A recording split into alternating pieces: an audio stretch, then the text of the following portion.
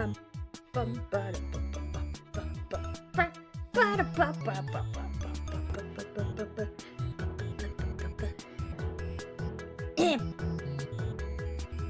Alright. Hi, chat.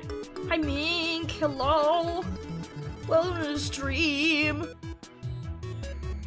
I want to let you guys know that this is probably the only time in the year where I'm going to stream 3 days in a row.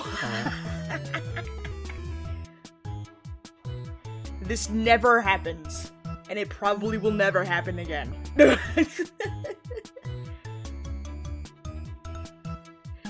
It probably won't.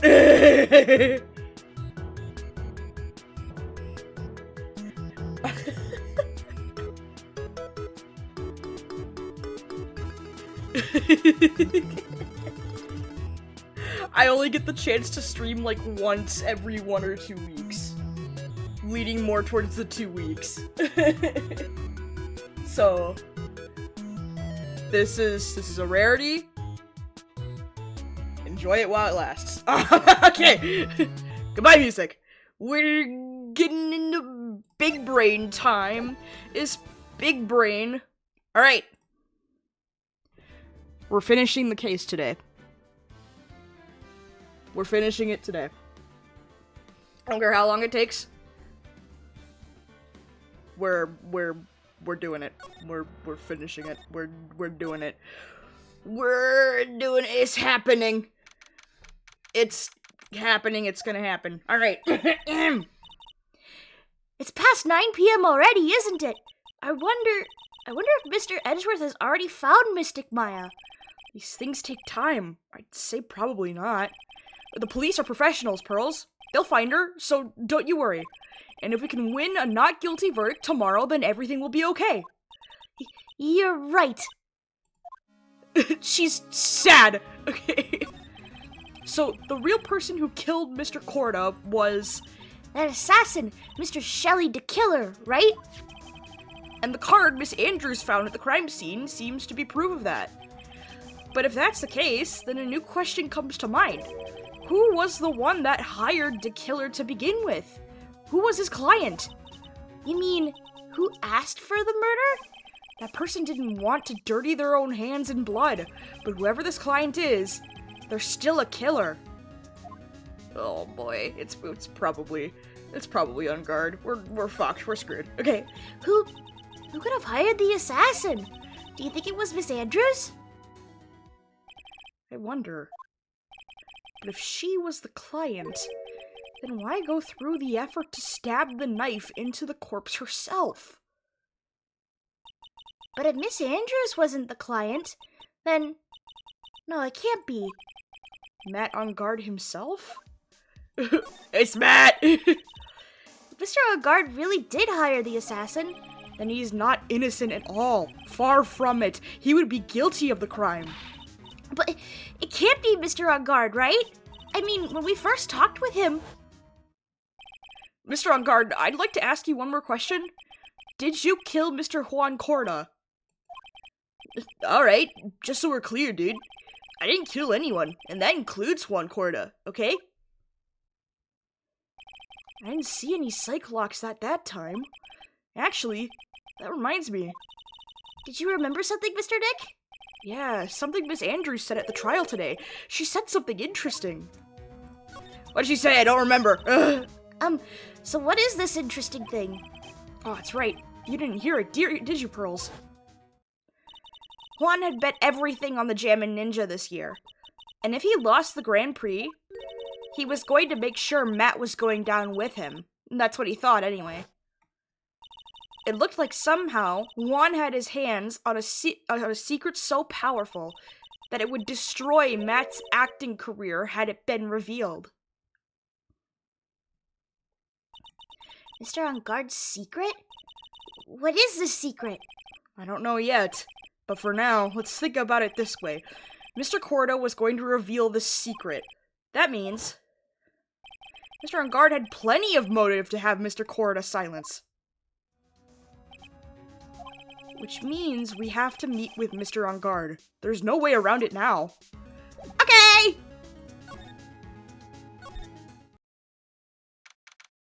Ugh, my goodness. Wow, it's really getting late, isn't it, Mr. Nick? Yeah, it's past 9 p.m. already, but we still have some things to prepare for tomorrow's trial. There's still the matter of this secret Mr. Corda held about Mr. Engarde, and Miss Andrews' real intentions. These are two things I must know tonight. But aren't visiting hours over at the detention center? I'm sure we'll think of something, Pearls. Don't you worry. That's right, we can't. Oh, fuck. We can't go to the detention center, that sucks. Hi, Miss Oldbag. Bye, Miss Oldbag. Okay. Hey, wait. What is it, whippersnapper? All I know is nothing that has anything to do with you is ever good. Just like now, I was handed this strange device for who knows what reason. And I was told to use it to search the whole hotel. That's the bug sweeper, isn't it? The one Gumshoe made? I don't know, and frankly, I don't care. But the request came from Edgy Poo, so Edgeworth. And he said, if you feel angry, direct your anger at that unsophisticated lawyer. So I'm going to feel free to direct all my anger towards you. Oh, gee, thanks a bundle, Edgeworth. What a pal you are. Okay. Why do you have it? This is absolutely top secret, so you had better keep it to yourselves. I heard they found a spy camera hidden in one of the presents. Very interesting. I'm sure it was, you know, it was to catch poor Juan in the middle of his scandalous meeting. Scandalous? What's that? It means, well, you know, that gossip that's been going around about my dear Juan. Oh, you mean that thing about Miss Andrews? But I'm sure she must have had some reason for getting close to Mr. Corda. I'll let you in on another secret, youngin'. I know who planted that spy camera. It was that obnoxious, puffy-haired photographer girl. The nerve of some people. Spying on people by herself, as if I wouldn't want to see it for myself, too. Wow, the alien actually admitted to her true intentions for a change. I don't know what you're thinking exactly, but I can bet that it's nothing good. But I didn't say anything. Okay, So you want to know about Juan and that manager, right? Actually, as I hear it, they were something of a refreshing pair, those two. Oh? I tell you, Juan really welcomed that manager with open arms, I heard. That manager? Who are you talking about? You don't know? That manager woman Juan had. It's a shame she killed herself, though. Oh, you're talking about Miss Celeste Impax, Miss Andrews' mentor, right? Yes, that's the one. That Celeste girl. She was supposed to get married, you know. Married? You mean to Mr. Corda? Ah, really, you young kids today don't know anything, do you? That girl Celeste committed 3 days after their marriage announcement. 3 days after their marriage announcement? What in the... Oh my god! What is happening? Why would Miss Impax... I'm trying to censor this as much as possible, but I can't. She was going to get married! Well, that's because she was thrown away, you see, by Juan. What? Huh? What? Why? What? But they were going to get married, right? They promised each other, right? They held a grand announcement session, but 3 days later, Juan suddenly canceled their marriage. Is that true? It was in the weekly magazines. But why? Why did he do that? That was not in the magazines, unfortunately. I see. That night after Juan called off the wedding, that manager, Celeste, committed. How terrible. I wonder what happened between those two. What if... Okay, hold on. No, what? Okay. I'm jumping to conclusions. I feel like that wouldn't... What I'm thinking about as to why Juan called off the wedding is just not possible. But if it is possible, if it is that route... Oh my god. Okay. Do do do do do do do. I was like, maybe there's some cheating involved. Like maybe there's some weird love triangle that's going on. I don't know. On that night, there must have been at least a few hundred people here. I guess the police are done with their questioning and investigating. Looks like things here in the lobby have finally calmed down. Yay! Okay. Okay, we can't go to the detention center. Let's go to criminal affairs. It feels sort of tense in here, doesn't it, Mr. Nick? Yeah, it does. I wonder if something happened. You're Mr. Engarde's lawyer, right? Yes, sir. Well, we finally found just the person we've been looking for. A real decisive witness. A decisive witness? You mean for the Engarde case? We're taking the witness's statement right now. Gotta hand it to Mr. Edgeworth. What's Edgeworth up to now? Who is this witness? I think you know this person quite well, Mr. Lawyer. Mr. Nick? Between the kidnapper's demand and now this, I can't see any way to win here. Oh, yeah. Mr. Edgeworth wanted me to tell you something. He did? Even though visiting hours are long over at the detention center, he wanted me to grant you special permission. So, there you go. What? I've already called them, so they know. Go on, go talk to your heart's content. Thank you very much. Oh, oh my god. Oh, I don't have my stream labels up. Hold on. To make sure that it updates on stream. Hex speedruns, thank you so much for the follow. I greatly appreciate it. Welcome to the stream. There's a new person. Ah! New person, welcome ritual. Ah! Thank you so much for the follow. I greatly appreciate it. Welcome, welcome. We do have a 10-minute timer on talking in chat. By the way, so once that 10 minutes are up, if you want to talk in chat, you may. We're playing Phoenix Wright. We're doing this all blind, so this is a blind playthrough. Yes, yes. Thank you so much for the follow! Ah, new person! Oh my god! Okay. Alright, thank you so much. Alrighty. We're gonna continue. Okay. This is such good news, Mr. Nick! Go talk to your heart's content? It sounds like the police are pretty sure they have tomorrow's trial in the bag. Oh boy, alright, let's talk with Matt. I'm sure they must have transferred Miss Andrews here by now.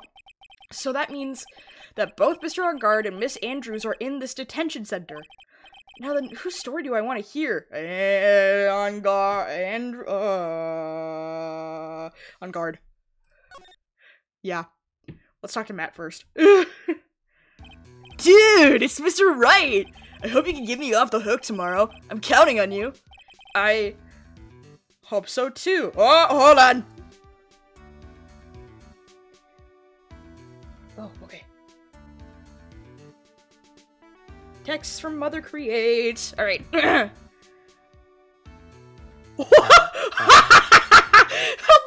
my friends has started calling me Mama Mink because I'm the mom friend. I don't think I can do anything about that.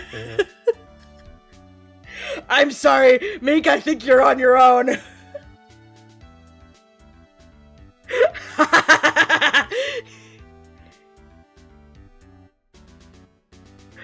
Oh my god. So it rolls off the tongue really well. Heidi, now how am I gonna help you? In all seriousness. How?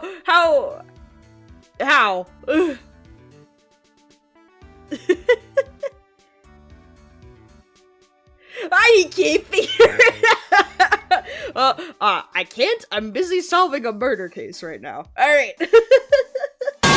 Ah! There. The metal pipe will fix everything.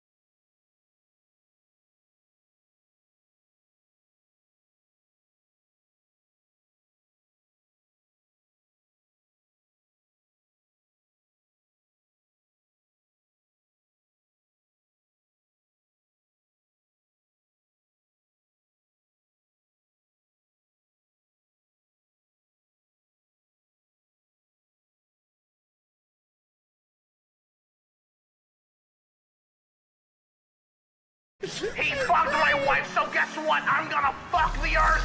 That's right, this is what you get. My super laser piss. Yep. Except I'm not gonna piss on the Earth. I'm gonna go higher. I'm pissing on the moon. How do you like that, Obama? I pissed on the moon, you idiot! You have 23 hours before the piss droplets hit the fucking Earth. Now get out of my fucking sight before I piss on you too. How did you get past security? His fortress. His fortress is impenetrable. Door was unlocked. Son of a bitch! But if you close your eyes, emotional, damn it, emotional, damn it, emotional, damn it. We good? Okay, I'm continuing. Mr. Nick, don't tell me. Cyclops. You said a secret, right? But I don't have any idea what it is. Do you, dude? Oh, God, okay. Did you know about Mr. Corda and Miss Andrews' relationship? Well, it's all over the tabloids. It's all over the tabloids, dude. But I don't know any of the details, if that's what you mean. Look, how many times do I have to tell you? I don't care what Juan did with his life. And Miss Andrews, she had a purpose in mind when she started seeing Mr. Corda. Her mentor was Mr. Corda's manager, and Miss Andrews was going to get Miss Celeste Impact's suicide note from him. Celeste? Does that jog any memories? Dude, I suddenly just got totally hungry. You up for a pizza? My treat. Mr. Nick, what's a pizza? Is it like a kind of pea? Like green peas? Let's go eat one later, okay? I got cut off by the pizza dude at the shop. That's too bad. Well, how about we get our minds off this topic and talk about something else, okay? Mr. Engarde, are you connected to Miss Impact's suicide in some way? Oh, God. Uh-oh. Oh, boy, that's not good.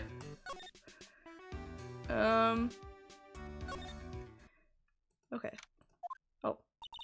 It doesn't look like Mr. Scruffy Detective is here. Well, he's out there with that camera asking around all the electronic stores. Then I'll make some salad for him for dinner. Looks like Pearls really appreciates what Gumshoe is doing for us. Mr. Nick, Huh? Yeah? where's the lettuce? I don't think I've ever bought lettuce before. Oh, I guess I have to give up on making a salad then. It's the lack of lettuce is kind of a problem. Okay. Let's go to the... Let's go to... here. Alright. Looks like no one is around. What happened to that person with the stuffed teddy face? Oh, she must mean that butler with the stitches in his face. Shoo! Cat. Oh, there you are. I guess you're still awake, huh, Shoo? Meow. Come on, let's play. Phoenix, get her that damn lettuce! I wonder if that butler, Mr. Doe, is already asleep or not. Okay, well, I can't do anything here. I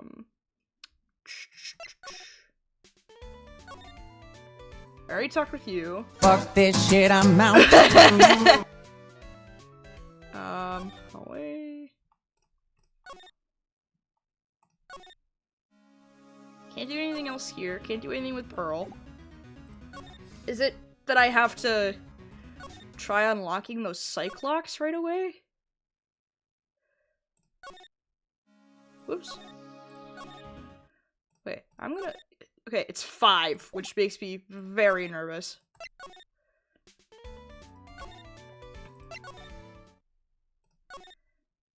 I have nothing else that I can do. Oh, never mind. We have more. Oh, Mr. Wright, please, you have to help me. Uh-oh. Oh, Mr. Powers, hi. I forgot you were in this case. What happened? Why are you here? You see, I got roped into this somehow. What? And now I'm gonna testify at tomorrow's trial. So the decisive witness is Mr. Powers? I was talking with a detective a little while ago, and I was on my way home, when all of a sudden, you there, you're under arrest, and I was brought back here. Oh, they said my face and whole self general looked suspicious or something. Well, I guess I can see how they thought you looked suspicious. I'm just a normal guy on an exercise show for kids. Is that a crime? Oh no, Mr. Powers. Oh god. Okay. So about this testimony you're giving, what are you going to talk about? I really don't know yet, but it sounds like I saw something pretty important from what they tell me. You saw something important? What was that? Well, the detective told me not to talk about it. You can't tell anyone, and especially not that lawyer, he said. Who do you think is that lawyer the detective was talking about? I'm gonna take a wild guess. Say it's me. Yeah, you got it. Mr. Nick! Mystic Maya and myself are your only two allies in this whole world, but it's all right. Ouch, I really don't have a lot of friends, do I? Hello, you can chat now! Yay, new person! Welcome to stream! This game is peak, in this case is peak high. Hello! Welcome. Thanks again for the follow, I greatly appreciate it.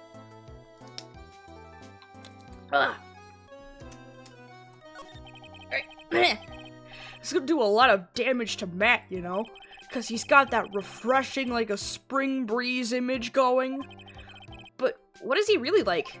Well, let's see. Matt's always kind of a player with women. He would never really turn a pretty face away, if you know what I mean. He'd always say, it's just a game, to justify himself. What? How horrible! That's unforgivable! Ew. Oh, sorry.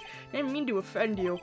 But, you know, he said once that there's only one person in the world who won't swoon over me. One person who wouldn't swoon over him? His manager, you know, Miss Adrian Andrews.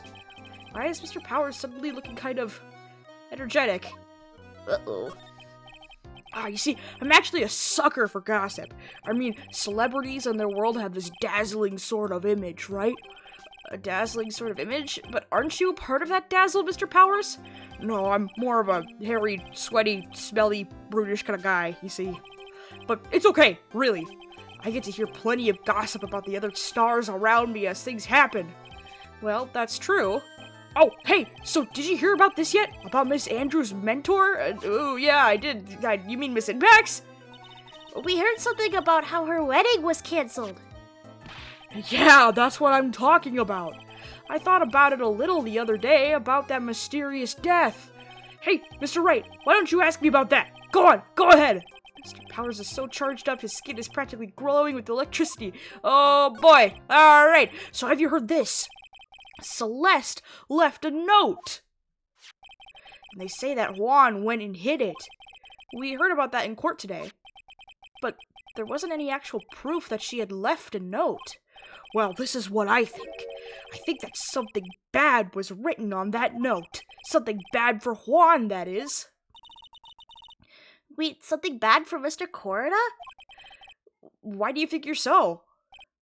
Well, before she died, Celeste talked with a few of her friends, and she said it looks like I got caught up with a truly insidious man. A truly insidious man? She mean Mr. Corida by that? Well, there's no one else that fits the bill, right? And that would be reason enough for him to hide the note. I see. Well, that's some good info, thank you. You're welcome. Mr. Engarde and Miss Andrews, they're both at the detention center right now. There's still things I don't understand or don't know about, I'm sure. I have to get the two of them to tell me everything.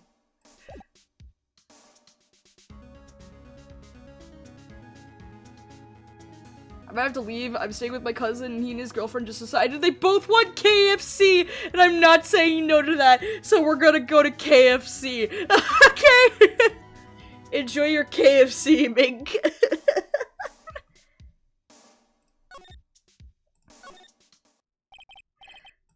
I want to talk to Miss Andrews now. Oh, excuse me. Oh, it's you. we're taking the baby with us! Oh, baby! Enjoy your KFC, man. 4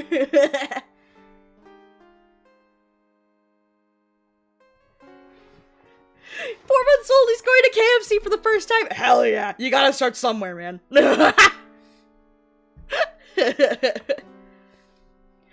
I'm sorry to be visiting at such a late hour. He's not getting hot. Damn it. But there are a few questions I absolutely have to ask you tonight. Me? I thought your client was Matt. I'm sure Miss Andrews knows something. She can't be clueless about the secret Mr. Corda had on Mr. Engarde. Okay. I'd like to ask you about Matt Engarde, if you don't mind. Mr. Wright, you still don't know, do you? The real him, I mean. You seem to bear a lot of resentment towards Mr. Engarde. I'm a big Ace Attorney enjoyer, and I love watching blind playthroughs. Hell yeah, man! Dude, I recently did the case before this one. The whole circus one was a wild fucking ride. I was like, what the hell?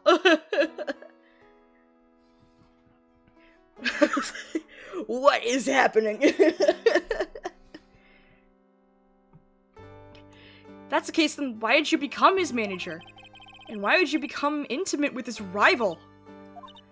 That has nothing to do with this case. Nothing.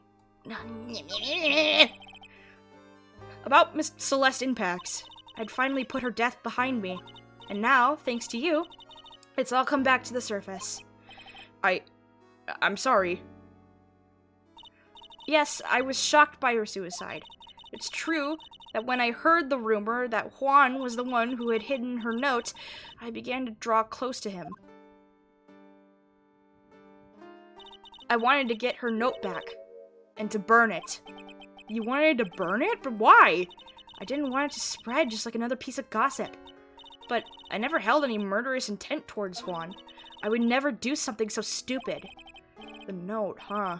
I wonder what it said. Okay. Okay. Why did you try to frame Mr. Engarde? That's simple, because he's the killer, that's why. Isn't it the duty of every good citizen to inform the police? But there had to be another way. The police are excellent at doing their job, so they'd figure it out, right? Yes, they're so good that they couldn't figure out the real truth behind Celeste's death. Miss Andrews. Well, I know you're not the type of person to do something without a reason, so please, tell me why you did what you did. Revenge. Huh? Did you say something just now? Oh no, there's more! Oh, there's only one. Cyclock, huh? Okay. Don't you understand yet? You're not my lawyer, to be honest. You're more like my enemy. But... I'm sure I just heard Miss Andrews say, revenge. Okay.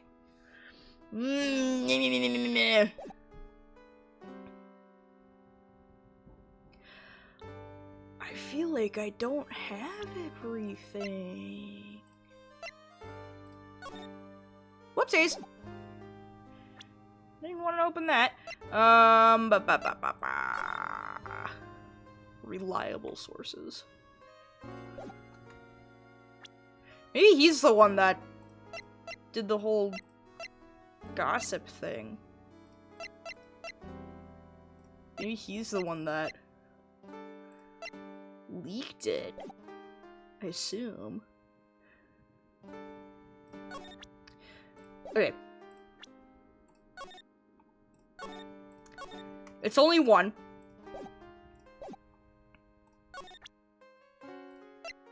Okay.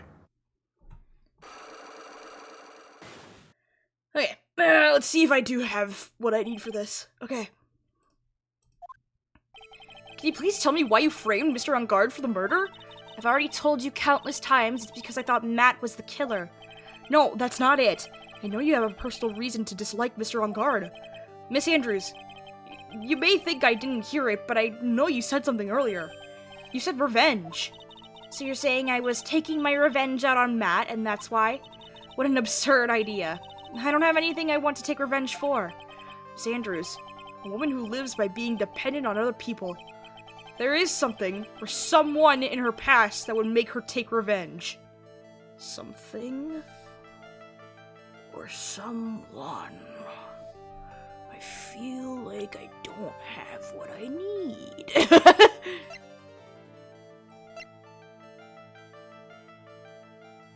Something or someone in her past that would make her take revenge. Oh, I'm such a god, dude. Celeste, there's only one catalyst that could cause such strong feelings and even revenge, and that is Miss Impact's death. What are you trying to say? Celeste was Juan's manager. On top of that, the one who hid her note was also Juan.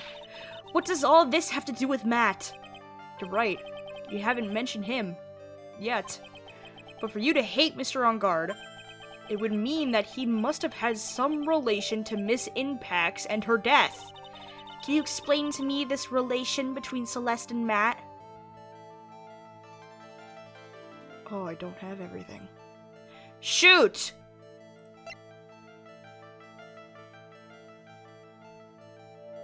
Oh no! I don't have everything!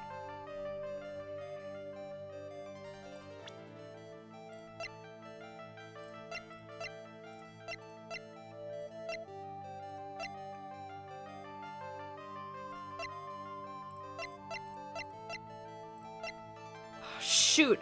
I'm gonna have to come back to this. I need to do one more look around everything. Shoot. Ah! Okay, let's go to, where am I going? Oh, never mind, I guess I'm going here because my phone is going off! Mr. Nick, your phone! Hey, that's a Steel Samurai theme song, isn't it?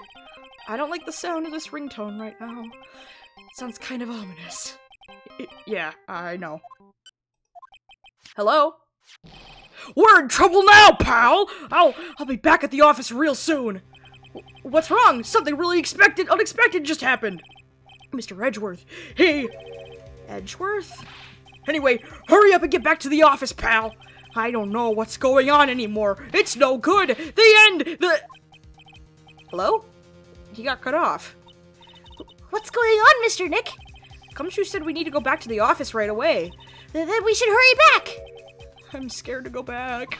What are you talking about, Mr. Nick? Pull yourself together. Maybe it'll be good news.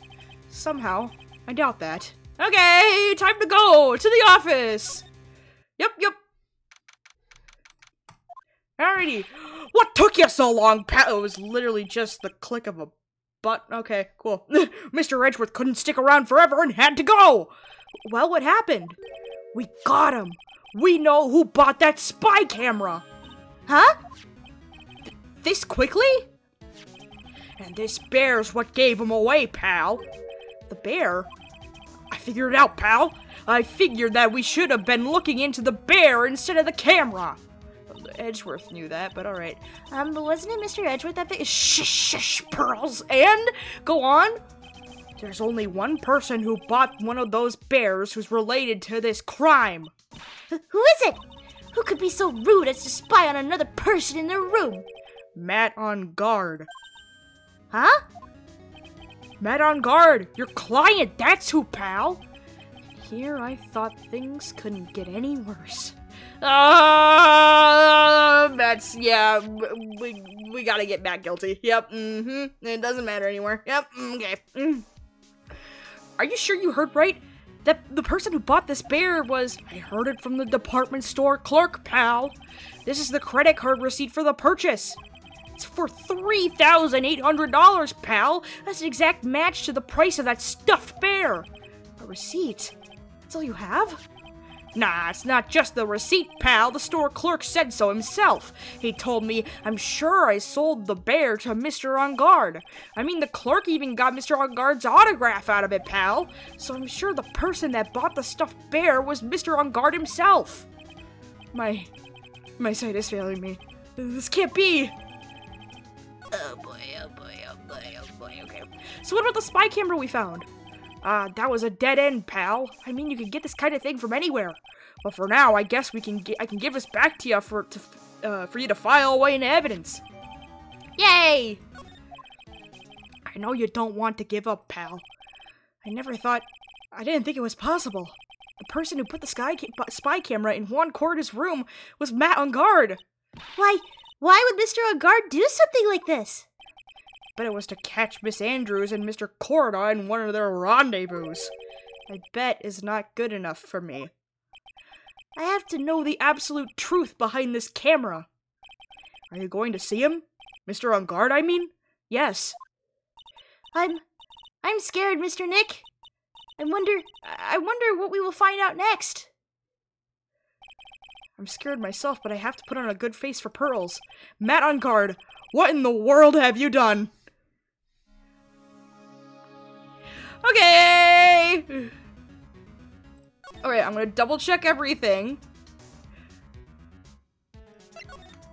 Make sure that I've got, okay, all the interactions that I need so that I'm not missing everything. We have everything with Miss Oldbag. Always fine. Whoopsies! Wrong button.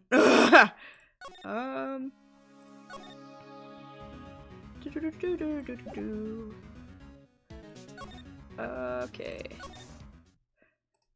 We're fine in the hotel.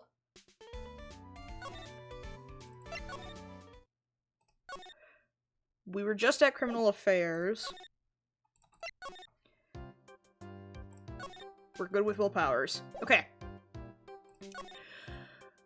Alright, let's take care of— oh, okay, hi, alright.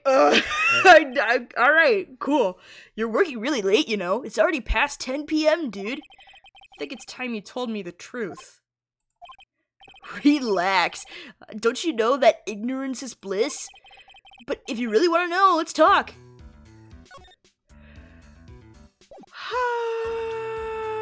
Okay. We're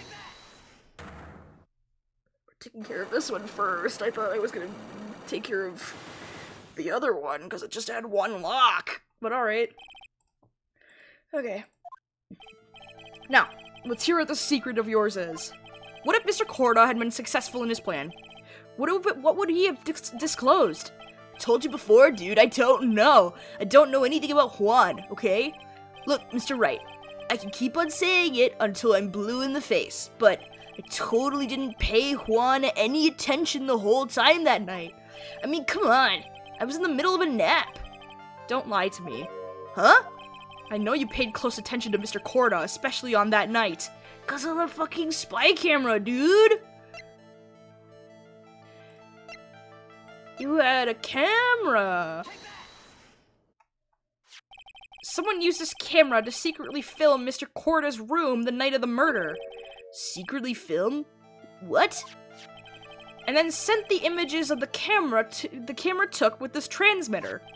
Wow, dude, where was this camera you were talking about hidden? Inside the fucking bear! The spy camera was hidden in this bear's eye. A bear that was supposed to be a present from a fan. Huh. I guess Juan had a few of those kinds of fans too, huh, dude? Actually, I wouldn't say this bear was a present from a fan. You sure, dude? Who else could it be from?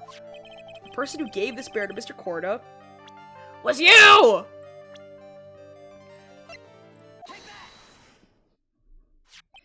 Mr. Engarde, don't you know this bear from somewhere? I don't think I've ever met Mr. Bear before, dude. Oh, but he says he knows you. How could you forget such a great friend? What else did the bear tell you? He says that the one who put the camera in his eye was you, Mr. Engarde. If I didn't know how you work in court, I think I was in some serious trouble. Come on, this is all a joke, right, dude? You're just pulling my leg. It looks like you're not ready to give up your secret yet. Well, do you have any proof you want to show me first? Here's proof that it was you who put the camera inside the bear, because you bought the damn thing! Here's my receipt. There it is. Okay. I have here one credit card receipt, Mr. Engarde. It's from when you bought that stuffed bear. Dude, all you can tell from this is that I spent $3,800. I go to that department store all the time, okay? This $3,800 could be the toothbrush I bought that one time. A $3,800 toothbrush! It's ivory. It's got an elephant hair for bristles. Oh, elephant hair? Is that what rich people use nowadays? Anyway, the store clerk clearly remembers you and your purchase. After all, you gave him an autograph, did you not? Dude, you should have said that earlier. So can I ask you one thing? Yes? You're my lawyer, right, dude? So, if you are, then why are you looking into stuff like that? Because if I don't know the truth, I can't help you. Sounds more like stupid lawyer talk to me. Hey, let's stop talking about this, okay? No, not yet. I haven't asked why you set the camera up yet. And what your secret is, of course. It would be strictly confidential. So, what are you going to do now? I'm going to find out what I want to know. Because I must. The reason you hid this camera in Mr. Corda's room and filled it in secret.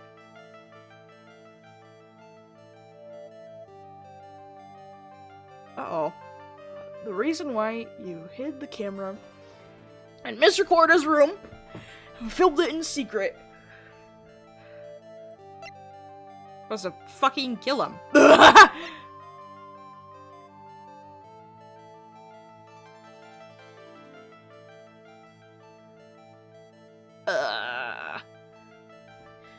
I might not talk, but I'm still listening on the way to KFC. Okay! Thanks for the lurk, Mink. Enjoy your KFC. Man, you know what I miss getting from KFC? Popcorn chicken nuggets. Those are really good. My guy. Oh, goodness. Reason you hid his camera. Mr. Corda's room.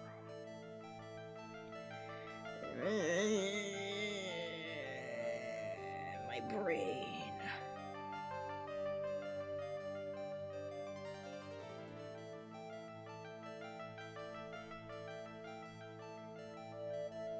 Was it? Okay.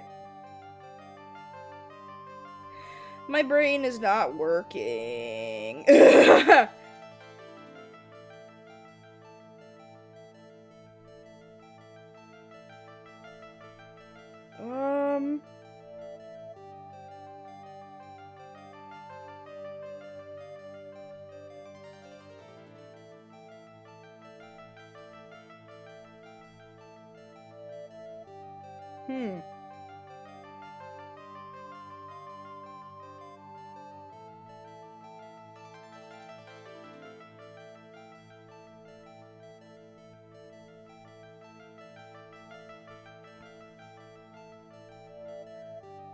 Okay. I need to think this through. I need to verbally think this through. The reason why he was spying on Mr. Corda's room was because of this huge secret that was against Matt's career.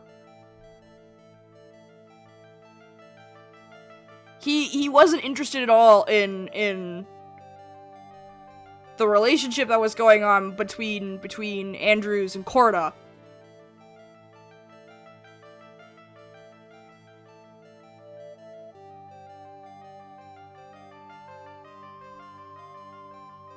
Matt was protecting himself. So is it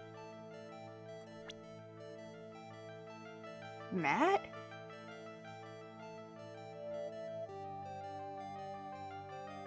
Reason why he hid the camera into Mr. Corda's room and filmed it in secret was to protect himself.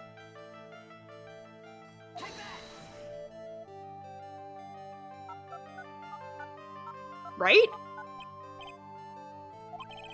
Mr. Engarde? Dude, how about you take that bear home with you and talk to it? I'm sure Mr. Bear will talk with you about as much as I will, which is not at all— shit! Ah! Reason why you hid the camera inside the room.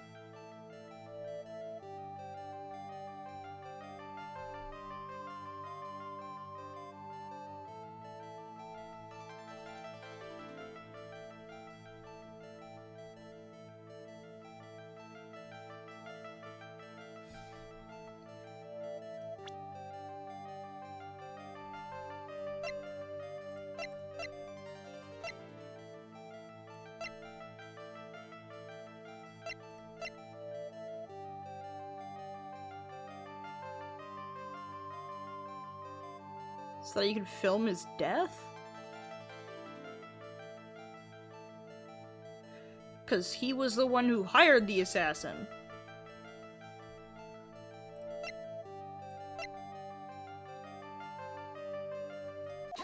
Got it.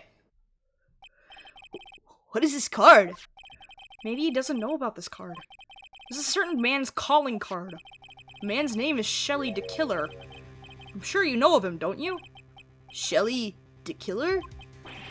That's ridiculous. Why would I know some shady scumbag like him? If you really don't know him, then why are you acting so jumpy all of a sudden? This is it. I'm finally starting to get the truth. I can't afford to make any more mistakes now. Mr. Matt Engarde. Oh, that's a big chunk of my health right there, Jesus. I know why you know Mr. the Killer. It's because you're his client. Since you're the one who set up that camera, that means you knew. You knew exactly what was going to happen in that room. So, how? How would you know something like that? It's because you're his client. That's why. You hired Shelly the Killer to assassinate Mr. Juan Corrida. The real mastermind behind this whole murder is you, Matt Engarde.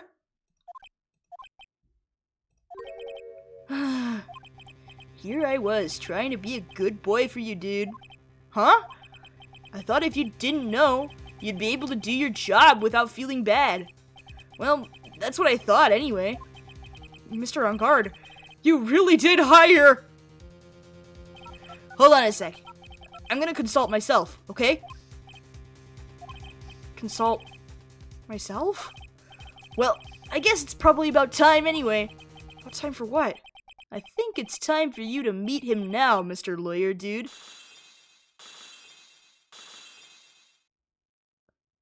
Whoa! What the fuck? How do you do, Mr. Lawyer? I'm Matt Engarde. How'd you get a drink inside the detention center? Holy shit!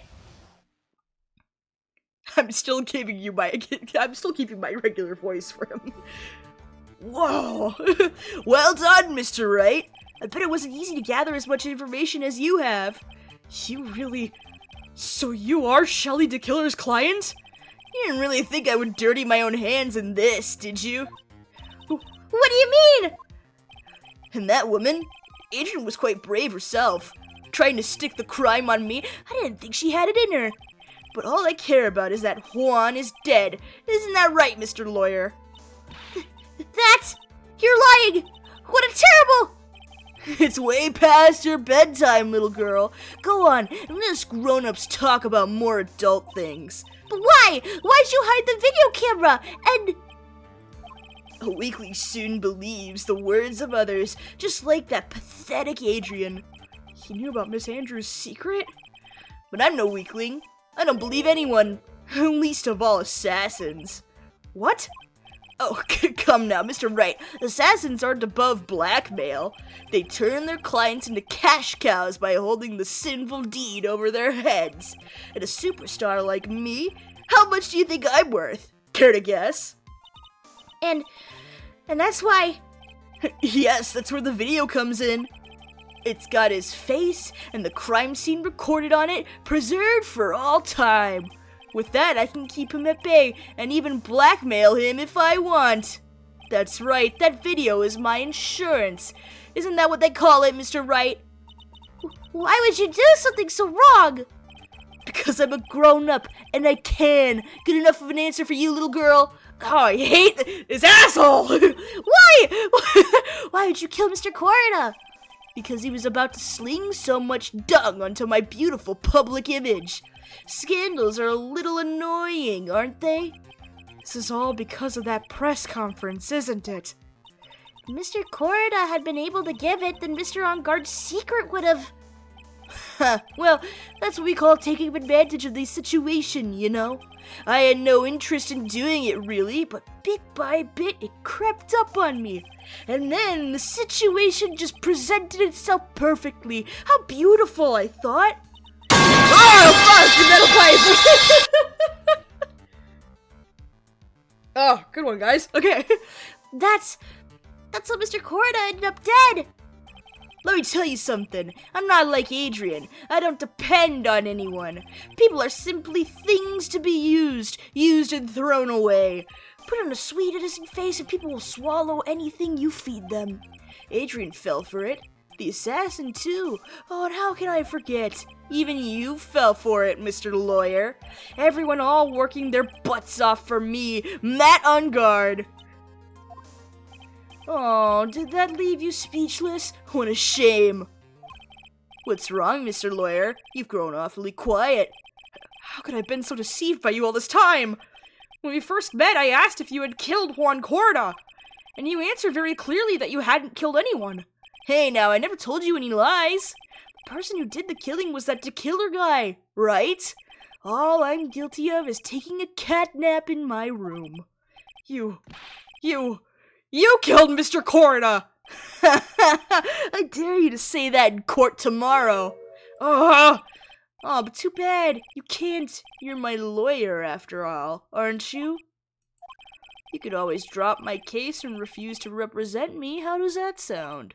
Oh, but you can't, can you? That would be the one thing you absolutely can't do. Mystic Maya! You wouldn't want to test a killer. He's a man of his words, or so I hear.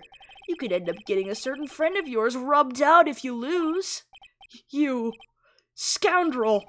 So if I were you, Mr. Wright, Esquire, I think I would give it all my all tomorrow. Remember, everyone likes a happy win-win resolution. I'll get you for this. That's such a cliche phrase.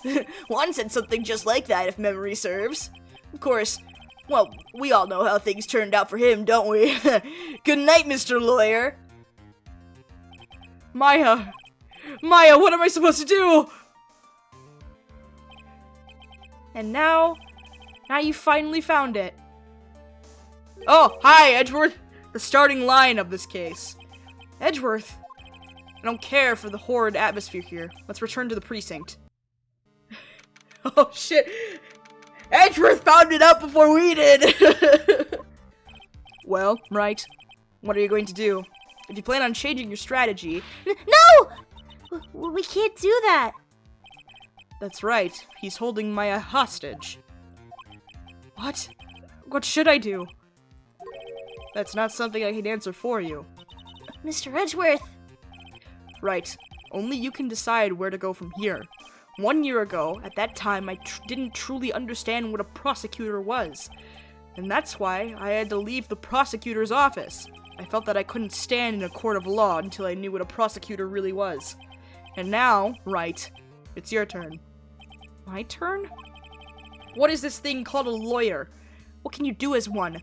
You must find the answer, and you must find it on your own. Okay! I'm a lawyer, but to fight for someone who is clearly a killer? Matt Engarde, that man is really... It doesn't matter who, every person deserves a proper defense and a fair trial. Isn't that the basis of our judicial system? Proper defense? What exactly is that? Is it where a lawyer forcibly and blindly gets an acquittal through shouting and trickery? Ironic that of you, all people, should say such a thing. Isn't that exactly how you fought for your clients up until now? Well, that may be true, but, it's because I believed my clients to be innocent from the bottom of my very heart. But if I were to get on guard and acquittal, that isn't a proper defense at all. I became a lawyer because I thought I could save people who were suffering and in pain. But when I look at this mess we're in, I can't even protect the person closest to me. Even if I win the case, I still lose in the end. I just don't know what to do. Right. Would you get a hold of yourself?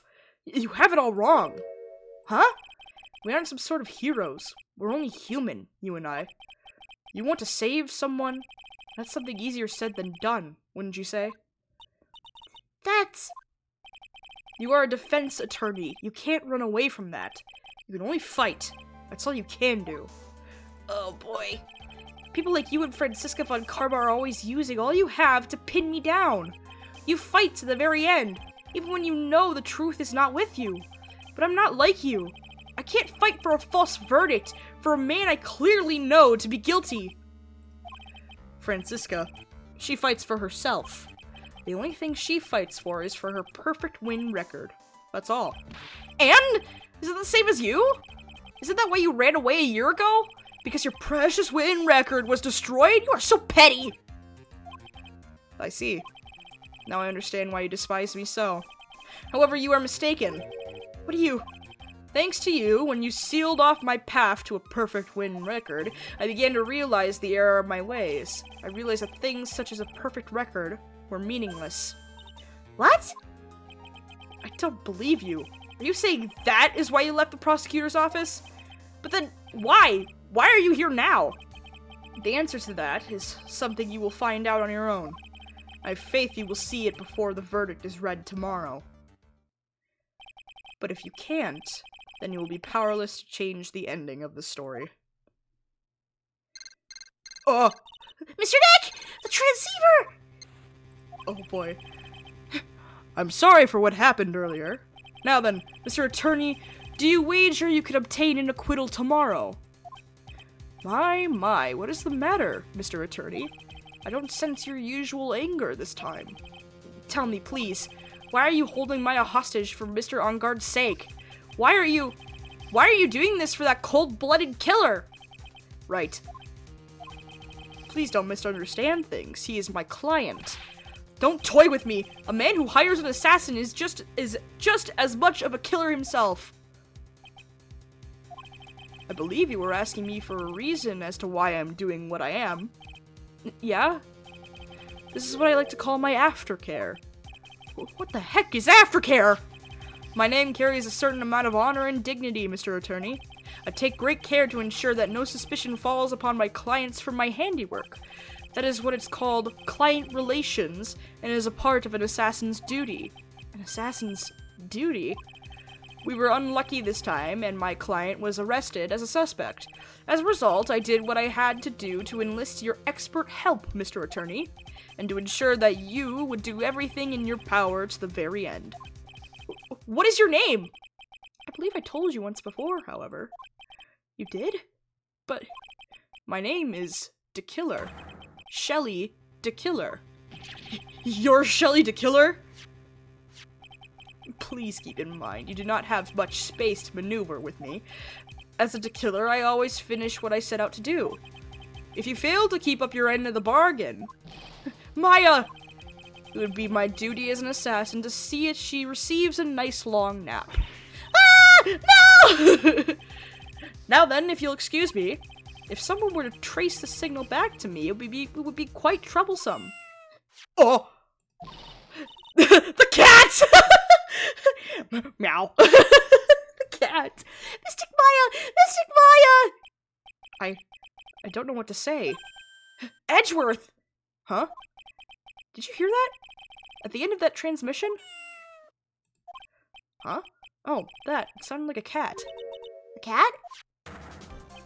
It can't be. That cat. Can it? What is it? I think I know where Shelly DeKiller is holding Maya hostage. Edgeworth, have all police units head for on-guard mansion immediately. All right, you hurry over as well then. Don't lose hope yet, Pearls. The fight has only just begun.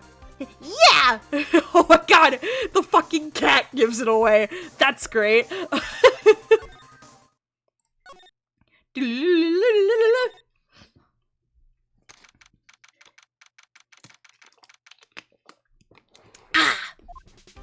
Maya! Please answer us! Mystic Maya! We have this area completely surrounded. There's no way for him to escape. Assuming he's still in the area. Can't believe it. That butler, all this time, he was the killer. He and Engarde were working together all this time. I'm sure they had worked out a contingency plan ahead of time. Bear! Oh, it's a figurine of a bear! But there are a lot of cuts in it for some reason. Ooh. A bear? Isn't that more of a thing for Mr. Corda? Why would something like this be here? Right, look down. There's a little pet door installed here. I'm sure that's for Shu. Do you think that this came through that little door? Ugh, this door, it's locked. Well, I'm pretty used to breaking down doors by now. Let's go, Edgeworth. Oh my god! Break down the door! Ah! There's no one here! From the looks of this room, I would say this is Engarde's private lounge. Look at this, Wright. An antenna for sending and receiving radio signals, and a VCR. Check inside the deck. If there's a tape, it would be an important piece of evidence. If we're lucky, it'll have the moment the crime was committed recorded on it. I'm sorry, but the tape deck is empty. There's no tape to be found. No. But there's no mistake that someone used this to record something. It looks like someone took the tape we're looking for and escaped with it. Oh, boy. Oh, you go to the cellar! Oh, the picture's here. We've searched all over, but it looks like he got away. I'm sorry. It looks like he slipped out of our grasp this time. And now we've lost our only lead. Don't give up yet. That little girl is looking to you to be her pillar. Yeah, you're right. We're close, I can tell. We've already set up checkpoints along every route leading out of this district. Leave the rest to us. Maya. Hello, photograph! This looks like a picture of Miss Impax. With love, Celeste. Miss Impax, you mean... Yes, Mr. Corrida's former manager. Why would a picture of Miss Impax be here in Mr. Engarde's mansion? Why does it say with love? This might be a clue. Oh, boy. Ah! What's wrong, Pearls? Please let me see that picture frame! Huh? What's so special about the frame? On the back! There's something written on the back of the frame! Maya. It's Mystic Maya! She left us a message! What? I thought you'd come. I knew you would. Now, listen up. You better get Engarde a guilty sentence, okay? If you get that creepy slime bag and not guilty, I'll never forgive you. Ever. I'm fine, so you don't need to worry. There's so much I want to write, but I don't think I have a lot of time left. Pearly, you're there too, right? Make sure you help Nick, okay? Someone's gotta watch out for the helpless lunk. That's it for now, Nick. I guess I'll talk to you guys later. No! Mystic Maya! Right! What's wrong? Why the blank stare? Oh, nothing. We've searched the house, and this is the last room. It looks like he eluded us. Edgeworth. Yes? As far as clues go, I think this is about all I'm going to get. But I'm still short one last thing. And what is that? Andrews. Miss Andrews' psych lock. If I could just find out what secret she's holding, then I think I stand a chance in court tomorrow to blow this case wide open and expose the truth. I think I know what you're thinking. I'll contact the detention center. Thanks, Edgeworth. Well, let's go, Pearls. It's time to open that last lock. Yippee! Good evening, Mr. Wright. What's wrong? You look ill. Miss Andrews, I've come to remove your psych lock. Psych lock? I want to know, and you will tell me, your secret. Fine. Go ahead. Try to break me if you can. Yep.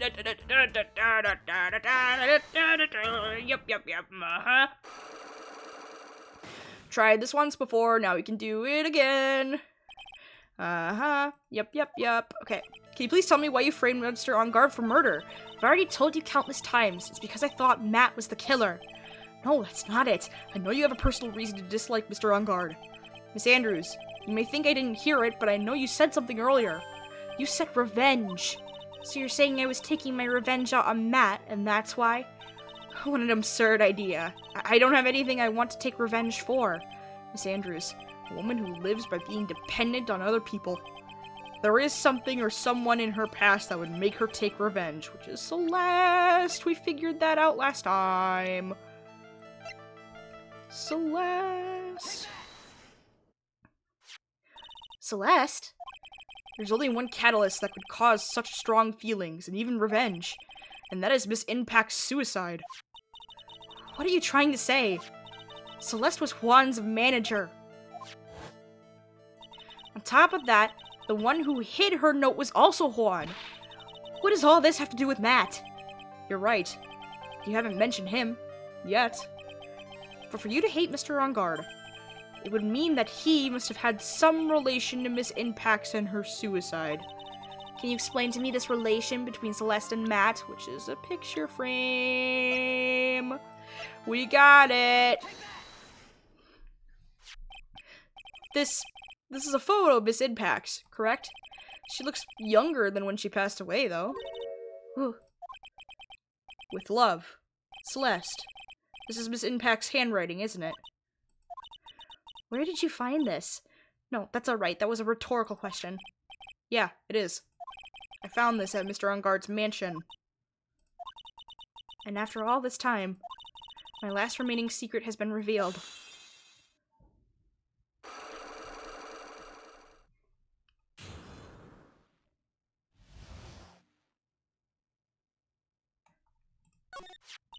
Celeste, she was supposed to get married to Juan. Yes, but I heard that it didn't work out. Because Mr. Corda didn't want to get married to her anymore, right? Yes, because of Matt. Because of Mr. Engarde? What do you mean? I think I can see where this is going. Celeste, she was Matt's manager a long time ago. She was the happiest woman in the world at that time. I was working part-time back then, and I often saw the two of them together. So that's why, with love, Celeste is written on the frame of that picture. They were a couple, weren't they? It wasn't anything as splendid as that. Celeste was being used. Toyed with until she was thrown away. So horrible. Matt's entire image is built around how nice and wonderful of a man he is. A scandal would have destroyed that. Which is why Celeste, in her kindness, moved over to Worldwide Studios. And that's where she met Juan. She seemed really happy with him, even happier than when she was with Matt. Celeste and Juan were such a good match. They were planning to even get married. And then, it was suddenly called off. On the night Juan called their marriage off, Celeste. And that's why I framed Matt. It was revenge for Celeste and myself. Oh my god! I'm sure even you can guess why Juan called the wedding off, right? Matt confessed to Juan about his relationship with Celeste. I see. So that's what happened. But then why Mr. Corda have to call off the wedding? I don't understand it all. It was probably because of his worthless male pride. Juan and Matt were always fierce rivals. Matt waited for the wedding announcement and then unleashed the truth on Juan. He was aiming for when it would hurt Juan the most. Poor Miss Impacts. That wasn't the end of it. That day, I'm almost certain that Celeste left a suicide note behind. And in that note, she left a detailed account of Matt's various misdeeds, and so that she would never be hurt by Matt, she chose... Oh wait. So that she would never again be hurt by Matt, she chose to die. Then when Juan discovered her body, he hid her note. But why would he do that? It's simple. Juan realized that the note was a powerful weapon against Matt, and it would be especially damaging to his refreshing like a spring breeze image. In any case, with his pride hurt, Juan sought revenge. Revenge? There's that word again. Juan wanted to publicly disclose the contents of that note. At a time that would cause Matt the most damage, of course. And that was at the press conference after the stage show. I know all about it because I heard it all from Juan. It was so I could find out about all this that I began to drew close to Juan to begin with. They're quite a pair of hideous monsters, aren't they? Even Celeste's death was something for them to use in their game. That night when I found Juan's body, it was only natural that I thought the murder was Matt. Those two were always spying on one another after all. As for me, I was frantically searching for Celeste's note. I wanted to destroy it before it ever went public. I was going to burn it. I even had brought a lighter. But I couldn't find the note. And that's when revenge crossed my mind. Yes, I was going to bring them my own kind of cruel revenge. Celeste was killed by those two monsters, so when I stabbed Juan's body with that knife, I didn't feel a single shred of guilt. And that's all I have to say. Well, Mr. Wright, even knowing all this, are you still going to help that man? I'm a lawyer. I see. What a foul profession. Thank you very much for your time, and for talking with me. It was no big deal. I couldn't sleep anyway. I can't sleep either. Not with Maya's situation. Or with what I know now. Yippee! This case is depressing as fuck! Hi, Sal! Welcome to the stream. You missed the big lore drop. Matt's a piece of shit. Oh?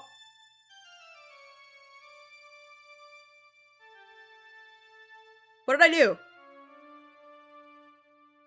Did I start another case? I started the wrong case! No! Not! No, shit! I started the wrong case! No! What's the charge? No! Let me get out of this, please! No! This is the first case! What did I hit? I wasn't paying attention! What the fuck? We already did this case!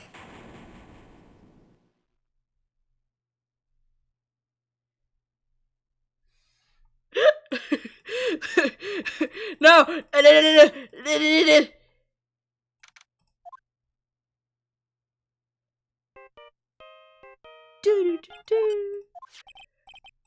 Yeah. Oh! It was.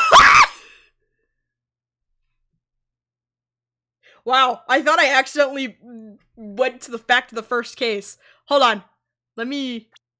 I just skipped a bunch of important text. Hold on. Okay, I saved. Let me go back to the title screen and replay that. That was stupid of me. Alright. Okay. Whoopsies.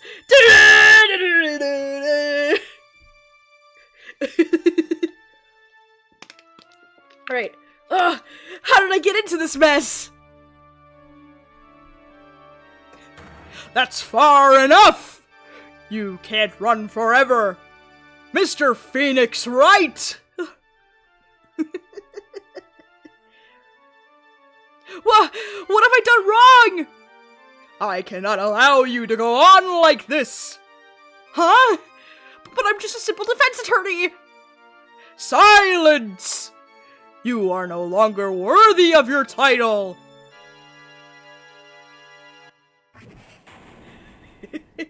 I thought this was the beginning of the first case. I thought I somehow got back all the way there, and I was like, huh, I've had this dream before. Someplace, some time ago.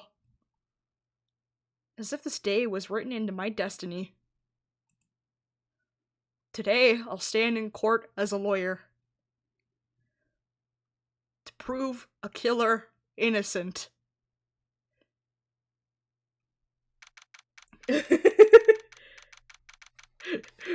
Silence!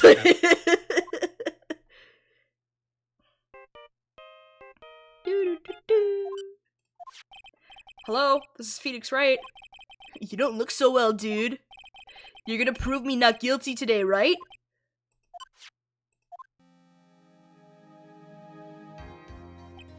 If you please, Mr. Lawyer. Remember, it's not just me. Your precious friend's life is riding on today's verdict, too. Ugh! Now listen up. You better get on guard a guilty sentence, okay? If you get that creepy slime bag and not guilty, I'll never forgive you. Ever. Maya. Phoenix. Phoenix! Mia! Maya, how's Maya? I don't know. You don't know? She hasn't tried to channel me since yesterday. Mia, what am I supposed to do? Well, like I said, for a lawyer, the worst of times are when you have to force your biggest smiles. But you can't give up. There's still some hope left. Stop it, please! There's nothing left. Not here, not anywhere. Jammin'. Jammin'. Jammin'. Ugh, it's that accursed Engarde again. Will you leave me alone? Look, don't call me anymore, I mean it. You're really mean, pal. Ah! Gumshoe! I'm really sorry. Where are you? They let me join the investigation team and we're chasing after the killer, pal. Then, you have some sort of lead? Sorry, but right now we got 0 leads on the guy. But we're not going to give up. Gumshoe, until the trial is over, until the verdict is handed down, we're going to do everything we can to find a killer. If we can get Maya out, then you can get Engarde the guilty verdict he deserves, pal. It's true, I could do that if they found Maya first. You got that? So you have to do whatever you can to make the trial last longer. I have to make the trial last longer? If you go at Mr. Edgeworth with everything you've got, then you too can draw it out. Oh, now I get it. I believe in you, pal. You and Mr. Edgeworth can do it. So, believe in us. We're going to give it all we've got, just like you. Got it. Thanks, Gumshoe. Hey, Phoenix. You understand now, don't you? You have something money will never be able to buy. Friendship. It's the strongest weapon in the world, and you have it in abundance. Yeah! Looks like we're coming to the end. I have to make the trial last as long as I can. Gumshoe will come through, I know it. Oh, boy. Okay. Alrighty. Showtime, baby! Court is now in session for the trial of Matt Engarde. The defense is ready, Your Honor. The prosecution has been ready for a while, Your Honor. Now, as I recall, we concluded yesterday's session with a big mystery on our hands. The mystery being what exactly was Miss Adrian Andrews' role in this murder. That is to say, is she really connected to the crime itself? Mr. Edgeworth, if you would please inform the court of today's proceedings. Adrian Andrews. She forged evidence that threw suspicion onto Mr. Engarde, and then proceeded to escape the crime scene by wearing a nickel samurai costume. The guilt of these actions are those from which she cannot escape. Then you're saying that she is guilty after all. I'm not finished, Your Honor. Miss Andrews has nothing to do with committing the actual murder. I would like to direct the court's attention to this card. What is that? It looks like a shell. This is the calling card of a certain assassin. Assassin, you say? Yes. Juan Corrida was killed by a professional assassin. And the person who hired... Ooh, excuse me, Jesus. The person who hired the assassin, his client, so to speak, is Matt Engarde. What a surprising turn of events! I would think it's become commonplace by now, Your Honor. I know what's going on this time, so I know that everything Edgeworth has said is true. But we still have to hold out as long as we can, at least until Maya's safe and sound. I wonder how the trial will turn out today. Now then, please call your first witness, Mr. Edgeworth. The prosecution calls the defendant's mentor, Mr. Will Powers, to the stand. Oh, that's right. We gotta talk to Will. Okay. Now then, witness, your name and occupation, please. Okay. I'm, Will Powers. I'm a poor, underpaid action star. What is your relation to the defendant? Well, I guess I'm sort of a lousy mentor to him in a way, yeah? Mr. Powers, please, you don't need to put yourself so down so much. Oh, sorry. Well, I'm just kind of a nothing sort of guy. On the night of the murder, you visited the defendant's room. Is this correct? Yes. I didn't know that. But, you know, I didn't actually get to see Matt when I went. All you need to do is answer what you're asked. Now then, I would like you to please testify about when you went into Mr. Engarde's room. Okay, sure. Oh boy, oh boy, oh boy, oh boy, oh boy, oh boy. After the award ceremony, I went by myself to Matt's room. Matt was standing there in front of his room, still in nickel samurai costume. He was talking with someone. First I thought it was the bellboy. I watched the two of them for a while, but then I gave up and went back. I had guests with me that night, and I couldn't make them wait for me. Nothing sounds out of place in Mr. Power's testimony. Talking with the bellboy is no big deal. If one assumes that the person Mr. Engarde was speaking with was an ordinary bellboy, what are you implying? Well, Mr. Wright, let's have you cross-examination, shall we? Looks like we're in another sticky situation. Huh? A trap. Can't you spell it, Phoenix? But for us to find out more, we're just going to have to charge in head first, right? He was talking with Shelly. Oh boy. Okay. Press everything! The defendant's room? Why'd you go there? Oh, well, I'm his mentor, like a big brother, sort of, and I wanted to say congrats. What's wrong?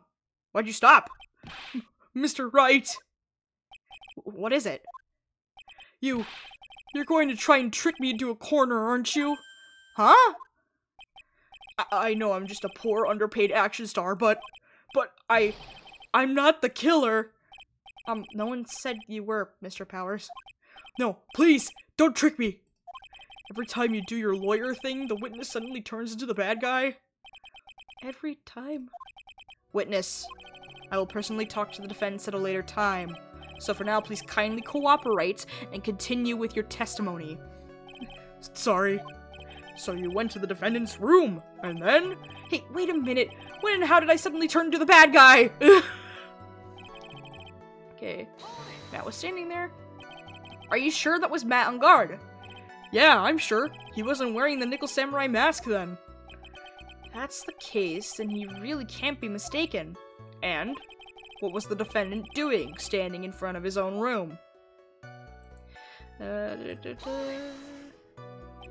At first? What do you mean by that? Well, he was in a bellboyish uniform, and he had a bottle of juice on a tray. Sounds like an ordinary bellboy to me. Yeah, but I didn't think he was a normal bellboy. Why was that? Why did I think that, Mr. Wright? How am I supposed to know? Sorry, but I can't remember right now. I'm sorry. Guess I'm going to have to wait patiently on this one. Okay, You saw the two of them, the bellboy and the defendant, together, correct? Yeah, the bellboy just wanted to say congrats. Now, while you were watching the two of them, did you notice anything strange? You know, I did feel something weird. I think it was because Matt, well, he gave the bellboy a tip. A tip? But that's a perfectly normal thing to do. So how long did you watch the two of them? Not more than a minute or two, I think.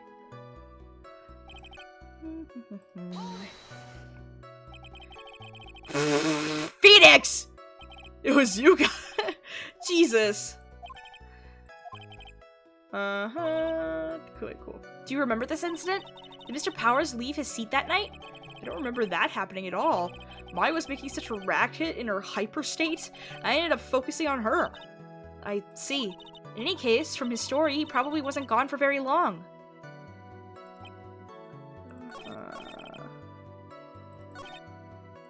At first, I thought it was the bellboy.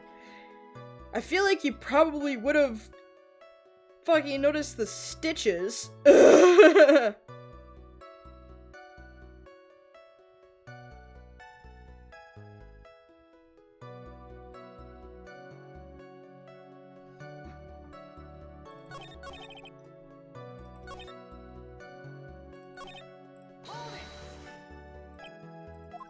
No, shit.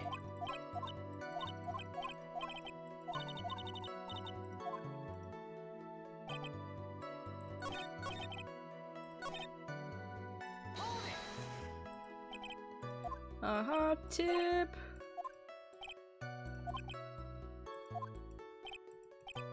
Yep. What?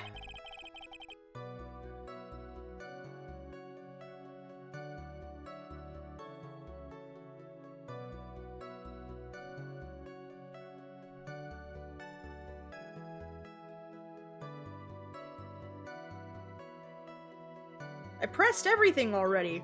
Why is it? Do I have to present something? What? Okay, hold on. Let me speed through everything. Woo! Speed through everything real quick. Da-da-da-da-da-da. Yep.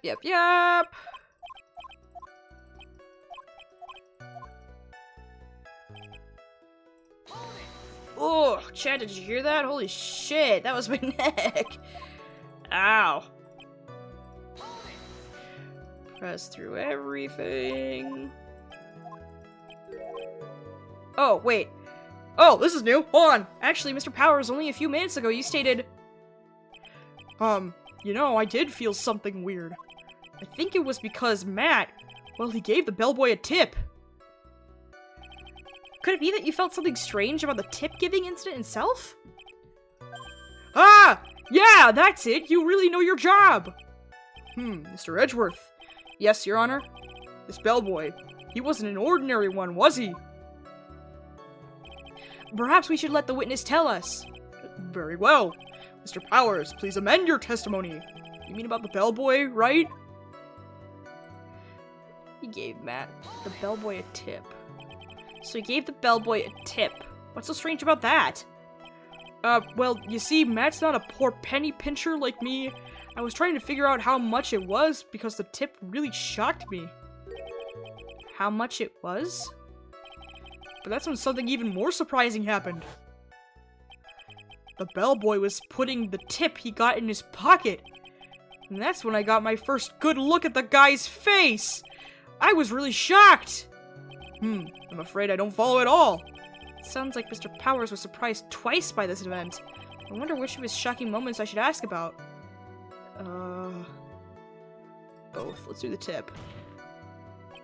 The defendant is a huge star. He can afford to give generous tips, wouldn't you agree? Sure. But giving him that much was maybe a little too much, I think.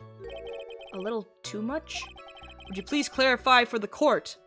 About how much would you say the defendant gave to the bellboy? Honestly, I don't know. I can't even begin to guess. And why is that? Because he gave the bellboy a really, really fat roll of cash. A roll of cash? Ah, well, how interesting. That certainly was a very generous tip, wasn't it? A very fat roll of cash. That could hardly be called a tip, Your Honor. Oh, Jesus, excuse me, chat. Oh, goodness. Judge is beginning to look awfully suspicious of us. Objection. Objection?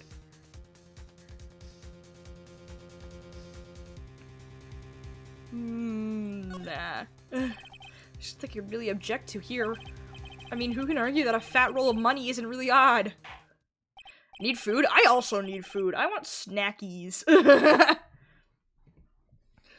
So supposing that roll of cash was not a tip, then what was it? Payment, Your Honor. Payment? Isn't it obvious? For the murder of Mr. Juan Corrida. Then, the bellboy the witness saw. Yes, he was the assassin. Hold your horses now! Mr. Edgeworth, you don't have any proof of this! Do you? Have I ever been unprepared to support my claims, Your Honor? He's got a literal zipper on his face! Yeah, he does. I have here the card Shelley de Killer left at the scene of the crime. Shelley de Killer? He's the person the police's special investigations team has been chasing for ages. I'm certain that the person the witness saw was this very assassin, Shelly the Killer. Really? What's wrong, Mr. Powers? No, nothing. Something just clicked in my head and I think I just figured something out. Oh? Actually, I saw that bellboy again later on that night. What? Mr. Powers, please testify. Tell us what you saw. Yes, sir. Right away.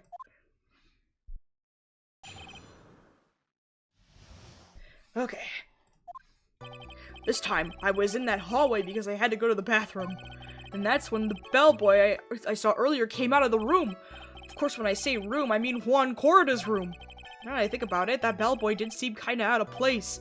Yeah, so he had to be the assassin. I'm sure of it. I mean... Thank you very much. That is all we need for now.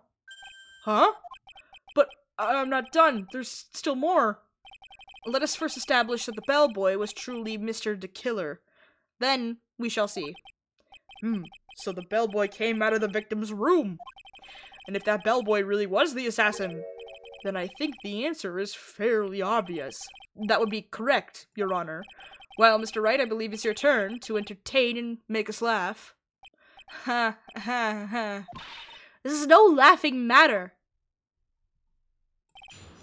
Oh boy. Okay. We'll press everything. Okay. And what time was it? Well, I don't remember. The award ceremony ended around 8 p.m., right? And I went to Matt's room pretty soon after that, and then I came back. And then I went to the bathroom. So I guess maybe it was around 8:10 p.m. by that time. You're not one for details, are you, Mr. Powers? Sorry. I thought I could maybe catch Matt and say my congrats. Oh, I need to sneeze. Oh, excuse me. Oh, goodness. Oh my god, okay. Ugh. Are you sure it was the same bellboy? Yeah. And how could you tell? All the bellboys wear the same uniform, after all. But, you see, well, he had those stitches. Oh, it's stitches, not a zipper. Damn it! We're gonna call it a zipper. Ugh. So, I'm sure it's the same guy that was talking with Matt. So which room did the bellboy come out of? Of course, when I say room, I meant Juan Corrida's room. Juan Corrida. The victim's room, huh? Yeah, the one with all the really pretty flowers and teddy bears. It was Juan's room, alright. Words cannot describe how screwed I am. Let's continue with the testimony, shall we?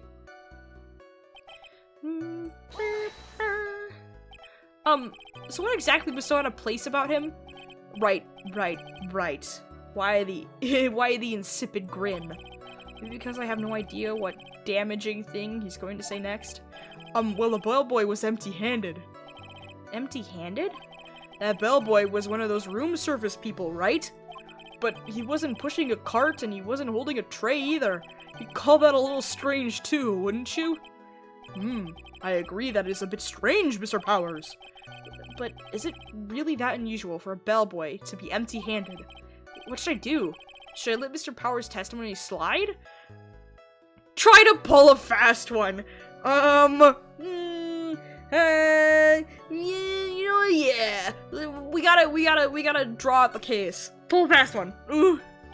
There's nothing strange or unusual about an empty-handed bellboy. But there really is.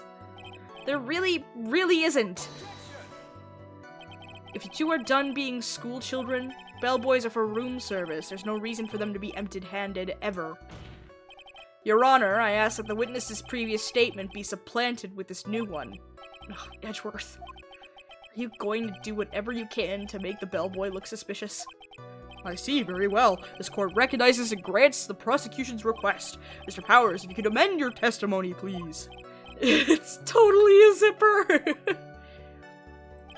I thought it was kind of strange for a bellboy to come out of a guest's room empty-handed. Oh, excuse me. So you're saying that it's suspicious for him to be empty-handed? Yeah, really suspicious.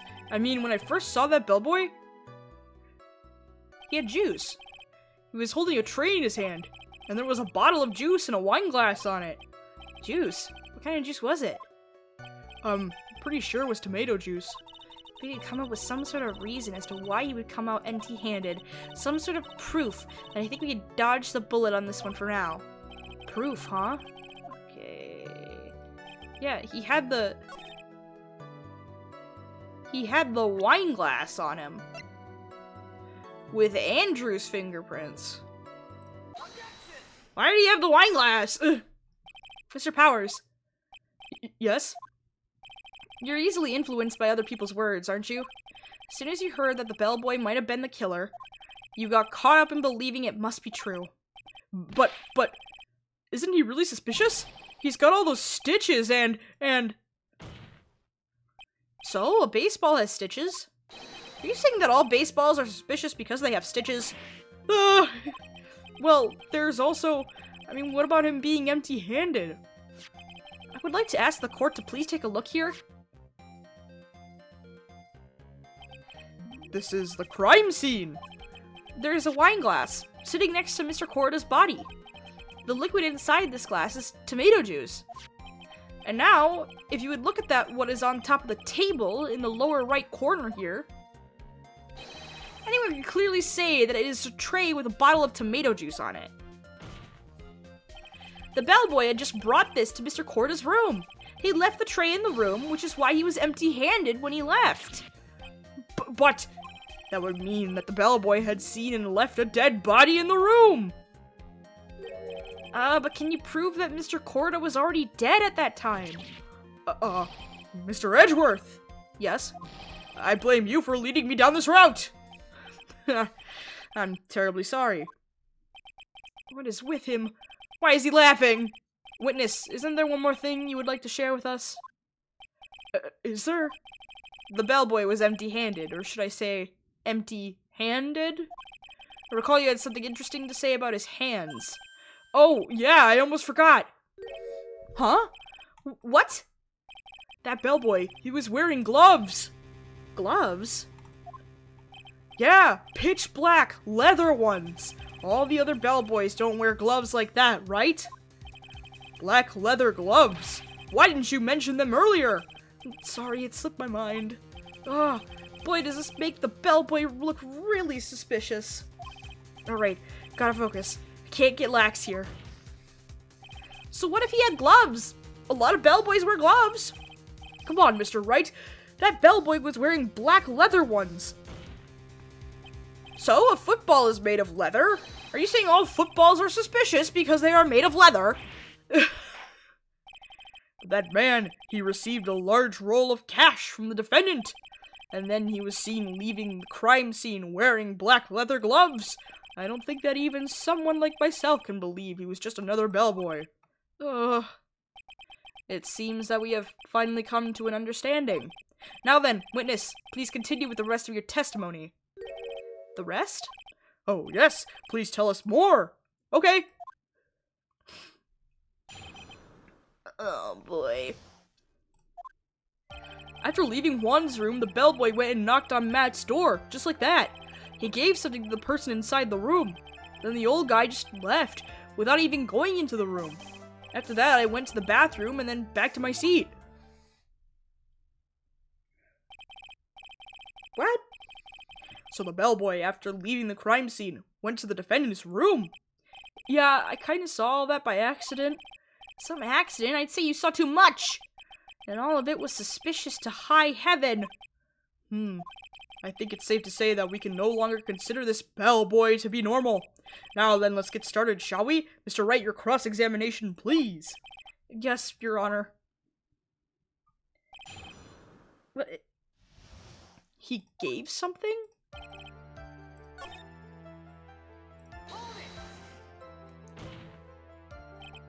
I said hold it! Okay. That's better! What kind of statement is that? Please elaborate and give us a few more details. Oh, okay. I should probably ask him only one question at a time. The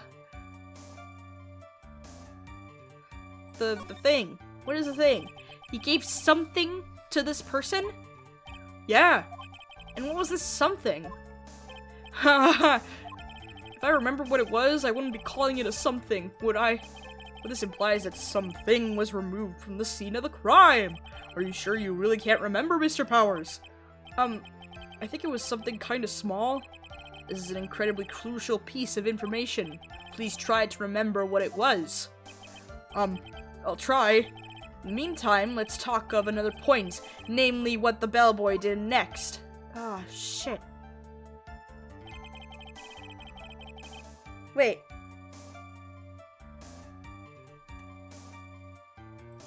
What about the person? Was that Andrews? Yeah. Hold on.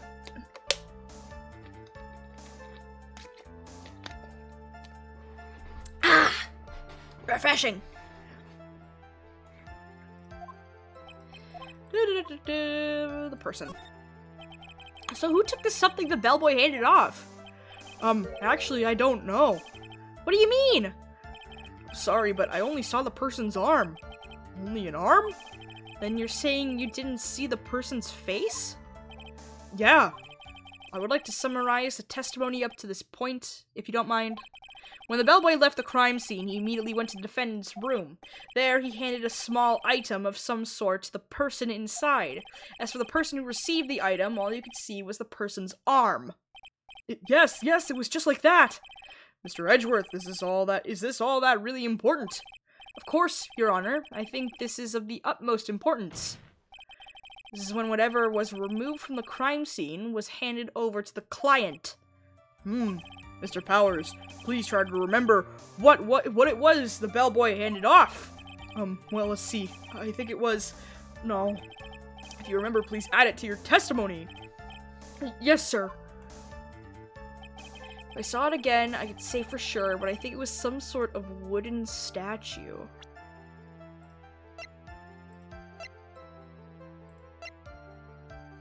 The bear. Because it's wooden. What was the point of that pregnant pause? Where did that objection come from? Well, speak up! It was me, Your Honor. What is it, Phoenix? I have a feeling that something bad is going to happen once I show this. Mr. Wright, if you have something to say, please spit it out! Yes, Your Honor. Okay, Phoenix, deep breath. Mr. Powers, there's something you saw. Was it this item?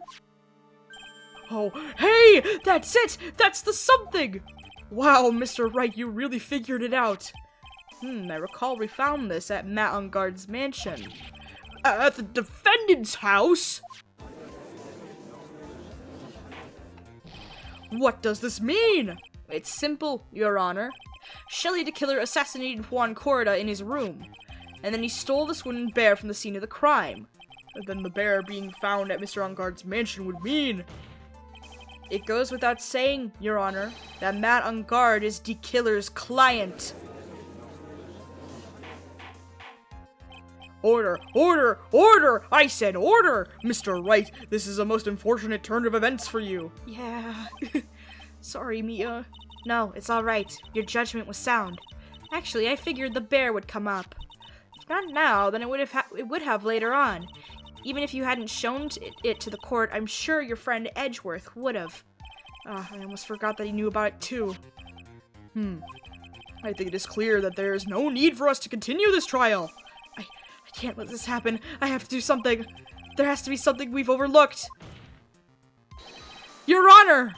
A minute, please! Yes, Mr. Wright? There are still a few points left that we have not fully explored. What are you trying to pull? Oh, well, we can't have that. All right, Mr. Wright, what questionable point would you like to explore further?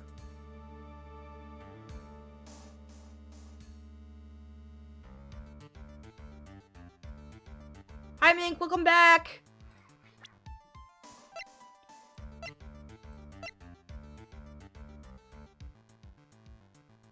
Yeah, why? Okay. I feel like we don't need to go on with Powers' testimony. I feel like we're fine with that. He saw the killer. He saw the whole thing happen. Oh my god. I feel like we don't need to talk about the person who received the bear because it ended up in Matt's house. So Matt clearly received it. Let's talk about the bear. I think it's fairly obvious that the bear itself is very questionable. The bear? Mr. Wright? This was found at Mr. Engarde's mansion. However, Mr. Engarde was arrested at the hotel that night, which means that since the murder occurred, he has not had a chance to go home. Oh. I think Your Honor has already figured out what I'm trying to say. It's not possible that it was Mr. Engarde who took this bear to his mansion. I just wanted to know why it has a ton of little slits on it. Why, that's very true. We didn't consider that point, Mr. Wright. There was no way, time-wise, for the defendant to have taken this bear home. Whew. Disaster averted. Oh, shit. You haven't gotten the best of me yet, Mr. Wright. Huh? I remember it clear as day. I remember what you muttered to yourself at Engarde's mansion. We have this area completely surrounded. There is no way for him to escape. I can't believe it. That butler, all this time, he was the killer. The killer and Engarde were working together, so to speak, and the killer was hiding at Engarde Mansion as its butler. What a bold move! The bear figurine was brought back to Engarde Mansion by the killer himself. Ooh! He doesn't have his zipper! When it looked like he was about to be arrested, Engarde had him do so. I assume because it would have been bad had the police found it during their investigation.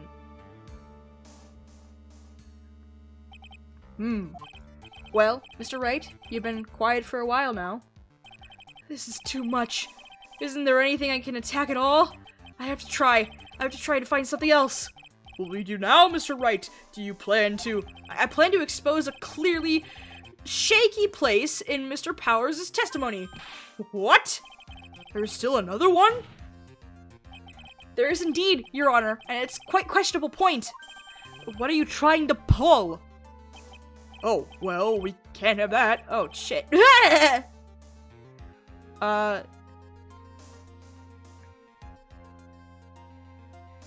Wait, okay, hold on.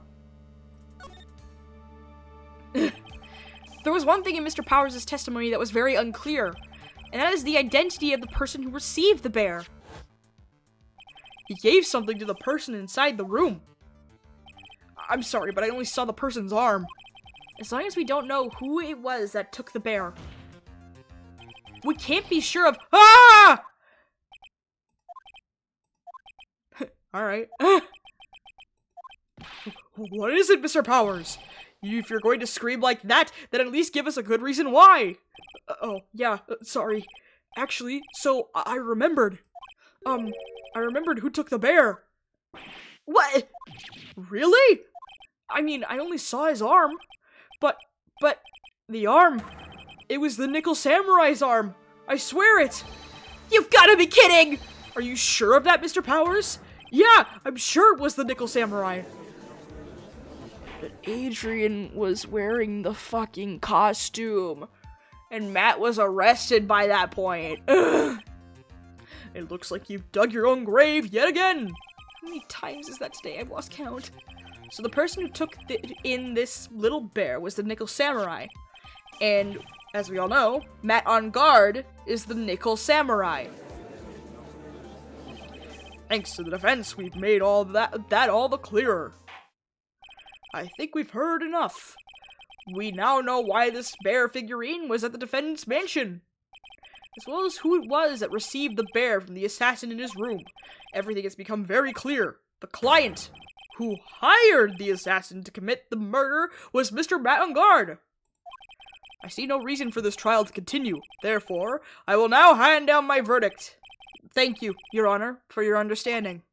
You see, Mr. Wright, you could not win against the truth, could you? I knew it would turn out this way. After all, what Edgeworth has stated is the truth. Any last objections, Mr. Wright? Well, do I? What should I do? Objection! I will now announce my There's only one way for me to drag this trial out. The only thing I have left is this one dirty trick. Your Honor, right now we have these two reasons to believe my client is the assassin's client. Reason number 1, he accepted the bear figurine from the assassin. Reason number 2, that very same figurine was found at the Engarde mansion. However, it's possible this is all the work of a certain other person. What are you saying? What I'm saying is, it's possible a different person is the killer's real client. Oh, jeez, right. The real client? Yes. This is all you have.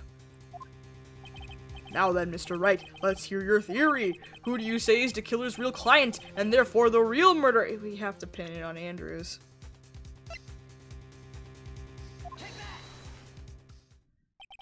Adrian Andrews?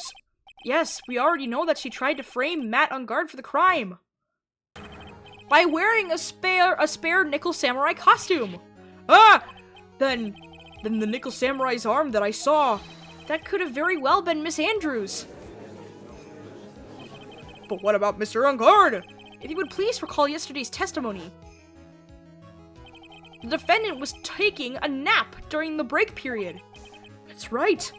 Then, finding this figure at Mr. Engarde's mansion, it was a well-laid trap set by Miss Andrews.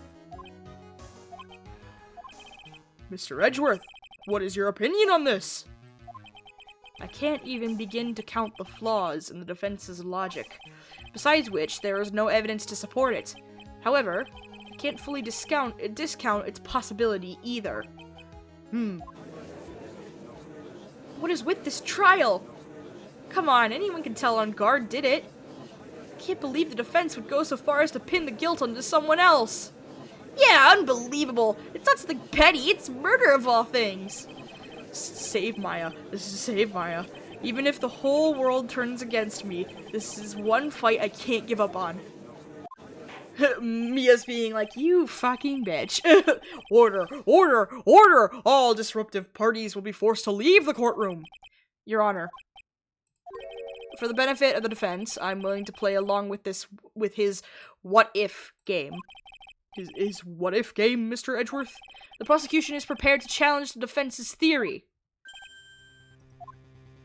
Mr. Wright, even you must have thought it strange and wondered, why would the criminal want this little wooden bear? He's right. The killer did specially bring that bear to Engarde right away. Why do you ask? Is there something special about it? Absolutely. And I'm sure that once the court knows its significance, the true killer's identity will become crystal clear. Your Honor, the prosecution calls upon a witness who will clear all doubts against Miss Andrews. And who would that be? It's quite simple, Your Honor. Miss Adrian Andrews herself. I see. Well, then the court will take a short 10-minute recess. The prosecution will prepare its witness in that time. Yes, Your Honor. Oh boy, what the fuck? We have to testify with Andrews again? Oh, you bitch. Oh, I knew it was a good idea to hold her hostage, don't you agree, Mr. Lawyer? But I never thought in your desperation you'd try to pin the guilt onto Adrian. Ah, I swear this demon will pay. Mr. Nick! Pearls? Where's Mia? I don't know. A really strong power suddenly called her away. A really strong power? Oh! Jammin'. Oh, Mr. Nick, your phone is... It's from Gumshoe. How's it going? Have you been hanging in there, pal? Yeah, sort of. We just barely found something to latch it onto. Oh, that's good, pal. And what about you? Anything yet? Have you figured out where the killer and Maya are? We still don't have any leads, but... What? We don't have any more time! If we just had one, even a single clue would be really helpful. I was only able to come this far because I kept thinking to myself, I've got to keep the trial going until Maya's been rescued. But I've just run out of luck this time. Is all our hope for naught? A tent? Huh? A tent? I could see a circus tent. Mia! It looks like Maya was unconscious until just a few minutes ago. As soon as she woke up, she called for me. So it was Maya that called you away. She's locked in a dusty little room right now. Oh, goodness. But I could see a circus tent outside the window about 300 feet away. Gumshoe! Is there a circus in town right now? There's only one, pal, the Berry Big Circus. Maya's somewhere within a 300-foot radius of the main tent. What? Okay, hold on a sec, pal. Hey, draw a circle on that map about a 300-foot radius from the main tent. Hurry! And? I could see a mailbox under the window, just outside. Gumshoe, there's also a mailbox. Okay, what else? What else, Mia? I'm sorry, but it was a very small window. I couldn't see anything else. It felt like I was in an old office building, maybe the 3rd floor or so. I heard her, an old office building. Good stuff, pal. Okay, just hang in there, just a little longer, pal. Wish us luck. I'll call you later, so don't let your battery die, okay, pal? His phone's gonna die. Mia, Maya's not hurt, right? She's in a pretty bad state, Phoenix. She's being starved. Gumshoe, please hurry. Looks like we're out of time. Are you alright, Phoenix? It's only a matter of time before Maya's rescued. I can do this. I just have to make this trial last a little longer. Oh my fucking god. Okay. Alright. Time for Miss Andrews. Ugh.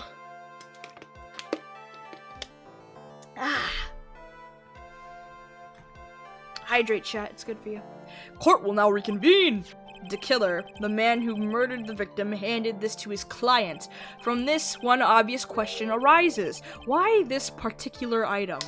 I believe the answer to that question will provide us with the name of the real culprit. Now then, the prosecution calls the defendant's manager, Adrian Andrews, to the stand.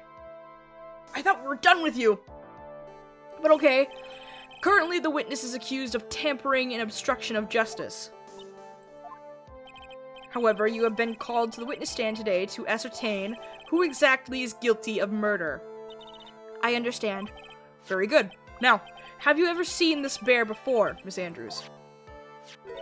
Of course I have. You have seen it before? That's right. It's only natural that the witness has.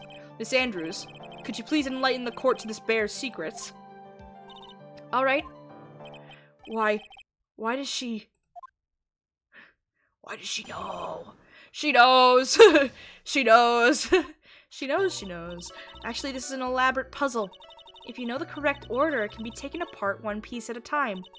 At its center is a small cavity with just enough room to store a small item. Because of its complexity, if you don't know the order, you can't open the bear. You really can't tell that it's a small jewelry box just by looking at it. So this figurine, it's a container of sorts, is it? Yes, looks can be deceiving, wouldn't you agree? Yes, this is superb craftsmanship. Oh, yes, I nearly forgot. You may begin your cross-examination, Mr. Wright. Looks like there really was something to do with that bear after all. Is it hiding the note? Okay. A puzzle? That's right. But it looks like an ordinary figurine. True enough. To people who don't know, I'm sure they would never guess that this was a puzzle.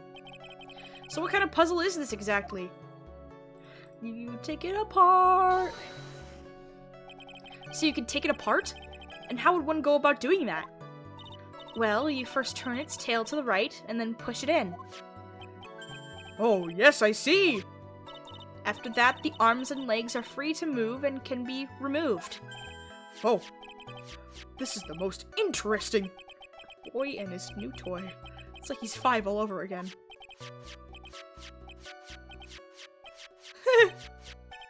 You good, Judge? Oh, don't mind me. Go ahead and carry on. I think he's lost it.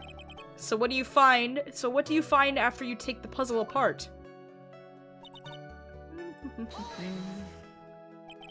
And how do you know about this? I know because I was the one who bought it. Huh? It was a souvenir from when a friend and I went to Switzerland. Then this was a present from you! That's right. It was a puzzle in the shape of a bear, so I thought it would be perfect for Juan. So it was a present from Miss Andrews. Witness, let's continue with your testimony. Ooh, okay. So who exactly knew how to solve this puzzle? Only the two of us, Juan and myself. It was a souvenir from Switzerland, so I doubt there are that many people with this same bear in this country. But this looks like it can be easily broken, especially if someone wanted to get at what's inside. Well, it's a toy, but it can never be the same again once it's broken.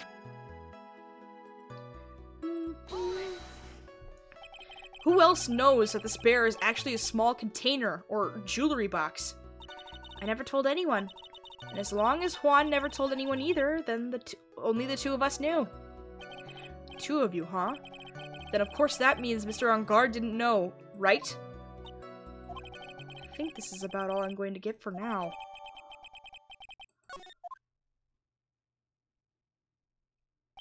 Well, Mr. Wright, I think even you have come to realize that there is one very important fact we have uncovered, and that is this. This bear is actually a jewelry box. Now that we have agreed to this point, there's only one logical question that can come next, and that is this. What is inside this box? What's inside? That's right. That's what we're going to find out next. Witness. Yes? You are the only one who can open this. Please. What's in the box? There's a painful silence hanging over the courtroom. All eyes are on Miss Andrews now as she solves the puzzle and takes the bear apart. I've opened it. Is this what you wanted? What is that? It looks like a note. It's Celeste's note. I don't think we need to guess at what this is. Do we, Mr. Wright? It's the suicide note. The suicide note? The note left by Juan Cordia's former manager, Celeste Inpax. Until now, no one knew of its whereabouts, but just as we suspected, it was hidden. Hidden by the victim, Juan Cordia himself. It seems Celeste Inpax had very beautiful handwriting, and she was just as beautifully signed her own name on this document. This is most definitely the note she left right before she committed. Order! Witness! Did you know about this? Yes, I did. I heard all about it from Juan. She was lying the whole time. When I discovered his body, I looked for the bear. I wanted to destroy the note before it became public, but I couldn't find it anywhere, because it had already been taken by the killer. Everything is going at Mr. Edgeworth's pace. So now that the suicide note has been found, what's the next logical question? What is written on the note? That's right. At least, that's what I would think. Now then, I believe it's only appropriate the contents of this note be made known. I can't stop you, can I? I went through so much just to get my hands on it, and I was going to burn it. For her sake. I'm deeply sorry, but I can't allow you to persuade me to stop. Your Honor, if you could please read the contents of the note aloud. Very well. Oh boy. Oh boy. The judge's voice rang loud and clear through the deathly silent courtroom.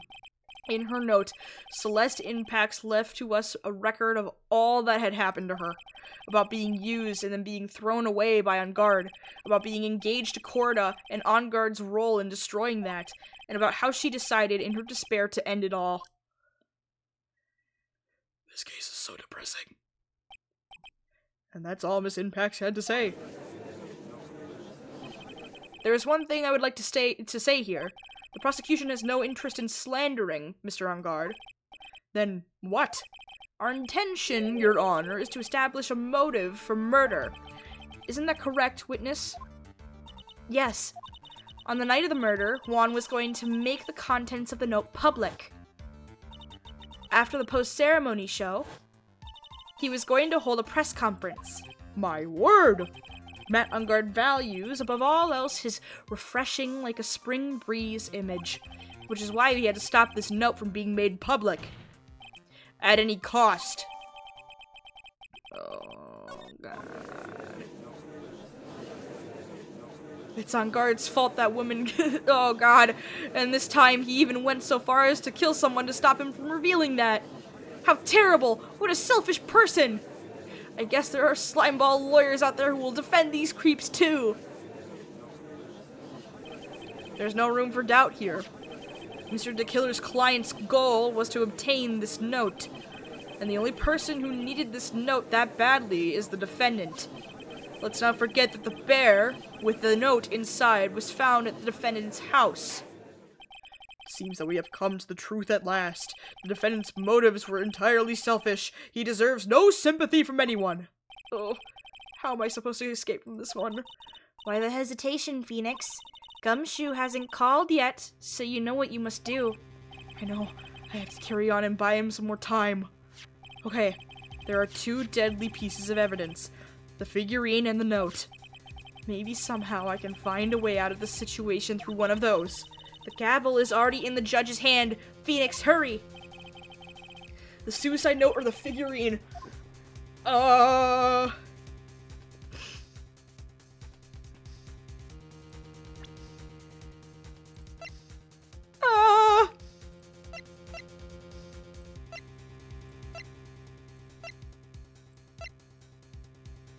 feel like we already know everything about the bear, so let's do the note. Objection! Please wait, Your Honor.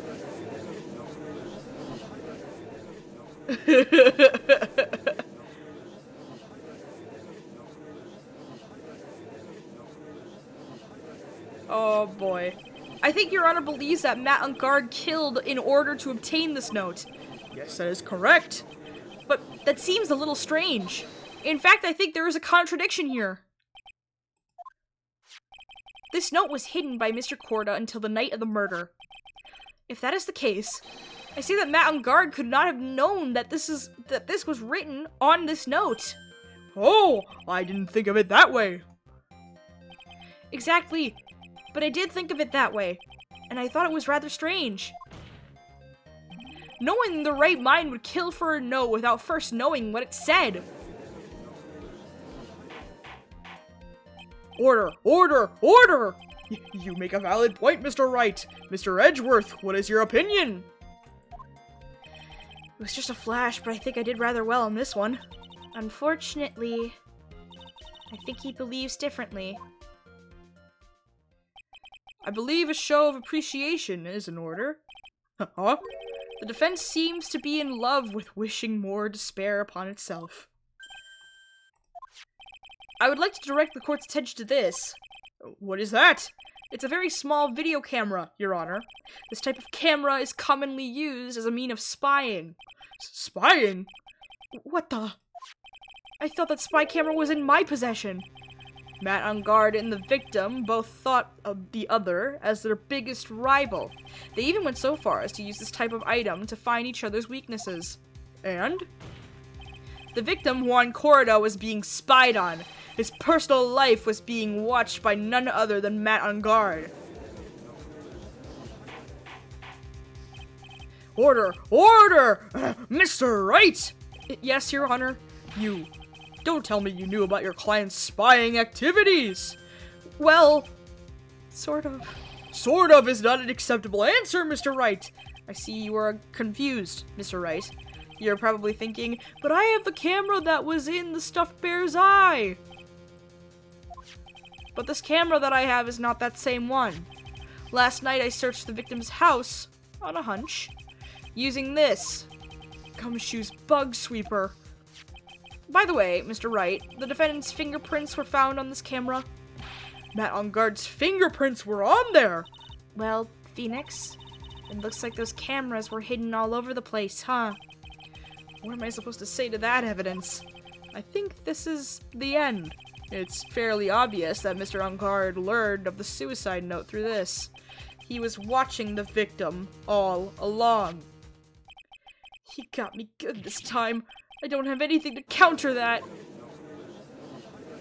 Hey, now what's that lawyer thinking? Mommy, is that man the bad killer guy? Stop, don't look at him.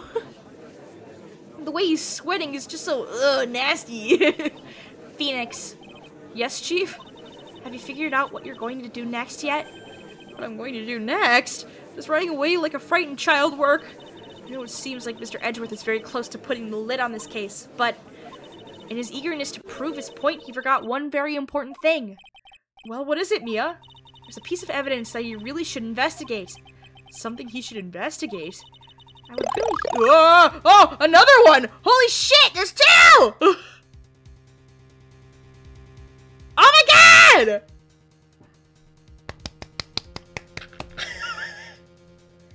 The person! That's two today! Holy shit! Oh my god! Lizarius. I hope I'm pronouncing that right. Thank you so much for the follow. I greatly appreciate it. Welcome to the stream. Welcome. Hold on. Please refresh. Streamables. Update. Please. That would be great. I don't know if it's going to or not. It usually doesn't cooperate with me. There we go. Yay! Yippee! Why is my followers amount not updating? Why is that not? I don't think Edgeworth is helping us make. I think so. We're buying time for Gumshoe to find Maya when we all know that Matt Engarde is guilty. So we're just buying time. Why is my thing not updating? The name is updating, but the amount isn't. What the fuck? Okay, let me check. Why can't I look?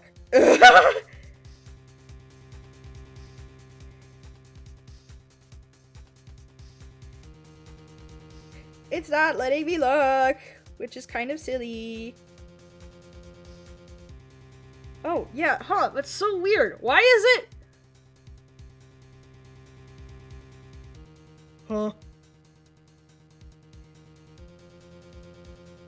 Okay, whatever, that's fine. I've gotten 2 today, and my account, when I check my phone, it still says that it's staying at 114.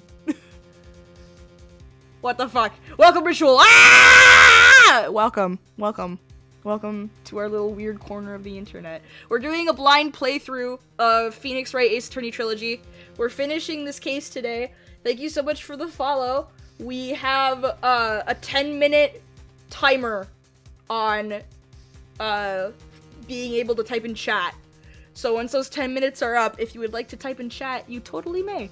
Thank you so much for the follow. I greatly appreciate it. I don't know why it's sticking at 114. It should be 116, but my account on my phone says 114, but whatever. If we get to 125, the follower goal is that I'm gonna be playing Legend of Zelda Twilight Princess HD for the first time. Yes, with the big clunky controller that is the Wii U. That is our follower goal. Twilight Princess. Yes. Okay, anyways. Thank you so much. We're gonna get back to the game. Alright. We love technical difficulties. I wish for not having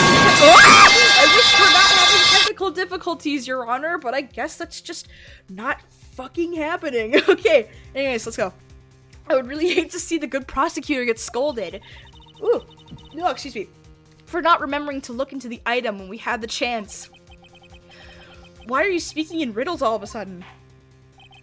Alright, I think this time we finally understand everything.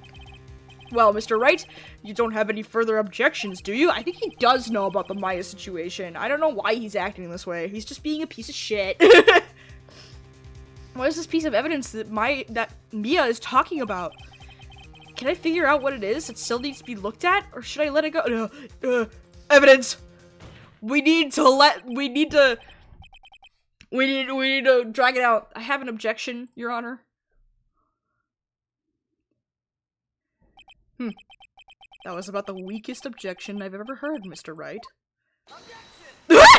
Your Honor! The defense has no intention of letting this go so easily. You are beginning to sound desperate! It's just your imagination, Your Honor. Mr. Edgeworth, this is not like you at all. Huh? In your eagerness to prove your point, you've forgotten one very important thing. Hey, isn't that what I just said? So you're telling me that I forgot something. You're so close, Mr. Edgeworth. But there's something you really should examine about this piece of evidence. I don't know what the fuck he's talking about.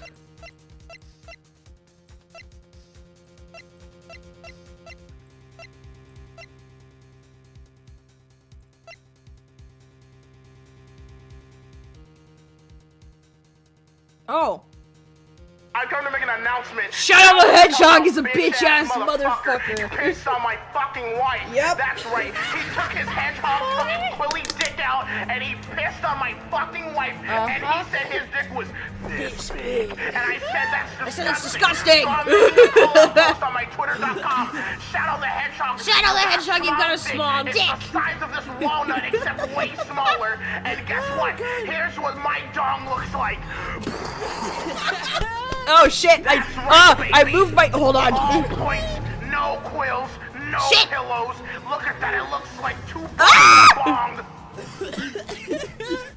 He fucked my wife, so guess what? I'm gonna fuck the earth. That's right, this is what you get. My super laser piss. I want you over here. Except I'm not gonna piss on the earth. I'm gonna go higher. What the fuck am I doing? Technical difficulties, Your Honor! Mama, I pissed on the moon, you idiot! You have 23 hours before the piss hits the fucking earth. Now get out of my fucking sight before I piss on you too. I accidentally dragged the game to the wrong side of the I've come to make screen. an announcement. Oh, Shadow the it's Hedgehog's yep. a bitch-ass motherfucker. He We're pissed just on my gonna fucking yep. wife. That's right. He took his hedgehog fucking quilly dick out and he pissed on my fucking wife and he said his dick was this big. And I said that's Oh, I want to go to the. so I'm making a call out Go to post the on my options Twitter.com. menu, please. Shadow the Hedgehog, you got a small I can't see dick. chat right now. Walnut except way smaller. And guess what? Here's what my dong looks like. I think you forgot about the right, report. baby. We're gonna present All this points, no quills, so that I no can get to pillows. the Look at that, it options looks menu. Like 2 balls and a bong. So that I can Fuck save. My wife, so guess what? I'm gonna fuck the earth. Yep, That's yep, right, yep. This is what you get. My super laser piss. piss. Title screen. Except I'm not gonna piss on the earth. I'm gonna go higher. I'm pissing on the fucking moon. Trying to fix my shit. Windowed. Pull over here. Full screen. Continue. There we go. Please load. I'm going to Thank make you. an announcement. Shadow the- Hedgehog's a bitch-ass motherfucker. He pissed on my fucking wife. That's right. He took his hedgehog fucking quilly dick out and he pissed on my Chat, I'll be right fucking back. I'm gonna wife, go grab and he snacks. said his dick was Enjoy Mr. Eggman's speech. and I said I'll be that's right back. disgusting. So I'm making a call-out post on my Twitter.com. Shadow the Hedgehog, you got a small dick. It's the size of this walnut, except way smaller. And guess what? Here's what my dong looks like. That's right, baby. All points, no quills, no pillows. Look at that, it looks like 2 balls and a bong. He fucked my wife, so guess what? I'm gonna fuck the earth. That's right, this is what you get. My super laser piss. Except I'm not gonna piss on the earth. I'm gonna go higher. I'm pissing on the moon. How do you like that, Obama? I pissed on the moon, you idiot! You have 23 hours before the piss droplets hit the fucking earth. Now get out of my fucking sight before I piss on you too. Come back. I'm going to make an announcement. announcement. Shadow the Hedgehog's a bitch-ass motherfucker. He Yeah, pissed on my we're fucking buying time. wife. I That's have a right. cheese stick. He took I his found hedgehog's cheese. fucking quilly dick out, and he pissed on my fucking wife, and he said his dick was this big. And I said that's disgusting. So I'm making a call-out post on my Twitter.com. Shadow the Hedgehog, you got a small dick. It's the size of this walnut, except way buying smaller. time. And guess what? Here's what my dong looks like. That's right, baby. All points, no quills, no pillows. Oh my Look at God. that, it looks like 2 balls in a bong. He fucked my wife, so guess what? I'm gonna fuck the earth. That's right, this is what you get. My super laser piss. Except I'm not gonna piss on the earth. I'm gonna go higher. I'm pissing on the moon. How do you like that, Obama? I pissed on the moon, you idiot! You have 23 hours before the piss droplets hit the fucking earth. Now get out of my fucking sight before I piss on you too.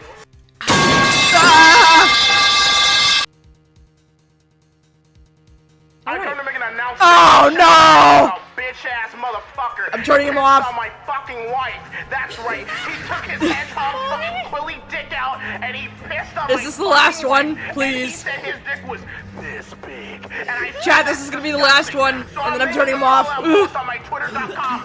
Shadow the Hedgehog, you got a small dick. It's the size of this walnut, except way smaller. And guess what? Here's what my dong looks like.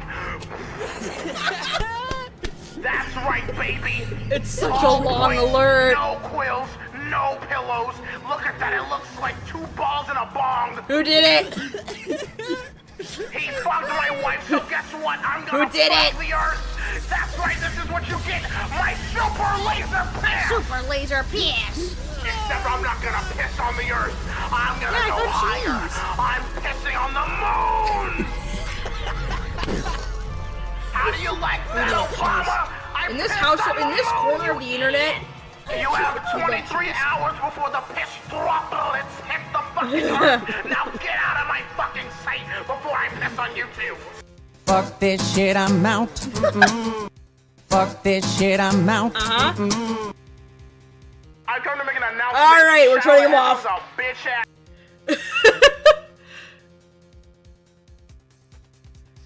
Just because that alert is very long. Okay.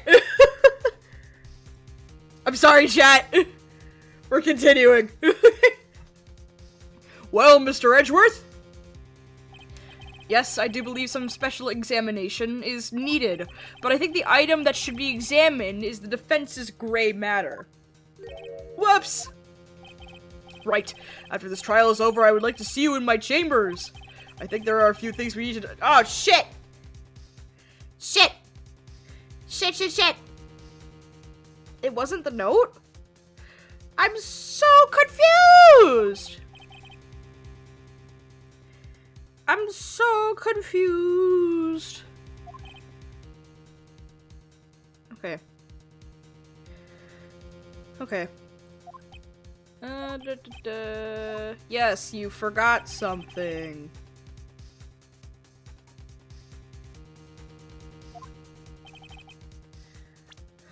I feel like it is. We tried to buy you time! I appreciate the effort, chat! I feel like. Okay. I feel like it has something to do with the note.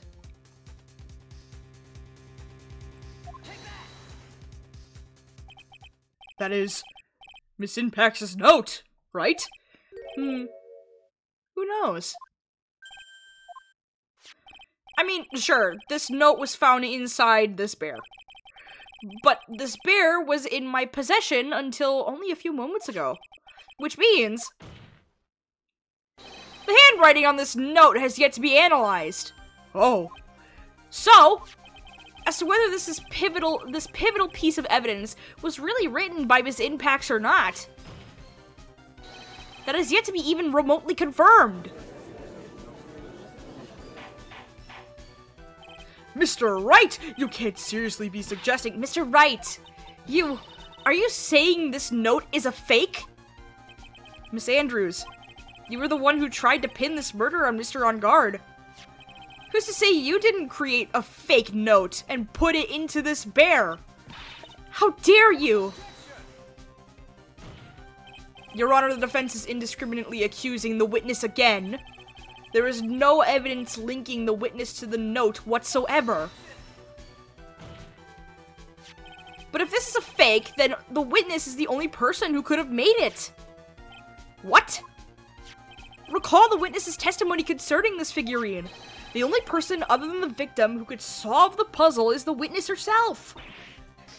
Oh, there go her glasses again. Miss Andrews! You wrote this note, didn't you? You wrote it so you could use it to frame Matt Engarde. I did no such thing. Right! If you're going to pronounce this note a fake, then show this court some evidence to support your theory. Mr. Edgeworth, you were the one who presented this scrap of paper as evidence. That means the burden of proof lies with you, the prosecution. That's enough! Mr. Edgeworth, can you confirm the handwriting on this note? It is as the defense has stated, the handwriting has yet to be analyzed. If that's the case, it seems that yet again we have reached a point where a verdict is impossible. That's impossible! This isn't good, Phoenix. The judge is going to carry this trial over one more day. I don't think Maya will physically be able to make it another day. I didn't want to have to do this, but I don't have a choice. I request that both the prosecution and defense further investigate. Handwriting analysis, my butt. It's just the lawyer trying to buy more time. Engarde is guilty. Look, any idiot can tell you that. I think we've reached the end of the line. Guilty! Oh boy.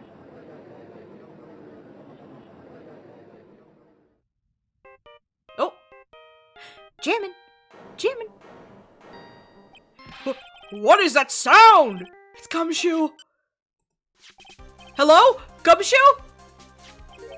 What is with him? And what's with that sigh? Where's Maya? What happened to the killer?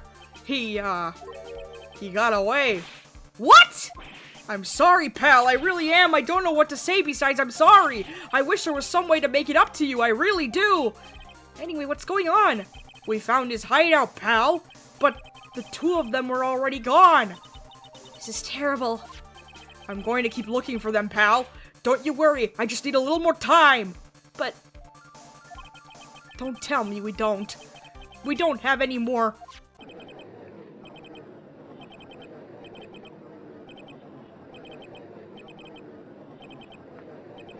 Oh no. Do you hear that? They're calling for his head! Mr. Wright, I can't. For us to come this far and... Oh! What is it? Let me talk to Mr. Edgeworth. I can't do that! Mr. Wright, would you please get a hold of yourself? Yes, Your Honor. I'm about to end today's proceedings. You may take your phone calls after. Hold on, Your Honor. Edgeworth, catch! Mr. Edgeworth! Please, you've got to buy us some more time! Court is in session. Oh! I'm sorry, Your Honor. You were saying? Mr. Wright, this is a court of law! I'm sorry, Your Honor, but... I am reluctant to do this, however. It appears that I have no choice but to suspend proceedings until tomorrow. This time I really can't do anything. Court is now adjourned for the day.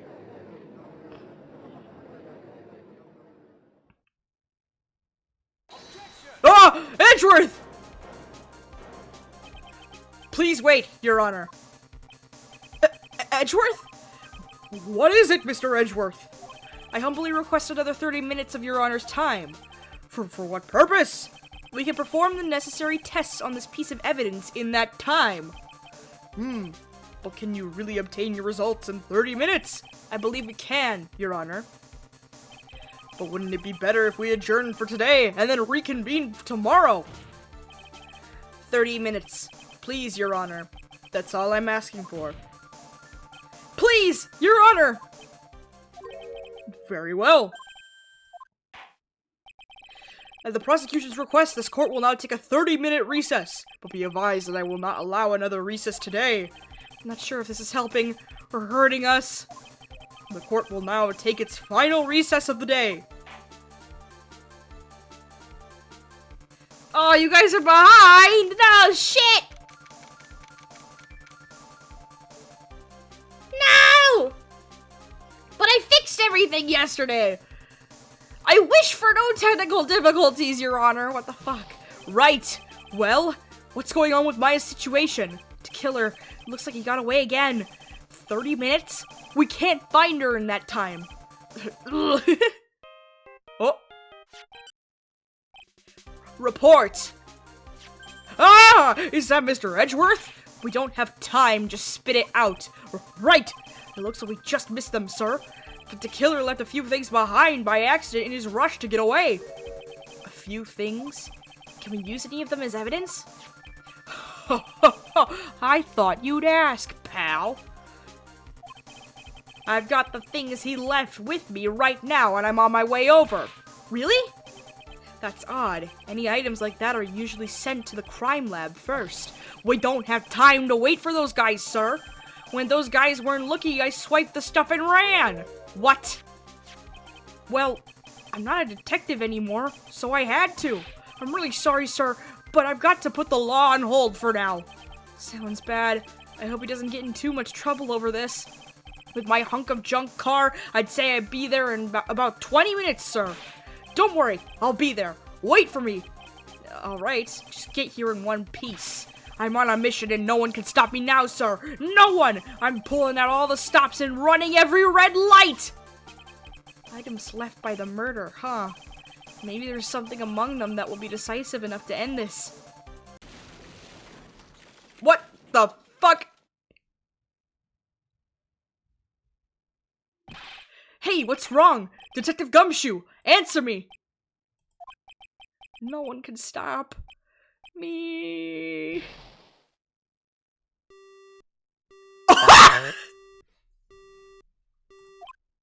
He's dead! Gumshoe's dead! What happened? It sounded like he had an accident. I'm guessing his cell phone broke as well. What was he thinking? We've got to hurry and call for help! We have no idea where he is. His cell phone is broken and he wasn't driving a patrol car, so no radio either. Also, if we don't get to those items before they do, the police will take possession of them. No, we can't let that happen. Well, if there is a way we can find out where he is, then we stand a chance. Why, oh why did Gumshoe have to get into an accident now? Is there any way to find out exactly where he is at this moment? Is there any way? Is there a way? Well, there has to be in order for the game to progress. I feel like there has to be. That's right! There is a way! I don't know where it is, but alright. Oh my god, you guys are really behind. I think that's you guys and not me. Oh no, I thought I fixed everything. Well, you guys weren't behind when the beginning of the stream. What the fuck? Okay. I'm sure we can find out where Detective Gumshoe is through this. Through where? Through who?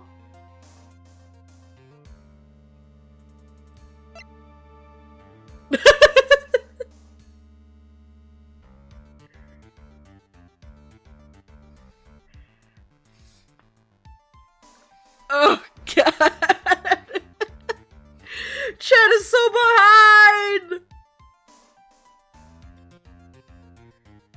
No.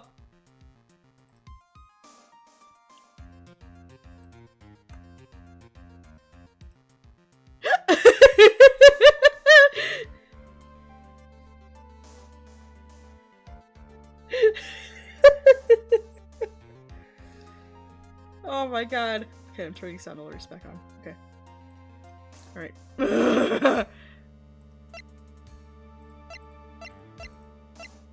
Maybe it's someone?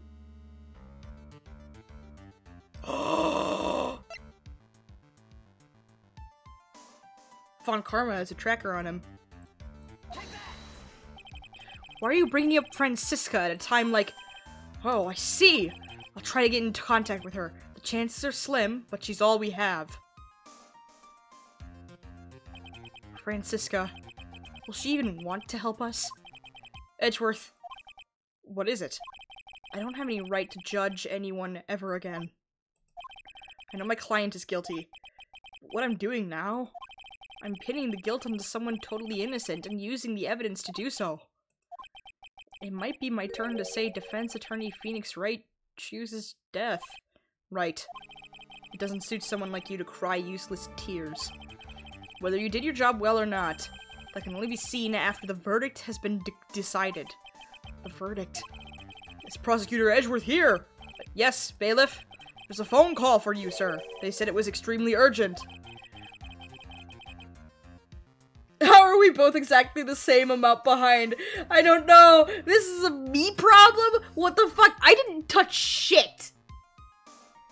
I didn't do anything. What the hell? Ugh. They're probably finished with the handwriting analysis. I have to go take this call. In the meantime, think hard about what it is you must do. What the heck? I can't change anything now.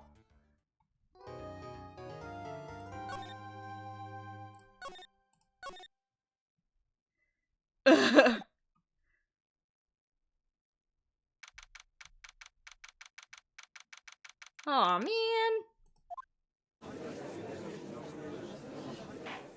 Okay. Court will now reconvene. I assume both sides are ready. Yes, Your Honor. Yes, Your Honor. I can understand the defense acting like this. However, why do you also seem distraught, Mr. Edgeworth?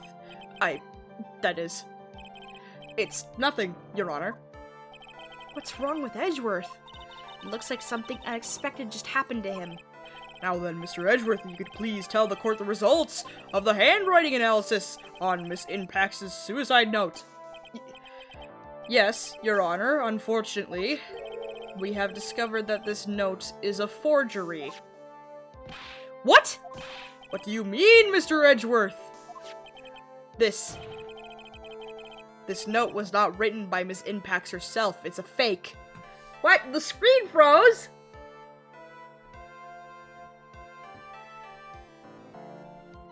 Technical difficulties. How is this me?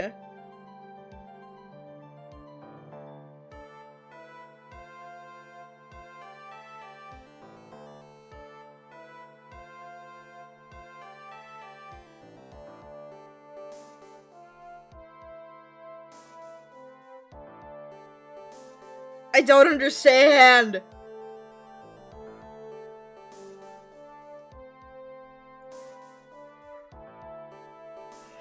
Oh my god!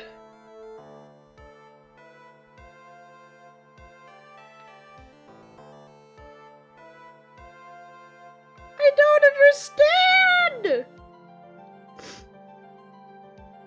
You guys can still hear me, right? I'm probably gonna respond like a minute later.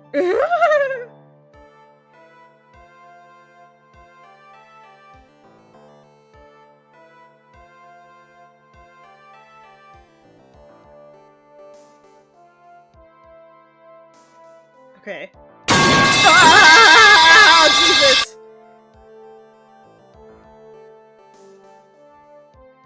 Okay,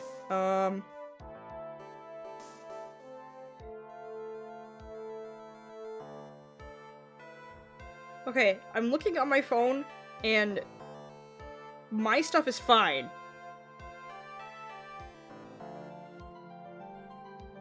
We're okay. You said that metal pipe when I loaded at the to be continued? Oh my god.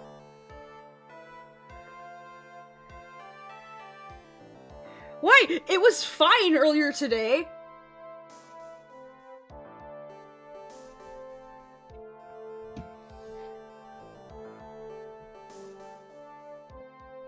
Oh, excuse me. Guys, we were fine earlier today.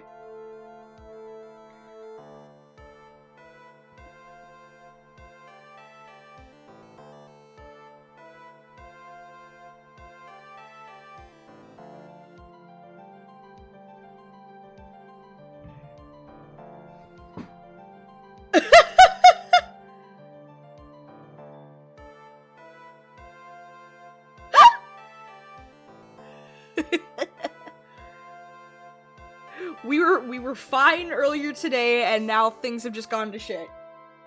Alright, I'm continuing, chat. We're finishing this today.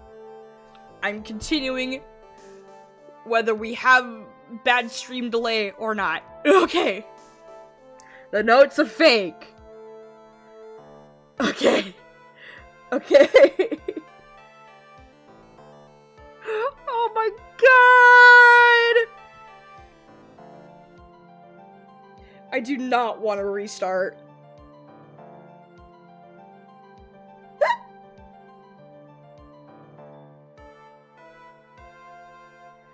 I'm...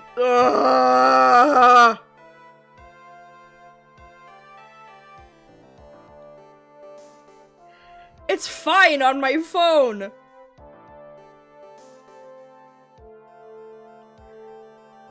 I'm so confused. Okay, I'm continuing. Okay. I'm continuing. I don't care anymore. I'm continuing. Order! Order! Order! Mr. Edgeworth, would you care to explain what is going on? If this was not written by Miss Inpax, then who wrote it? We would need more time to do a more detailed analysis. However, it appears that the handwriting matches that of the victim, Mr. Juan Corrida. Mr. Corrida? Well, well. It looks like Miss Inpax never left a note after all. She never wrote anything about Engarde. However, Your Honor, even though this note is indeed a fake, Mr. Engarde could not have known that, and so that facts remain unchanged. Acting under the assumption that it was real, he had plotted to possess it. That does sound very plausible. This theory that Engarde had no idea that the note was fake. Something seems a little wrong with it. Oh no!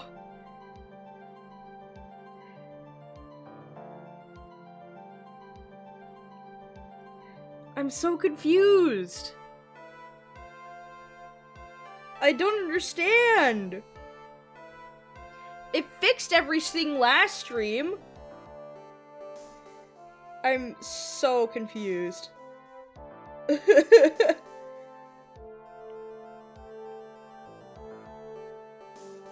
She'll get super relayed reactions and chats. Yep. It'll be fine. Okay. Alright. Alright. I come to make an announcement. Shadow the Hedgehog's a bitch-ass motherfucker. You pissed. The defense believes that the theory the prosecution has stated contradicts testimony. If everything the prosecution has proven up to this point is true, then it's impossible for Mr. Engarde to not have known it was a fake, because he was spying on everything. What is this little item called again? A video camera, Your Honor. Well, a very small one, but... Oh, that's right! A camera! Ah, you kids and your fancy toys nowadays. Mr. Edgeworth, earlier you claimed that Mr. Engarde knew of the existence of this note because he was spying on the victim. Isn't that right? If that were true, then this means Mr. Engarde would have known that the victim had forged the note. Ah! So then the defendant knew this suicide note was a fake! And if that's true, then the situation has suddenly changed in a very dramatic way. Exactly, Your Honor. The prosecution's theory as to what Mr. Engarde's motive for murder was, it has suddenly disappeared into thin air. But, Your Honor, It's not as if Mr. Engarde monitored Mr. Corda 24 hours a day. Perhaps the victim wrote the note in a place Mr. Engarde didn't know of. Well, right back at you, Mr. Edgeworth. Why don't you show us some proof that the victim made the forgery at an unknown place?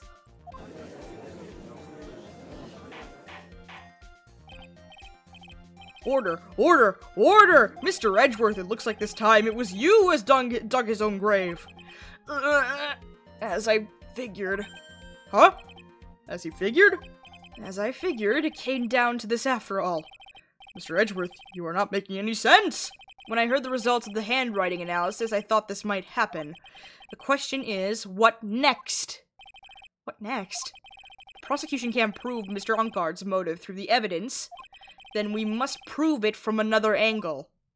Save! Okay, I'll save. I'm saving.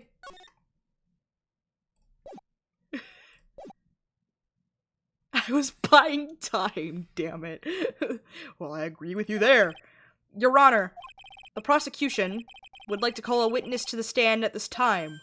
Oh, well, that's fine. However, this witness is a little unusual. Edgeworth stuttering? This is not like him at all. Unusual? Well, what sort of witness is this person, Mr. Edgeworth? This witness is one who is perfectly fit to answer once and for all the question of who was it that hired Shelley DeKiller to commit murder? That's impossible. Who in the... No such person exists who could answer that question with such certainty. Yes, Mr. Edgeworth. Who is this witness? It's... Yes, go on. Who is it?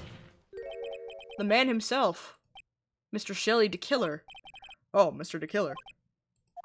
Wait! Shelley DeKiller? What? You mean the killer? I mean the assassin? Yes, Your Honor. He's coming here? To the witness stand? Well, yes, in a manner of speaking. I recognize that this is a very unusual circumstance, so I ask for your permission.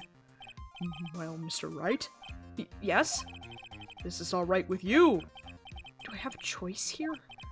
I can't really do much else to drag this trial out. The defense has no objections, Your Honor. I wonder if it really is all right to do this. Very well then. The prosecution calls its witness to the stand. Edgeworth, is there no other way left to us? Now then, witness.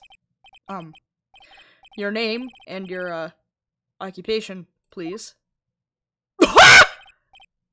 Oh my god! I was like, I thought we didn't catch the guy! I was like, huh? Okay. Alright. Alright, okay.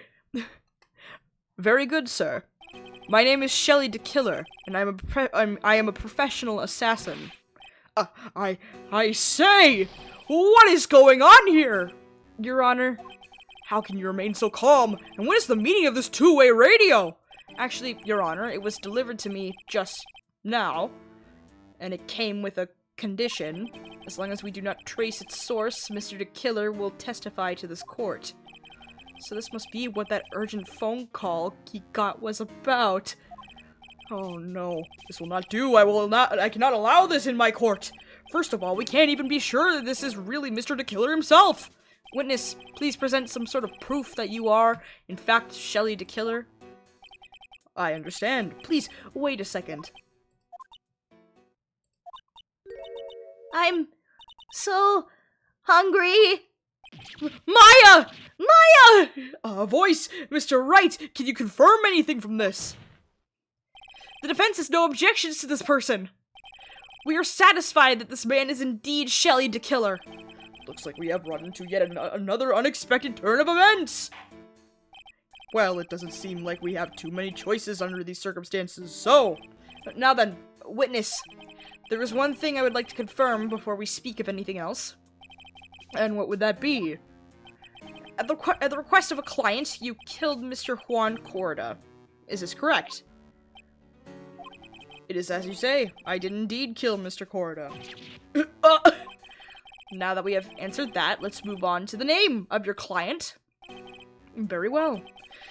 This is all just a bad dream. Yes, that's it, a bad dream. Oh, goodness. Shelly the Killer, what is he going to say? Oh my god. There is something I must first state. To an assassin, nothing is more important than the trust between a client and himself, and that is the reason I am here today on this witness stand.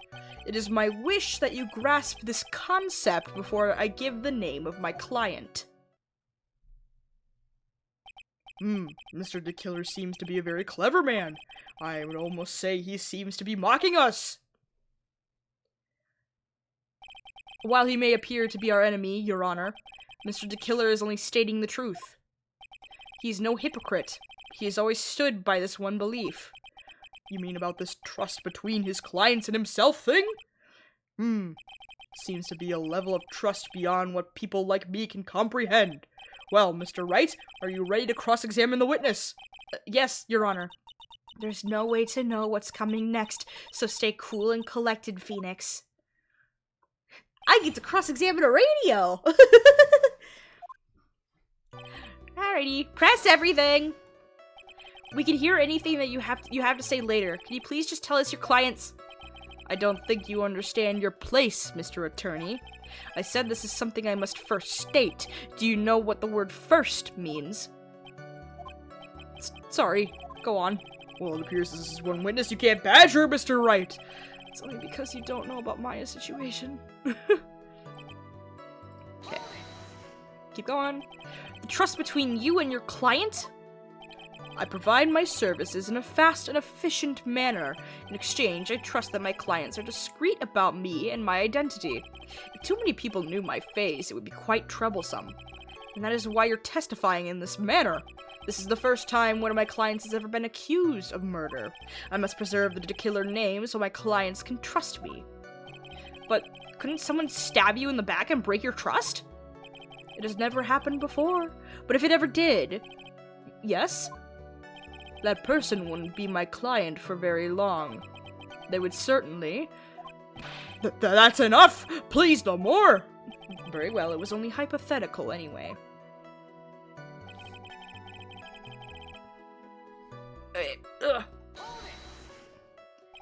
That seems a little strange to me. I mean, you're about to tell us the name of your client. I would think that this would be very bad for them. It doesn't matter to me. This client has already broken the rules and acted outside of their prescribed role. Their role? This person tried to implicate another of the crime in order to save themselves. And this is a trespass that cannot be forgiven. You... Who gave you the right to be so high and mighty? To the gentleman who spoke just now, excuse me, but would you care to die? No, I didn't say anything. The judge had better watch himself. Oh boy. Okay. We understand, so please tell us the name of your client. I'm afraid I cannot do that.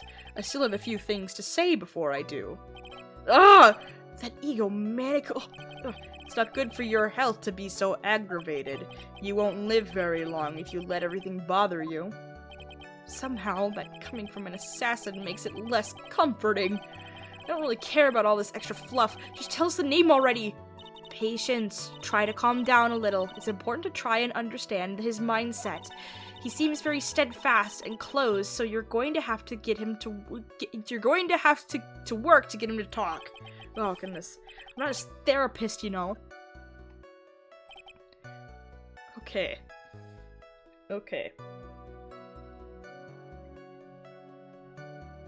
I thought I pressed everything.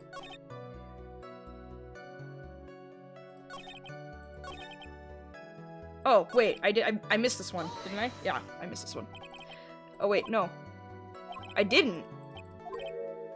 Yeah, I did this one.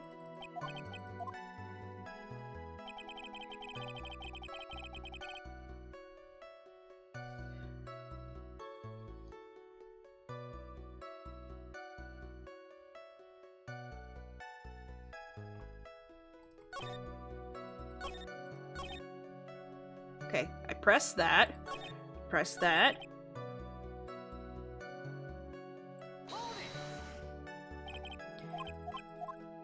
Oh my god, I just pressed this one! Oh my god.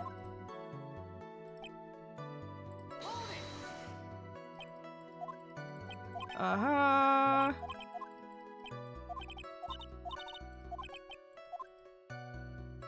I feel like I have pressed everything.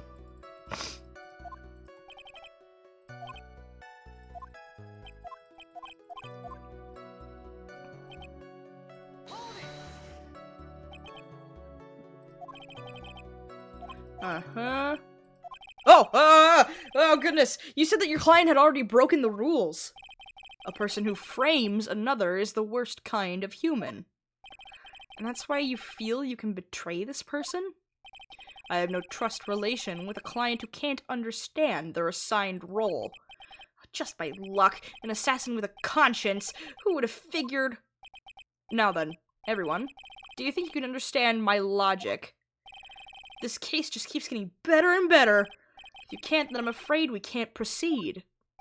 Everyone understands your point, I think, really. In that case, I believe I am prepared to disclose the information you seek. You have made it crystal clear that you value trust over all else. I believe we are ready.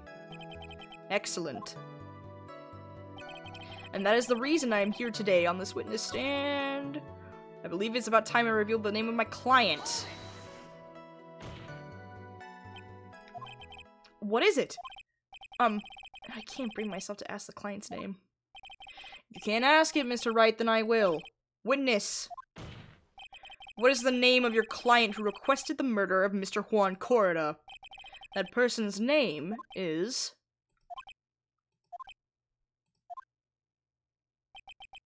Adrian Andrews.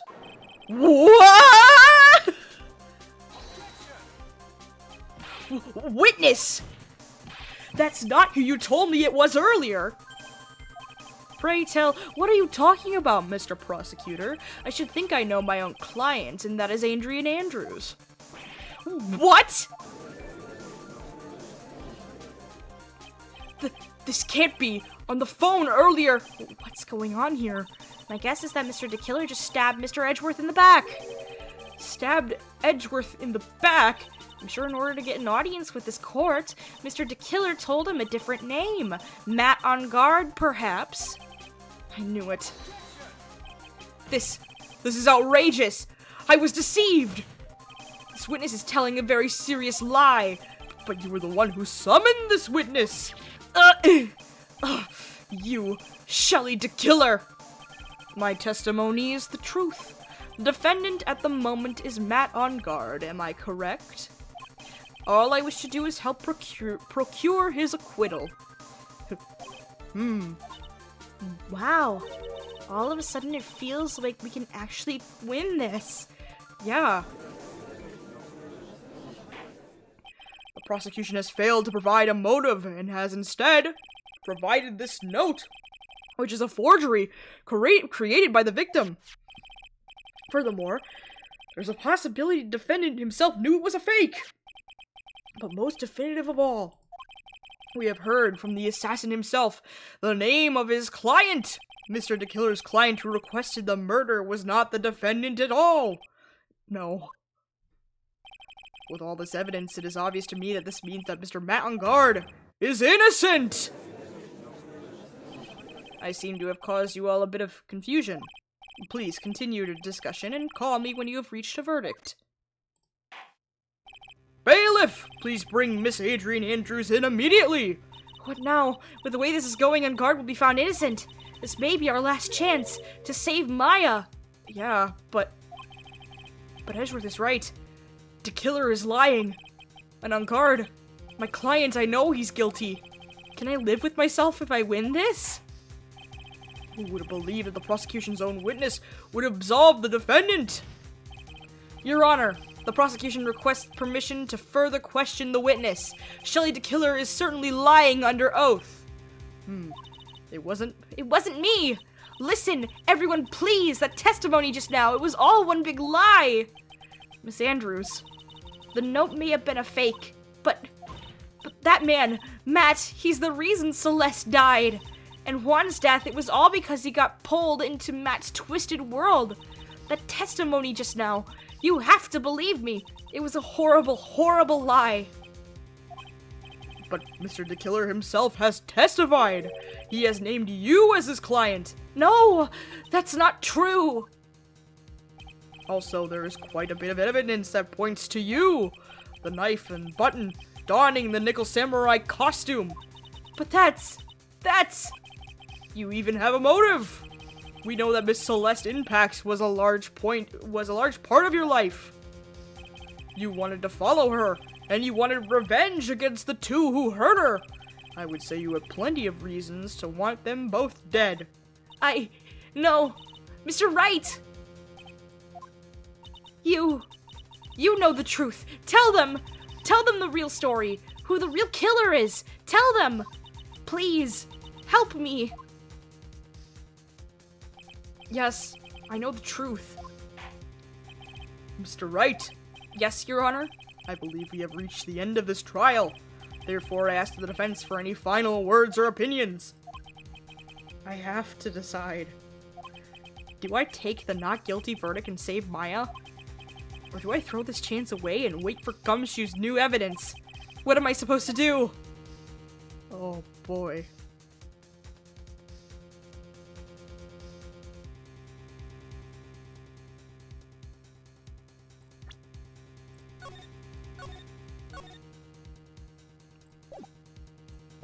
Continue.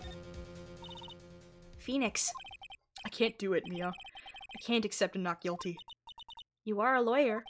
I know. But Matt Engarde is a killer. A murderer. I can't let him get away with this. I can't let someone else take the fall. If I let Miss Andrews be convicted, then I am no better than Engarde. And even though I don't want to admit it, I have to face the fact that it is because of Edgeworth that I now know the real truth. He could have gotten Engarde convicted so many times over, but he never took a single one of those chances. If I take this verdict right now, I'd be betraying his trust. His trust? I never thought about it until now. I trust him?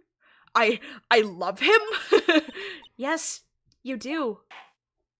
Mr. Wright, your opinion, please. The defense requests that we be allowed to further question Mr. the Killer. Am I hearing you correctly, Mr. Wright? Right. But that witness has cleared your client through his testimony. Your job here is done.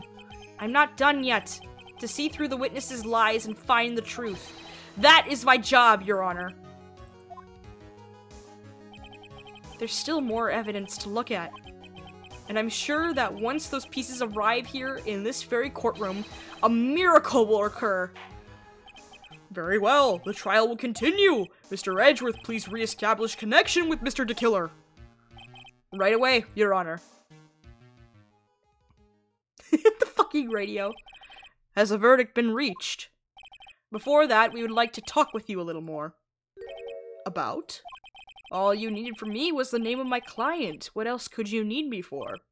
Well, actually, we would like to hear everything you know about this case. That is how things are usually done. What is he talking about? Usually done? What shall we have him testify about now? Mr. the Killer, if you don't mind, please testify about your client in more detail. You legal people and your procedures. Is it any wonder no one likes to go to court? Oh boy, oh boy, oh boy. As I have already stated quite a few times, Adrian Andrews is my client. However, one thing I simply cannot overlook is tampering with the scene of the crime. My client did it to frame another for the crime, while pretending to be the first person to discover the body and enter the scene. Adrian Andrews already knew from the very beginning that Juan Cordia was dead. But even more appalling is the creation and planting of the knife and button. That act is what I was referring to when I said my client had broken the rules. This is a most unexpected turn of events for the, 5th time now. However, this time everything has finally been revealed.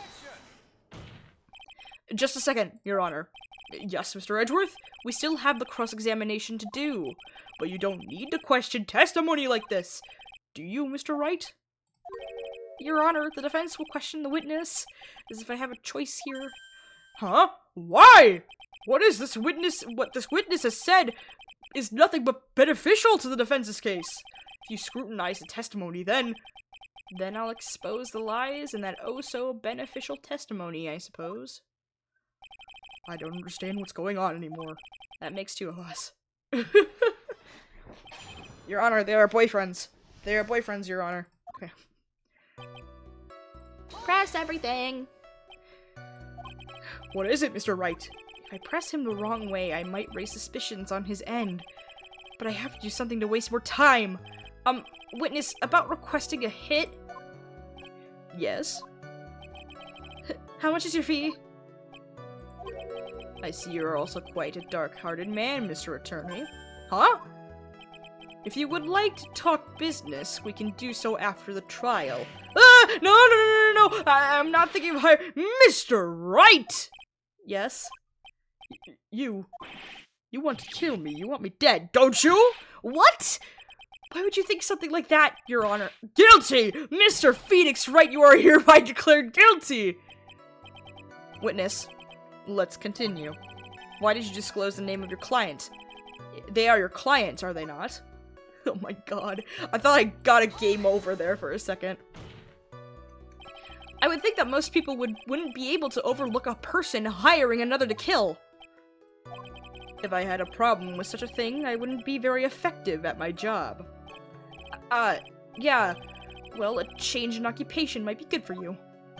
However, I will say this. Even though I am the one that does the deed, my clients are always the real guilty party. That goes without saying, Mr. DeKiller. And their fate is to live with the knowledge of their guilt on their shoulders. However, my clients this time thought that they could run away from their guilt. Are you talking about the button and the knife? Yes, and my business card. Oh, this card. So that no one has to waste their time, including the police. I always make it a point to make things as easy as possible. You try to make things easy? My business card makes it very easy to identify who carried out the service.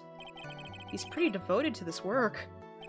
But to disregard everything, to go and stab the deceased with a knife, and even hide my card from sight, that is something I cannot overlook. It's really hard to tell if he's being truthful or not without him being here. Okay. So you're saying most clients wouldn't do such a thing? That is correct. Usually, most people try to create an alibi for themselves. If you should use my services, Mr. Attorney, I would suggest you plan for your alibi too. No, I already told you I have no intention of using your services ever! Why does he keep looking at me like I'm the one on trial here? From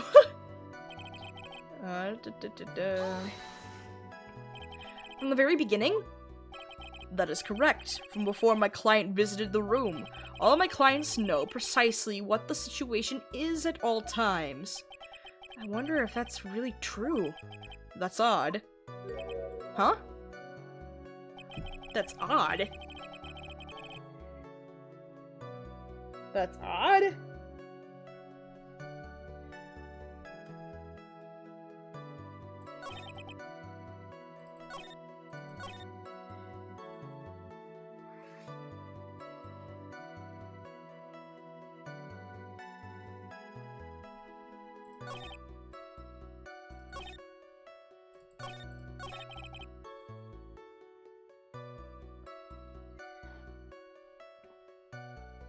What? What about what?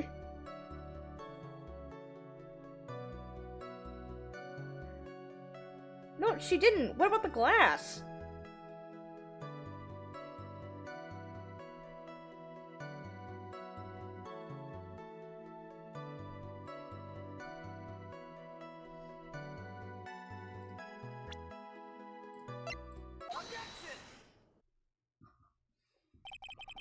Thank you so much for taking the time to testify, Mr. DeKiller. What is the meaning of that attitude? When Adrian Andrews entered the victim's room, your client had no idea that Juan Cordia had been murdered. But how do you know that? From this wine glass, Your Honor. All of her fingerprints are on it. Mr. DeKiller's supposed client thought Mr. Cordia had only fainted, which is why this glass of tomato juice was poured for the victim. But isn't that just a part of Adrian Andrews' calculated plan? That is not possible, Your Honor. This glass bears the fingerprints of that person.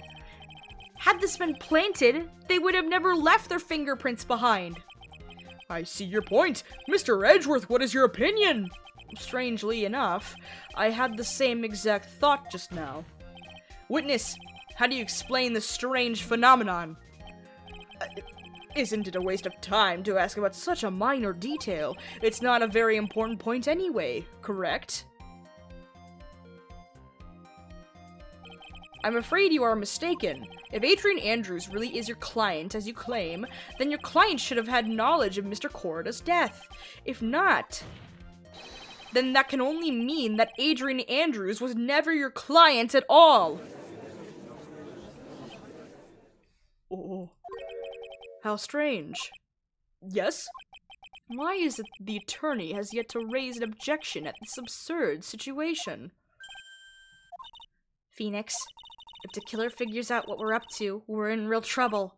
Yeah, I know. Mr. Edgeworth, I'm surprised.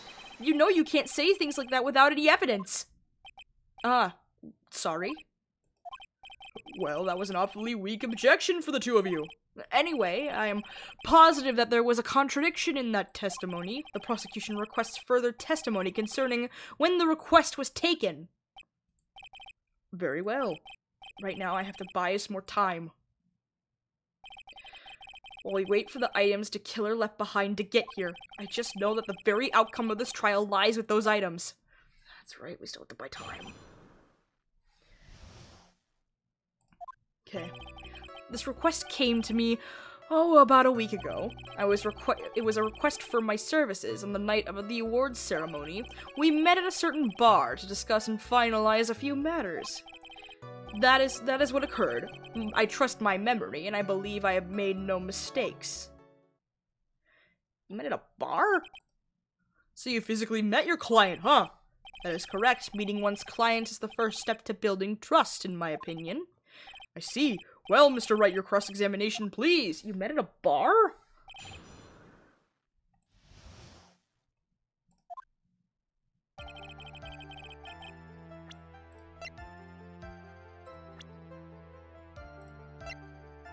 Oh, she's old enough. Okay. I was like, huh? You met at a bar? So you physically met Adrian Andrews, right? Of course I did. What was that? What was with the brief pause? Witness, I would like for you to give us a few more details. I always meet my clients as a matter of principle. I have never taken a request by telephone or mail. And why is that? That's because I value the trust between a client and myself above all else. And the only way to establish that is to speak to the client while looking them in the eye. Well, Mr. Wright, was the testimony just now of any importance?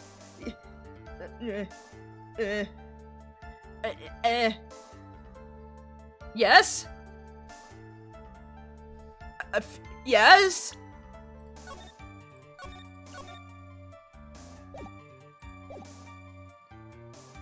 Yes? Of course it was very important, Your Honor. If Mr. DeKiller had met his client before the murder, then it's unlikely he is mistaken. So you're saying that his client really was Adrian Andrews? I guess so. You see, it is just as I said. I'm so lost. Who the heck am I supposed to be helping here? Calm down, Phoenix. Think carefully and relax.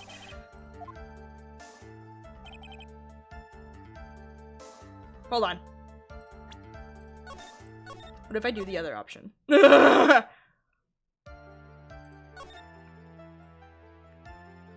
Why he meets his clients is not important, and that wasn't the point. Witness, please stop sidestepping my questions. What do you mean by that? My question was, did you really meet Adrian Andrews in person?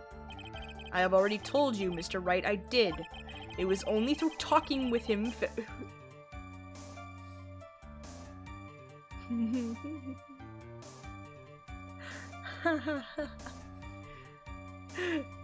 face to face that I began to trust him. That's when I thought I can trust this person as a client. It's true what they say about talking face to face. Well, Mr. Wright, was the testimony just now of any importance? Yes! Adrian Andrews is a woman!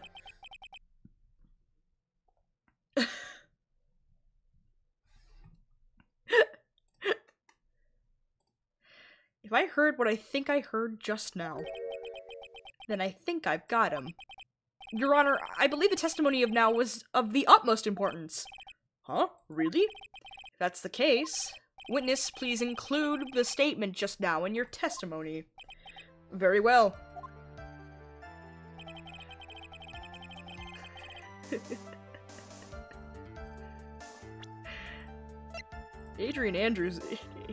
Miss Andrews is a woman! I would like to go over this one more time. You met Adrian Andrews at a bar and took the request at that time. Yes, that is correct. And that's when you thought he was trustworthy. How many times must I repeat myself? Yes, that is correct. I'm sorry, but that is an impossible tale. What? Shelley DeKiller. You have never met the real Adrian Andrews. Why would you say that? Because you made one very big slip-up. About her. So what is the issue? What did you say just now? About her? If you had ever met Adrian Andrews in person, one look would have told you that she is a woman. It exploded. Goddamn. Order! Order! Order in the court! Mr. Wright, what is the meaning of this? This witness testified to the following. That he always meets face to face with his clients when taking the request. But he's never met Adrian Andrews in person. Yes, Your Honor. That is exactly the point. That means Mr. DeKiller's client would not have been Miss Adrian Andrews. What is it sweating? Is that supposed to be oil? I don't understand.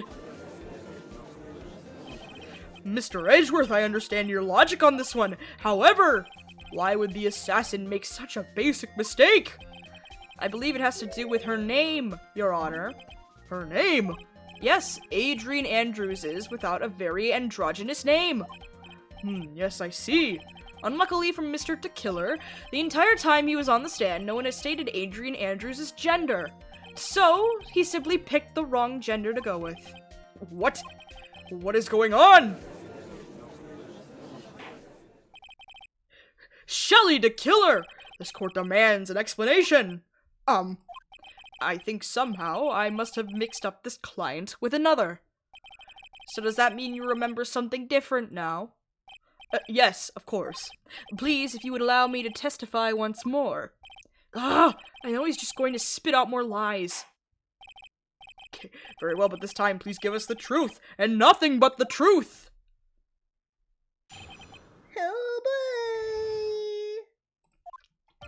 Yes, now I remember. I took that request by mail. There have been times when I took a job without having met my client. The request was for the murder of Juan Corda and 2 or 3 other small things. When I saw the name at the end of the letter, I thought my client to be a man.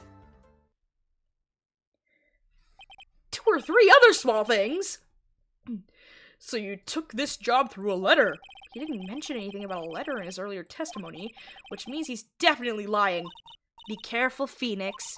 If you break the assassin's testimony completely, it's over for us. I know, I can't make him suspicious, but I think we're okay. Like we can do this. As long as he's standing there across from me, no matter how strong of a punch I'll throw, he'll counter it. Now then, let's begin the cross-examination. What does he mean by 2 or 3 other small things?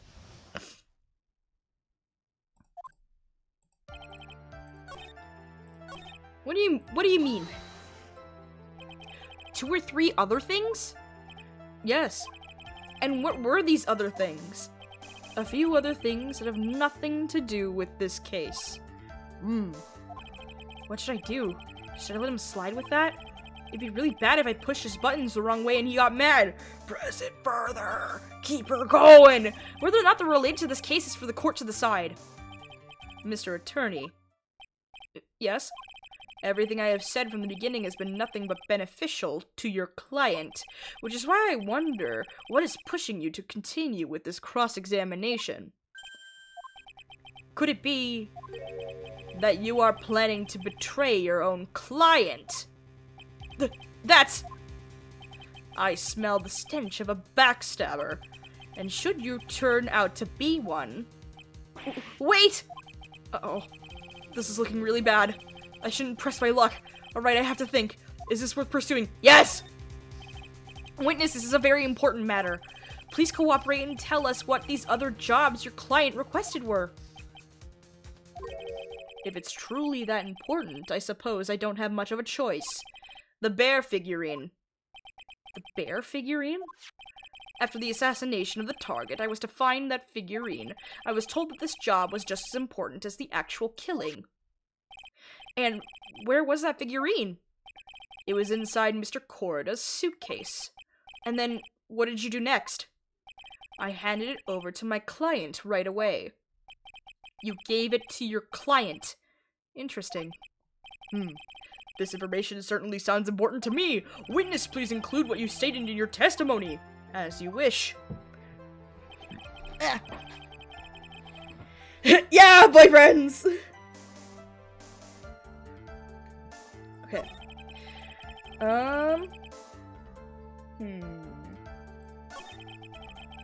Wait.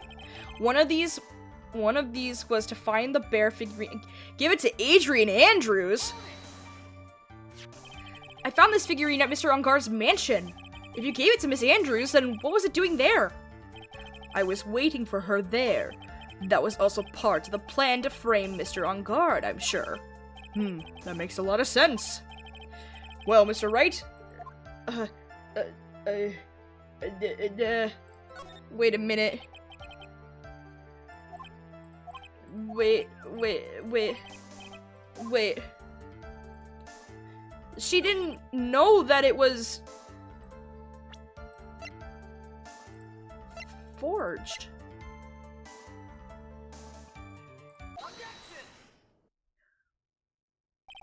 Shelly to kill her. If you had really given the bear to Miss Andrews, then this item should not have been inside it. This item? I see where you're going. Yep, that's where I'm going. Where is everyone going? Do I need to pack a suitcase? Your Honor, please think back to Miss Andrews' testimony.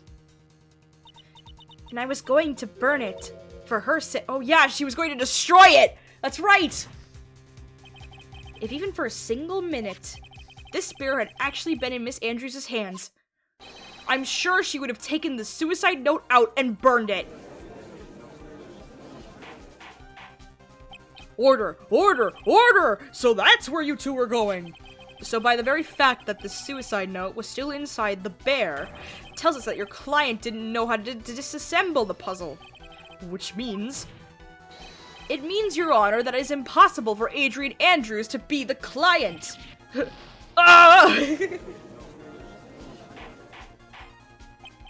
Order! Order! Order! Mr. Phoenix Wright. I'm sure I mentioned this before. How I hate traitors above all else.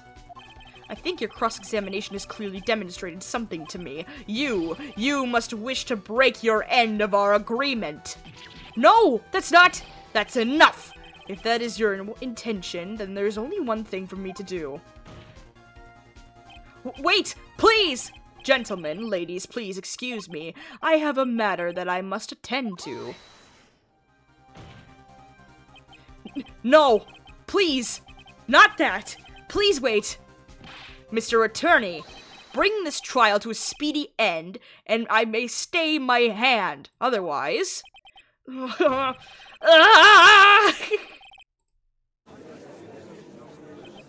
What in the... Mr. Wright, are you... Mr. Edgeworth? Yes, Your Honor.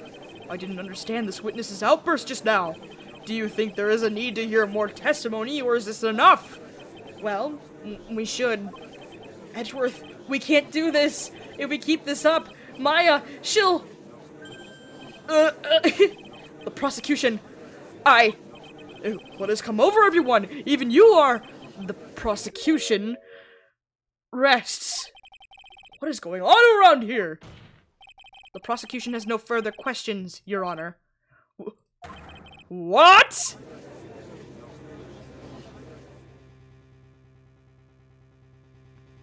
Uh-oh. Well, I never thought I'd see the day.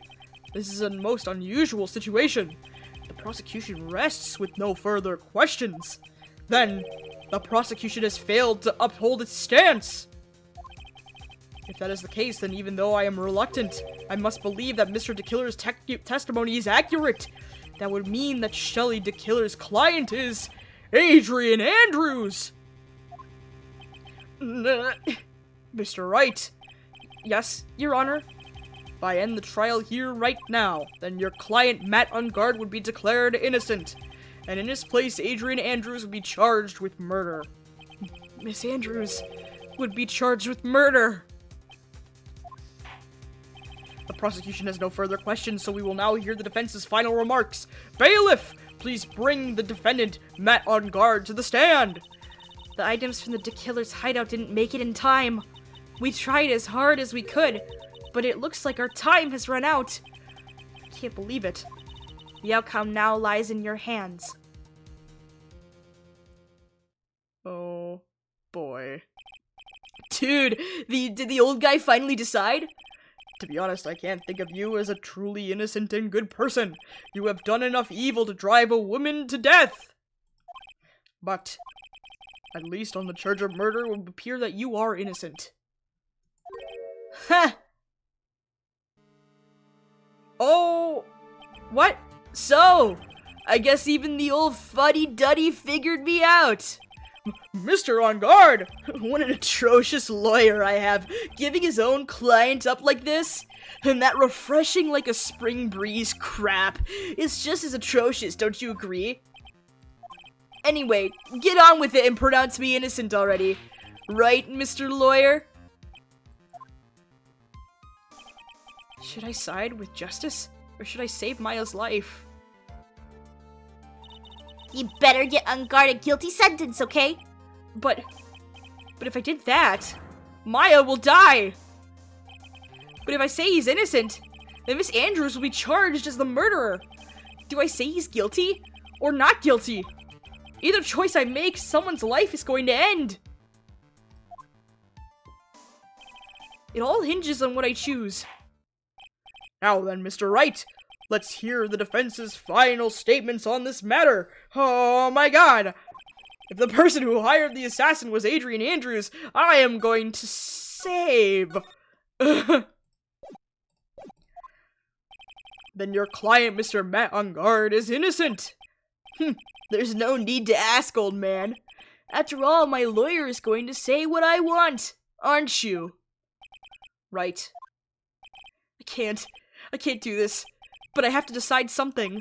I can't count on the evidence to help me anymore. I have to listen to my heart. My client, Matt Engarde, he's guilty.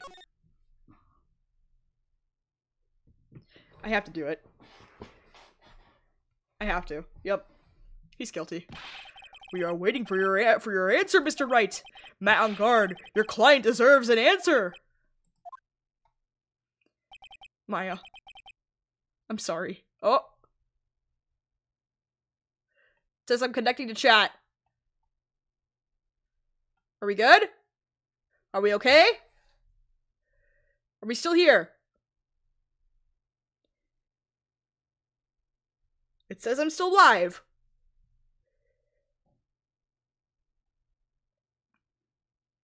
Chat, are we good? Even though we still have a lot of stream delay. Oh, goodness. Chat, are we... I hope we're good. I'm gonna wait for a response.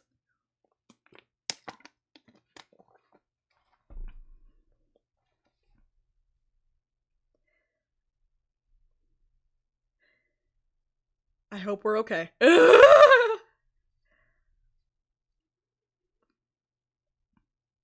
Someone, give me a metal pipe if we're fine.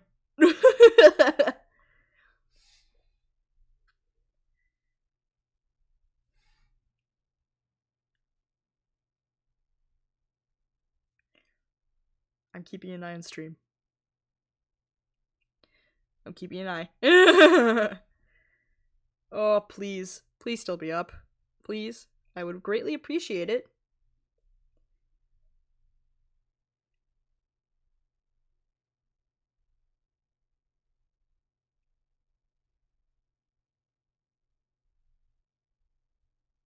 Oh, the silence is deafening.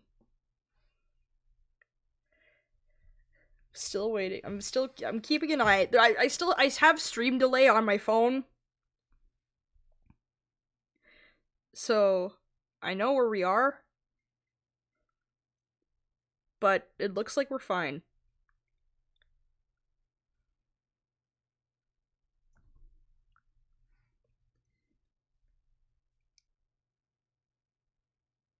I think we're okay. Okay. Okay. Yeah, we're good? Alright, cool. Keep it going.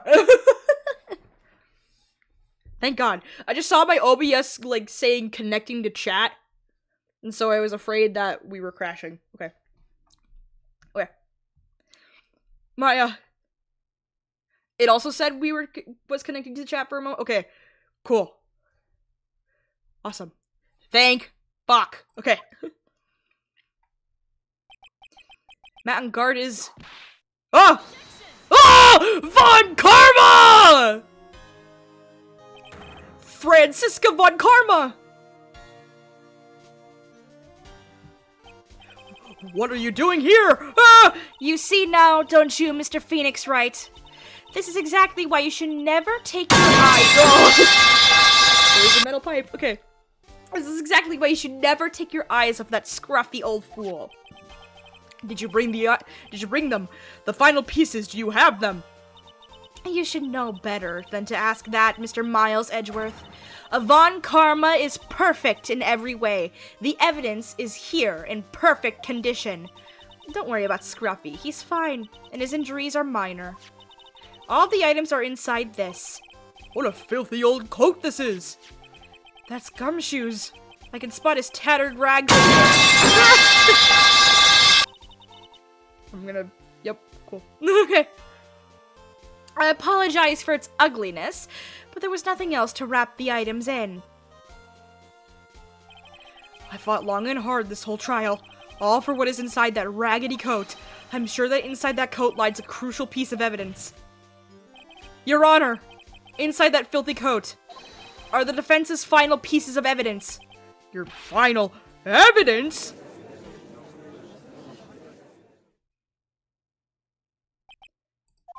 This trial is already over. All that remains is for me is to hand down my verdict. I do not believe that any evidence presented now would change the outcome of this trial. What? Your Honor, it is our duty to examine every piece of evidence down to the last. I request that Miss Von Karma be allowed to present these pieces of evidence. I suppose you are right, Mr. Edgeworth. I grant permission to do so. However, this one obvious rule applies here. These items do not bring up any new points and they will not be accepted by this court. Now, Miss Von Karma, if you please. These pieces of evidence are items left by the killer during his escape from the police. He must have been in quite a rush. Yes, Your Honor. The killer left 3 pieces of evidence. Somewhere among the evidence we're about to see, there will be something that will turn this whole situation around like a miracle. I'm sure of it. That is all we can hope for. The first item is a pistol. Does the killer's pistol have anything to do with this case? Yeah, yes, all of them do. I'd assume so. Okay. Does that pistol have any relation to this case? We have yet to perform a ballistics test, so I can't say anything for certain. However, I believe it has something to do with this case, at least with me. Huh? That's the pistol you used to shoot you, isn't it? That's what I believe, yes. Oh. I kept the bullet they removed from my shoulder as a sort of memento. I'm sure it will be an excellent sample for the test. So that's the pistol that was used to shoot Francisca. It's probably not going to help us very much. Okay. The second piece of evidence is this videotape. I bet the killer took that from the Engarde mansion. Yes! I think it's the video of the murder. Have you checked the contents of that tape? Unfortunately, there was no time to. Oh, yeah. But I would speculate that this tape is very important. Why would you say that? Because he came back to his hideout for it. The killer went back for it? That's right. It looks like he was trying to recover it. He injured 3 of the officers at the site. But somehow it looks like they managed to protect it from the killer. Shelley the Killer is no ordinary man. Okay. The last piece of evidence is this bellboy's uniform. Okay. Was that used during the crime? I'm almost certain it was. There's even a pair of black leather gloves in one of the pockets. There's no doubt about it. The killer was wearing this on the night of the murder. There is one thing I found interesting about this uniform. And what is that? There's a button missing on this uniform. A button? It's a very unique button. I'm sure if we were to recover it, it would provide us with an interesting clue. Interesting. That is all I have to present, Your Honor. Oh boy. It's just as I thought. And? What is that, Your Honor? I'm sure we were under normal circumstances. These items from Shelley the Killer's hideout would be very important clues. However, our question is not who did the killing. It is who is the client. Yes, that is correct. And these 3 items do not tell us anything about that. Thank you for your hard work, Miss Von Karma. You may step down now. Oh boy. Wait! Your Honor! Please allow me to examine this new evidence. Overruled! This court is already has all the evidence it needs to hand down a verdict. Wonderful! Absolutely splendid! This judge is such a brilliant man, isn't he? Is this the end? Phoenix. I knew it. There's no such thing as a miracle in this world, is there? I think you're wrong. I think they do exist. But you have to make that miracle happen. You've come this far. You can't give up now. But no matter how you think about it, it's... Try. For my sake. Just think about it for a second. There are 2 ways out of this situation for us. 2? The first... Make Engarde wish from the bottom of his soul for a guilty verdict. Huh? The killer will always place his client's wishes first. If Engarde himself wishes to be convicted, then he will let his hostage go. That may be true, but that's asking me to do the impossible. The second way... Force the killer to end his contract with Engarde. If the killer were to no longer think of Engarde as his client, then he would let Maya go. Mia, that's even more impossible. He's a man who values his duty towards his clients above all else. I know both of these seem like impossible feats at first, but if you could make either one happen, it would truly be a miracle. The bigger problem is, the judge has already said he doesn't need any more evidence. The pieces he has just shown, he's not accepting them. Phoenix, think things through from the other side. Isn't that what has always worked for us? The other side? Wait, does she mean... You mean to turn things around? Phoenix, the judge says he doesn't need the evidence. If that's the case. Then who does need it? The person who needs the evidence. The defense, prosecution, and the judge, we've all seen the pieces of evidence.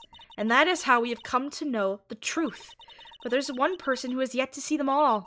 And that person does not know the truth.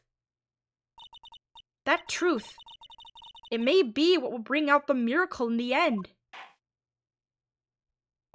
There are no objections at this time, correct? Now then, I will pronounce my verdict.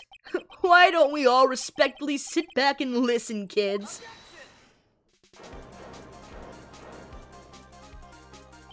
I have already told you, Mr. Wright, this court does not need any more evidence. I'm not saying it is us that needs the evidence, Your Honor. Then you want to show the evidence to that person? Yes, Your Honor. Please, Your Honor. Mr. Wright, for you to ask with such passion, I will grant you one chance. One chance. Please show your evidence to who you think is the right person. That's impossible to turn this situation around in one try. One try. That is all I will permit. I try to remember everything that has happened up to this point. Think, Phoenix. Think. There must be a way to save Maya while taking Engarde down at the same time. Now then, Mr. Wright, let's not waste any more time. I need to save. We are saving. All right. Okay. Who would you like to show the evidence to? Maya.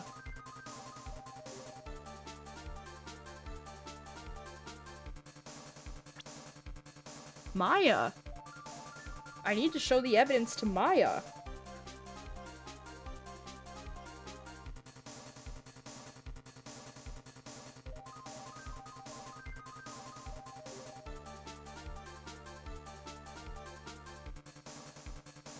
Right?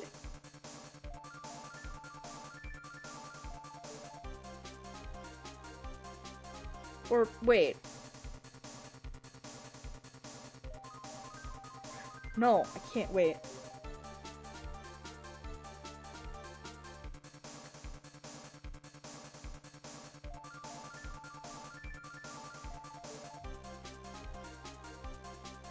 No, Maya knows everything already.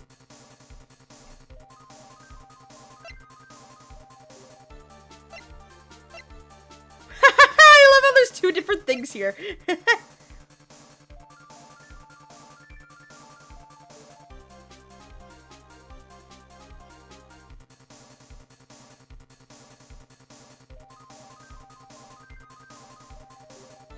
Okay. I see. And now, tell this court what one piece of evidence you would like to show this person.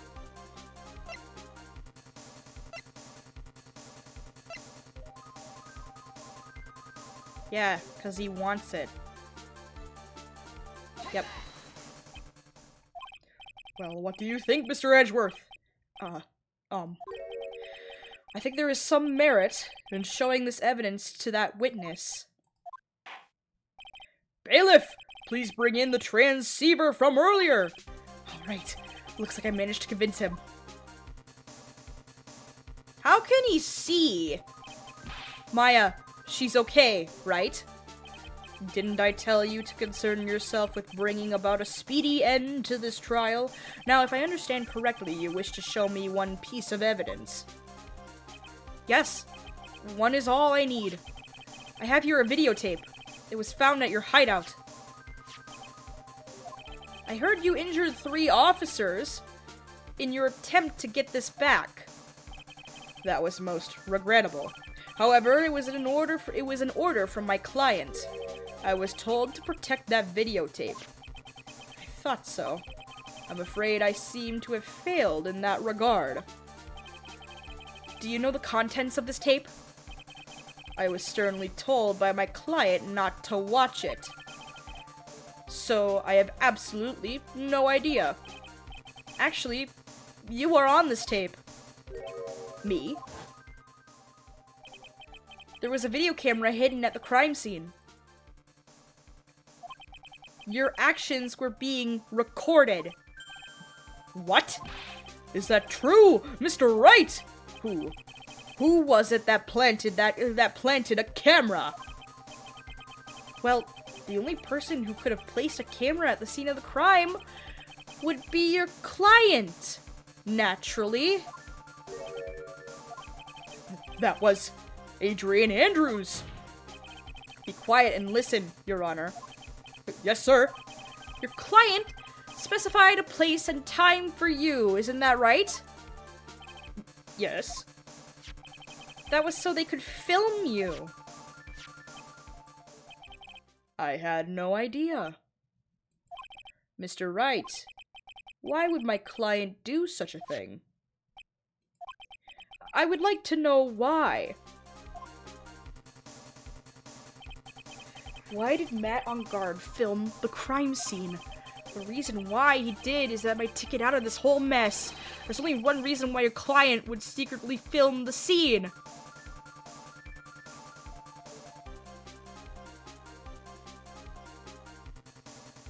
Okay, first one doesn't make sense. Third one doesn't make sense at all. Yeah, he wanted to blackmail. Oh, goodness, excuse me. Your client once told me something very interesting. We were talking about you, and this is what they said. But I'm no weakling. I don't believe anyone, least of all assassins. Oh, come now, Mr. Wright. Assassins aren't above blackmail. Yes, that's where the video comes in. With that, I can keep him at bay, and even blackmail him if I want. Your client didn't trust you at all. They were thinking of using this video to blackmail you. What do you have to say to that, Shelly the Killer?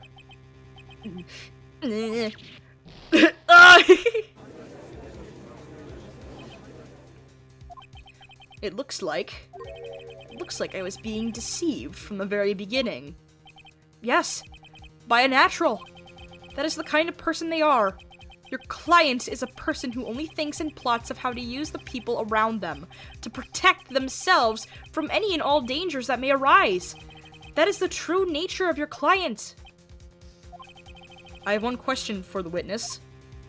Yes? You told us one thing numerous times during your testimony. You said that you detest traitors, most of all. Yes, that's right. But what if that traitor was your own client? What would you do then? That's obvious. I would break our contract in that case. And then, that client would become my next target. For the honor of the killer name, even if it takes an eternity, I would follow that person to the ends of the earth to exact my punishment.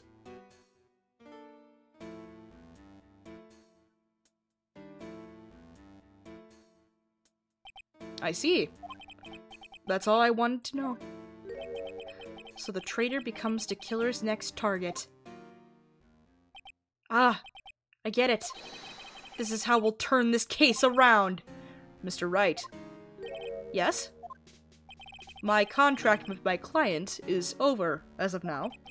I seem to have a new job on my hands. I will now return to you your precious item. What the? I'm not an item!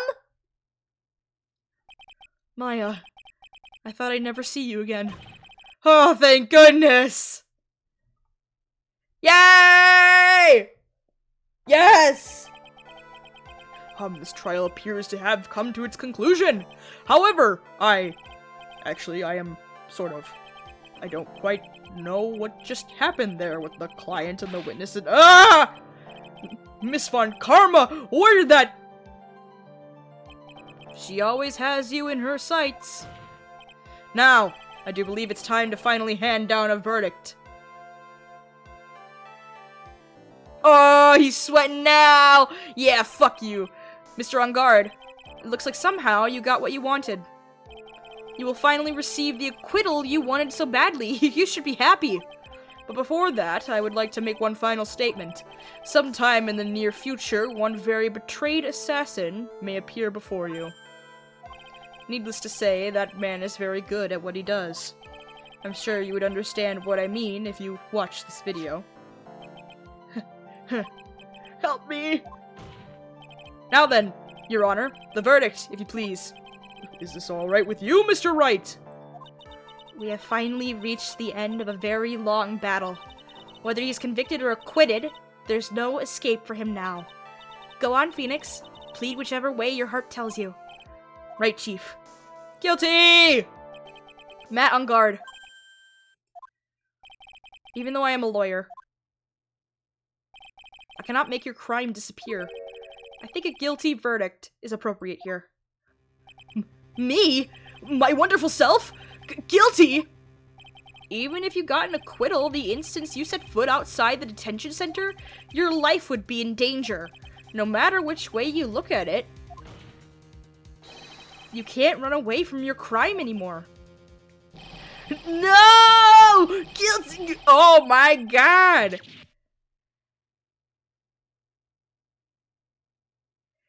Goddamn, buddy, I think you need to trim your fingernails. As always, it looks like we have uncovered the real truth. We? I don't remember you helping out much in this. Mr. Edgeworth, how is Matt Engarde? I have left Miss Von Karma in charge of his incarceration. I'm sure he's getting a full-course meal of whip leather right about now. Very good. That was a close one, wasn't it, witness? Yes. I plan to pay my debt to society for my own crime, Your Honor. The first time I was called to the witness stand during this trial, all I felt was despair. She must be talking about the time Edgeworth really went after her. I guess she's trying to forgive him for what he did. This witness, how should I put this? She has an illness. If you're going to say you would choose death, that is of no concern to me. But after that, when I was alone at the detention center, that's the first time I really saw myself for who I am. And today, when the two of you used your combined strength to convict Matt, I felt like I had finally been saved. Wow, this is the first time I've ever seen her smile. I'm really happy that you two were in charge of this case. I really don't know how to express how I feel at this moment. This is the first time I felt comfortable with myself, with who I am. Thank you so much, everyone. Yippee! It looks like we have resolved everything at last. As for myself, there are still a few things I'm confused about, but everyone seems to be in good spirits, and that is good enough for me. That is all. This court is adjourned. Yippee! Finally, Jesus! Oh my god. You were great out there, Phoenix. What I did out there was right, wasn't it? This is the first time you've not gotten your client off. You got them a guilty verdict this time. But you have to look past all of that to what's really important. You now realize that there is something more than just getting a not guilty, right? Yes, I understand now. Phoenix, think back for a second. Think to the moments before Miss Von Karma arrived with the final pieces of evidence. Think about that incredible decision you had to make. Now then, Mr. Wright, let's hear the defense's final statements on this matter. I can't count on the evidence to help me anymore. I have to listen to my heart. Should I side with justice? Or should I save Maya's life? My client, Matt Engarde, is... Is he guilty? Or is he not guilty? Those were your choices then. And your answer? Your answer spoke to what being a lawyer means to you. Right! Edgeworth! I have good news. Maya is now safe in police custody. Really? Pearls! You're telling us the truth, right, Mr. Edgeworth? Yes, she's quite safe. She's on her way here as we speak in a patrol car. Ah! Mystic Maya! Mystic Maya's safe! You did it! You really did it! Mr. Nick! Ow, she punches deceptively hard for a kid. I believed in you. I kept saying to myself, will Mr. Nick save her? Will Mr. Nick, yippee! Mr. Nick will save her! Thanks. Oh, What's wrong? Miss Von Karma. About earlier, thanks. Ow! Why are you still smiling, Mr. Phoenix Wright? You lost. Your perfect win record has now been crushed, and yet you are still happy? I don't think you'll ever understand, Miss Von Karma. How dare you? Don't worry. She made time. After all, I was like that myself until a year ago. Edgeworth? For my own personal victories and for guilty verdicts. I used every dirty trick in the book, and so my win record remained spotless. But a man appeared and stood fast against that selfish me. I fought him in my usual manner and tasted my first defeat. I felt like I had lost everything because of that. And then it was my turn to sit in the defendant's chair. And I was saved by that person I called my enemy. I couldn't forgive myself for all that had happened, so I left the prosecutor's office. And I left that note. Prosecutor Miles Edgeworth chooses death. As well you should have. A prosecutor who has shamed himself with defeat should crawl into a hole and die. But that was not what happened. After I left the prosecutor's office, I finally came to realize something. It was in that moment of clarity that everything began to change. What foolish nonsense. We prosecutors use anything we can to attack the defendant, but every time we did so, no matter how desperate the situation, instead of giving up like most people, that man would hold strong with his undying faith. And then, before I knew it, I began to trust in that man as well. What? You trusted your enemy? Doesn't matter how many underhanded tricks a person uses, the truth will always find a way to make itself known. The only thing we can do is to fight with the knowledge we hold and everything we have, erasing the paradoxes one by one. It's never easy. We claw and scratch for every inch, but we will always eventually reach that one single truth. This I promise you. The truth? Yes, that's the reason why prosecutors and defense attorneys exist. But I'm sure you knew that already, didn't you, Wright? That's why you couldn't forgive me. This man who went into hiding. Isn't that right? This man who only had his sights set on victory. Who ran away into the night. Ah! Is Mr. Edgeworth right, Mr. Nick? You really let me down. When you disappeared, I felt betrayed. The reason I decided to become a lawyer to begin with was because I believed in the things you said to me. All those years ago. And you betrayed your own words. That's why 1 year ago, I made up my mind. I decided that the Miles Edgeworth I knew had died. At least, that's what I told myself. You pathetic fool! Miss Von Karma! I don't want to hear the wretched whimpering of a disgraced loser. A Von Karma is someone who is destined to be perfect.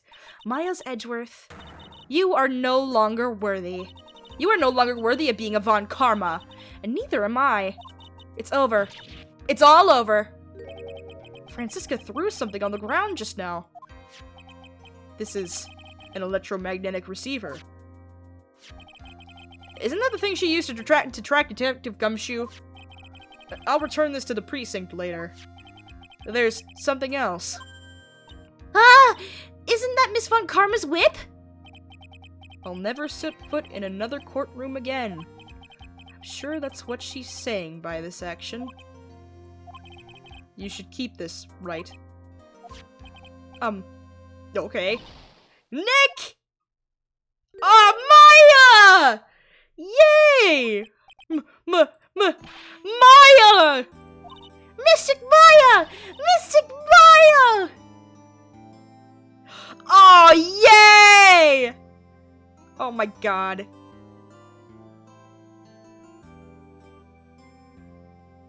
Oh, Nick! I knew you would come through. You got Engarde convicted, like I knew you would. And on top of that, you even rescued me. Well, of course I did. You know I would never desert you. But we sure pressed our luck this trial. You're really lucky to be standing here. Whatever. Look, it's over, okay? Besides, if I did croak, I would just come back and haunt you like a bad ghost through Pearly. Is it really that easy to do something like that? Thanks a lot, Nick. Don't mention it. Maya, Oh, Mr. Edgeworth! I'm relieved you're alright. Hey, it looks like you've made some real progress, Mr. Edgeworth. Well, I suppose I'm a little different from who I was a year ago. Heh. Oh my god! Alright. I think it's time we got out of this depressing place. Huh? Where are we going? Food, Nick, food! Grub, chow! I'm starved. I'm so hungry, even you look like a nice juicy burger on a bun to me, Nick! You think I look like a burger? I'm a prime rib, at least. Come with us, Mr. Edgeworth, please! If you insist. Alright, so how about we hit up our usual burger joint? Don't be so how about we hit up our usual burger joint? Don't be silly, Nick. Huh? This case messed up that awesome evening and got in the way of my gourmet food. So I've decided that we have to make it up by having another feast. Another feast? Come on, Nick! Food!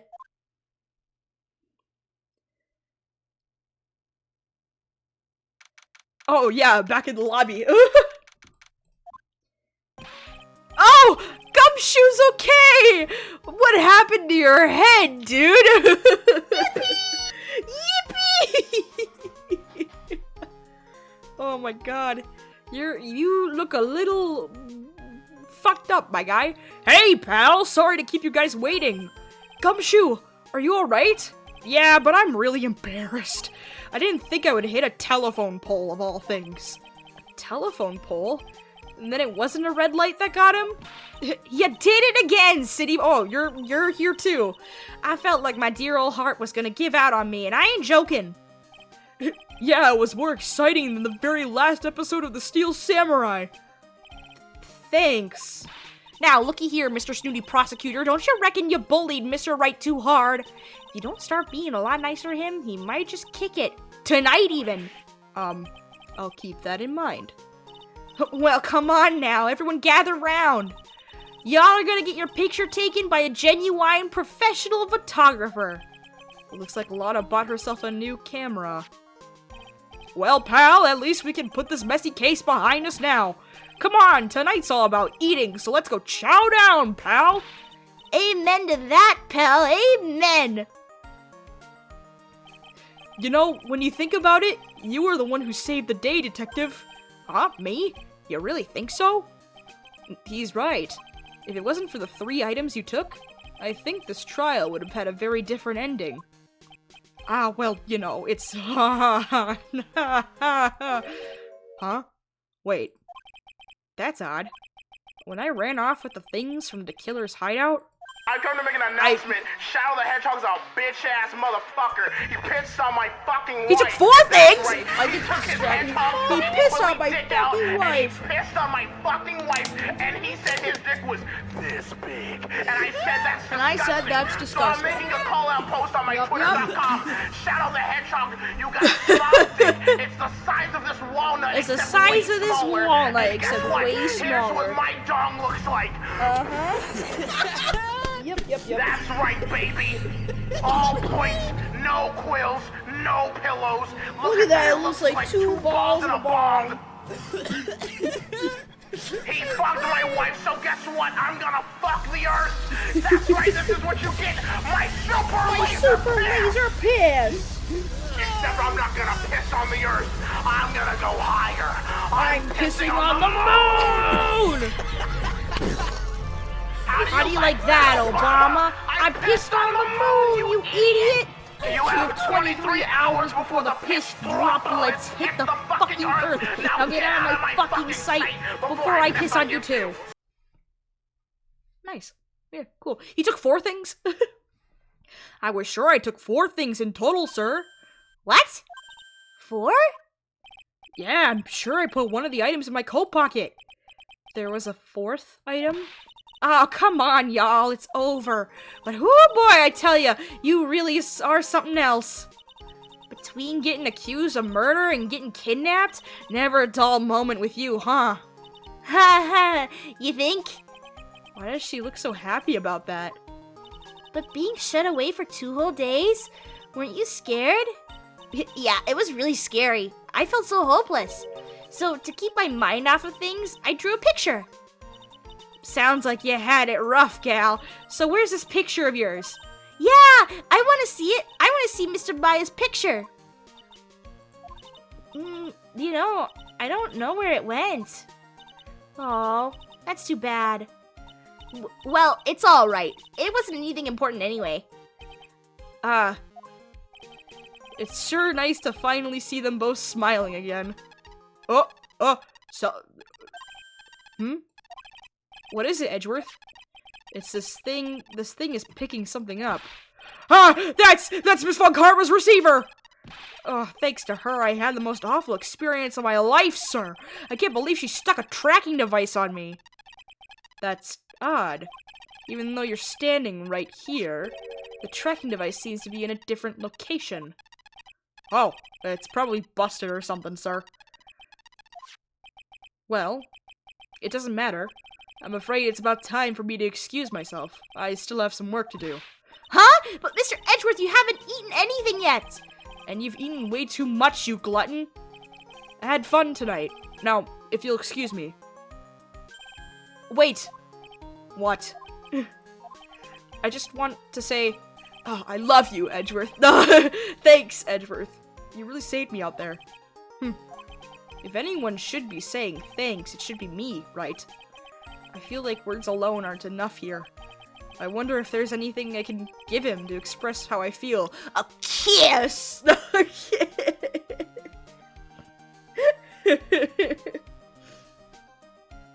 Oh my goodness. What do I give him? My badge? No, I shouldn't give him my badge.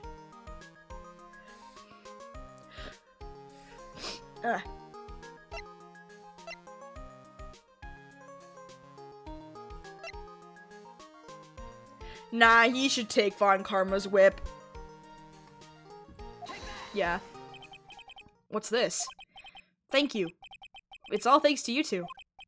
You and her. You don't need to thank me. I was only doing my job. Looks like Mr. Edgeworth has left, Mr. Nick. Hey, Miss Maya. Yes, Pearly? I guess you two could go back to being lovey-dovey, right? You and Mr. Nick, I mean. Pearly, would you cut it out already? You're embarrassing me. Anyway, so who's paying for this lovely dinner party? As if you need to ask. Everyone say thank you to Nick! Huh? Yeah, I'm kind of at the point where I can't even buy instant noodles, pal, so I kind of already put your name on the bill. Huh? Yeah, I got me a situation just like that myself. There's this camera shop in this hotel, see? And I just bought myself this good old beauty here, and it better be anyhow for $3,000. Huh? Actually, I reckon you bought it for me since it's on your tab and all. Isn't this great, Mr. Nick? Yeah, Nick? Why do I suddenly feel like screaming? Aw, you don't need to hold back now, you hear? Yeah, pal, time to let it all out! This is going to be the first time I hear the real you. Go on, it's been a while since I heard you say it. I've been busy being a hostage and all. All right then, if you say so.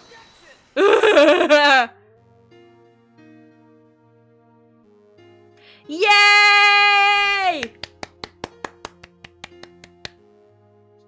Oh my god. We're done. We're done.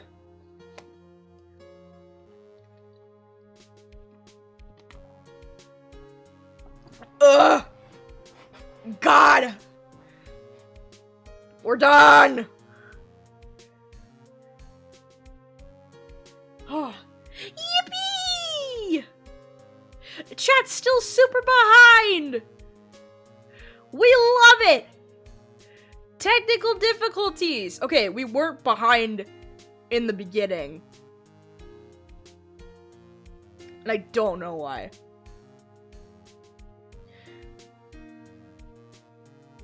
I don't understand. I don't get it.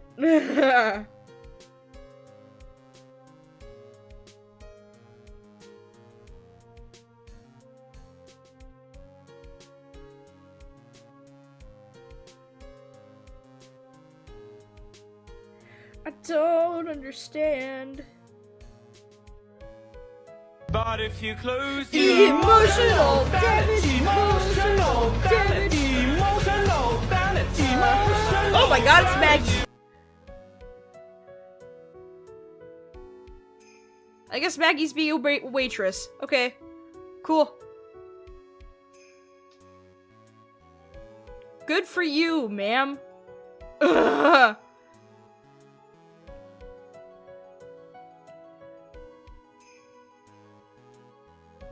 Oh, it's you. Get away from me. Oh, no.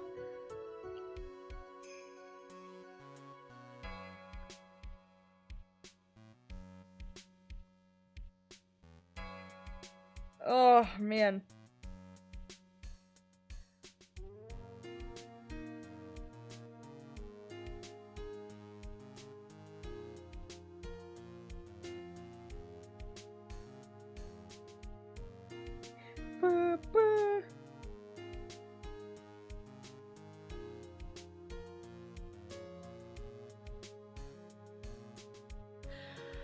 Oh, man.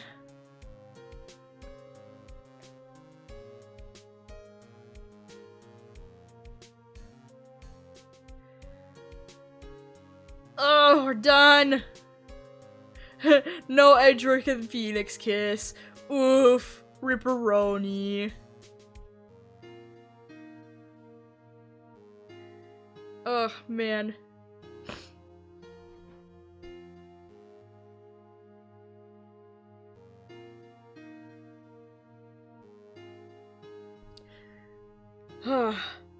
Okay, well, that's the end of the second game of the trilogy, which means now we're going on to the last game, which I believe is Trials and Tribulations. Whoa!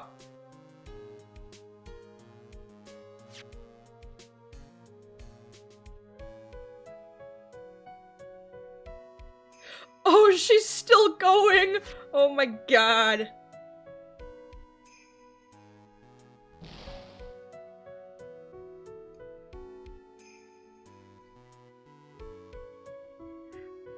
Oh, Jesus.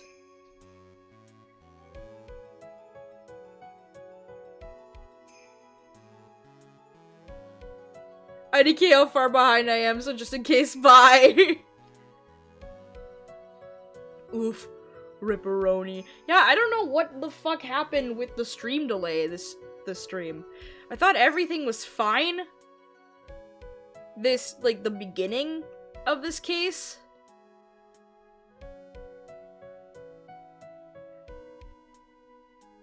Like, I thought it was fine at the beginning of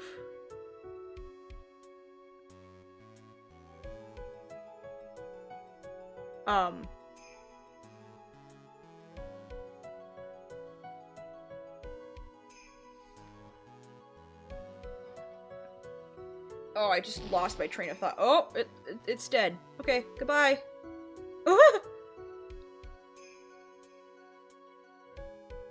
I literally just lost my train. Oh yeah, I thought that all of the stream delay issues weren't non-existent. Oh, there's more. Ooh, airport. Where are you going, Francisca? How did you know I was here? With this? That's I heard you were planting things on a certain person. Things like tracking devices in his coat, for example. It's just like you. I only planted it there because he was always wearing it. This filthy, drab coat of his. I don't know how it ended up in my luggage, but it's going in the trash, I promise you that.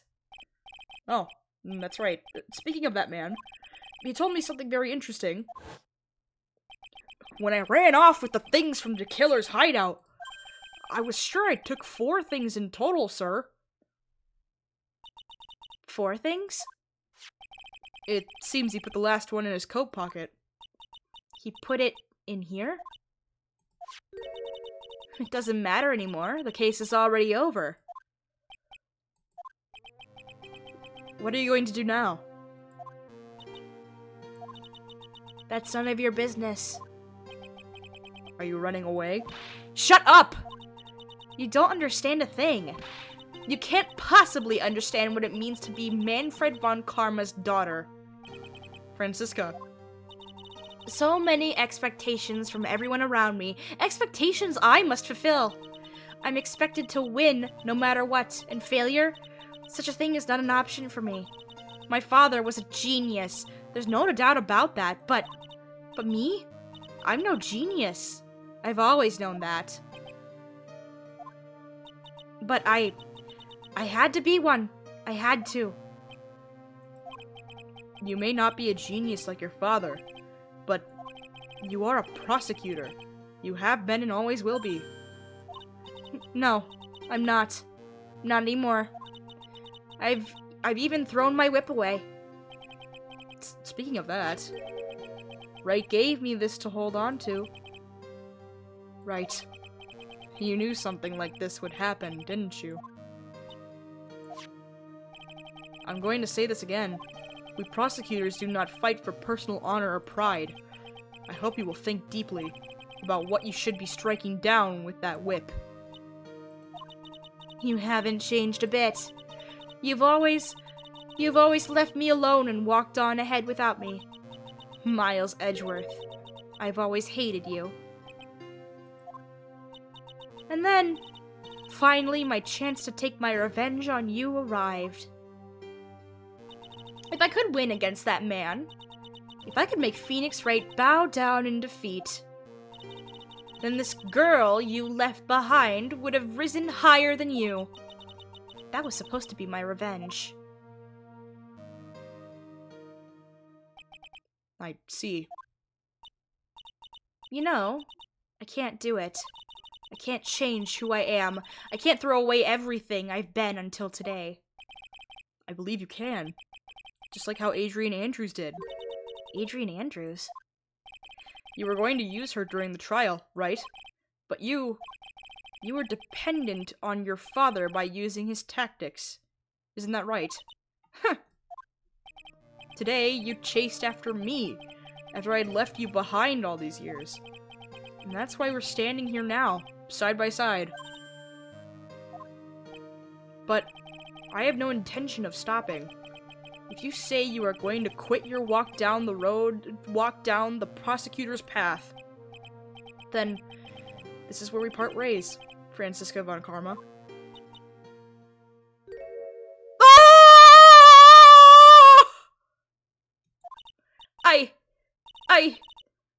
I am Franziska von Karma. Don't think I'm going to walk in your shadow forever. Our battle begins now, so you better prepare yourself, Miles Edgeworth.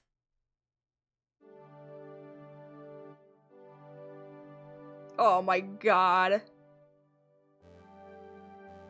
Oh!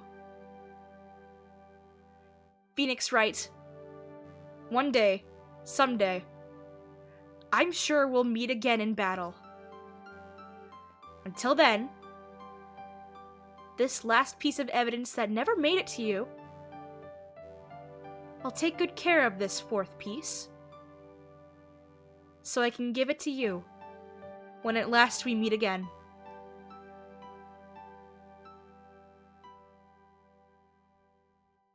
What's the 4th piece?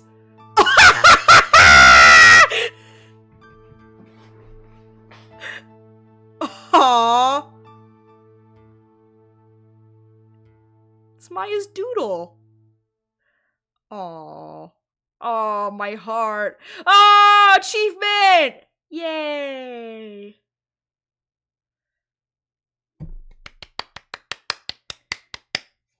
Cell says why your chat died. Oof. Ripperoni. Yay! Okay.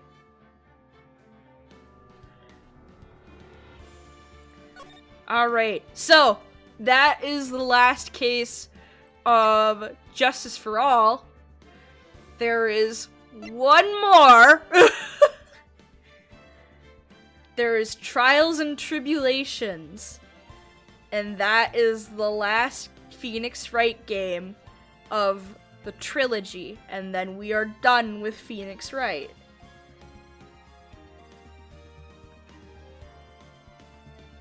That means we're done.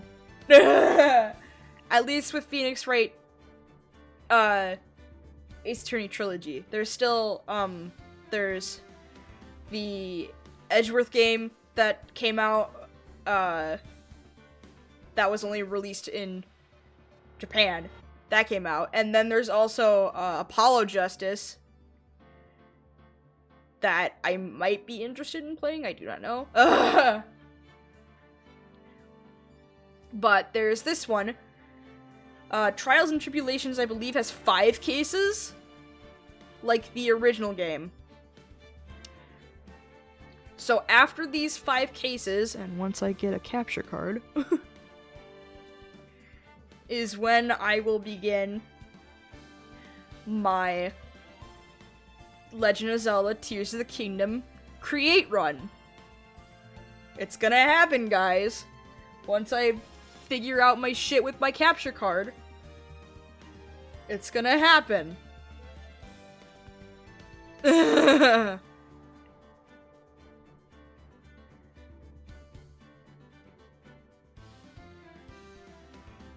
But yeah. Alright. Okay, it's been 4.5 hours. I'm done being live for today.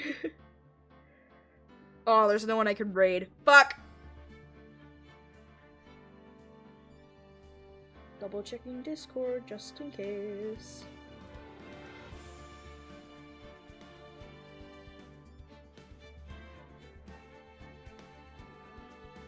Yeah, I can't see anything. That's fine. Alright. Chat! Thanks for chilling. I greatly appreciate it. I don't know what the fuck happened with stream delay. We fixed it last stream and then it went to shit.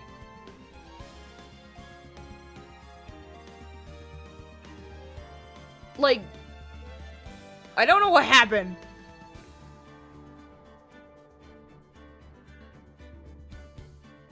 I don't understand.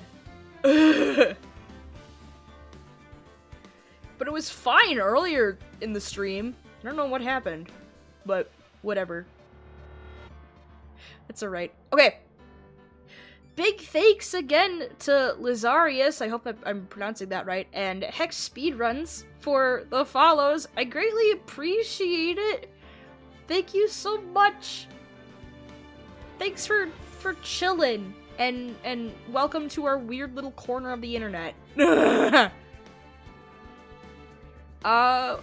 When is the next time I will stream? I do not know. Most likely next week. But, yeah. Thanks a lot, guys. I greatly appreciate it.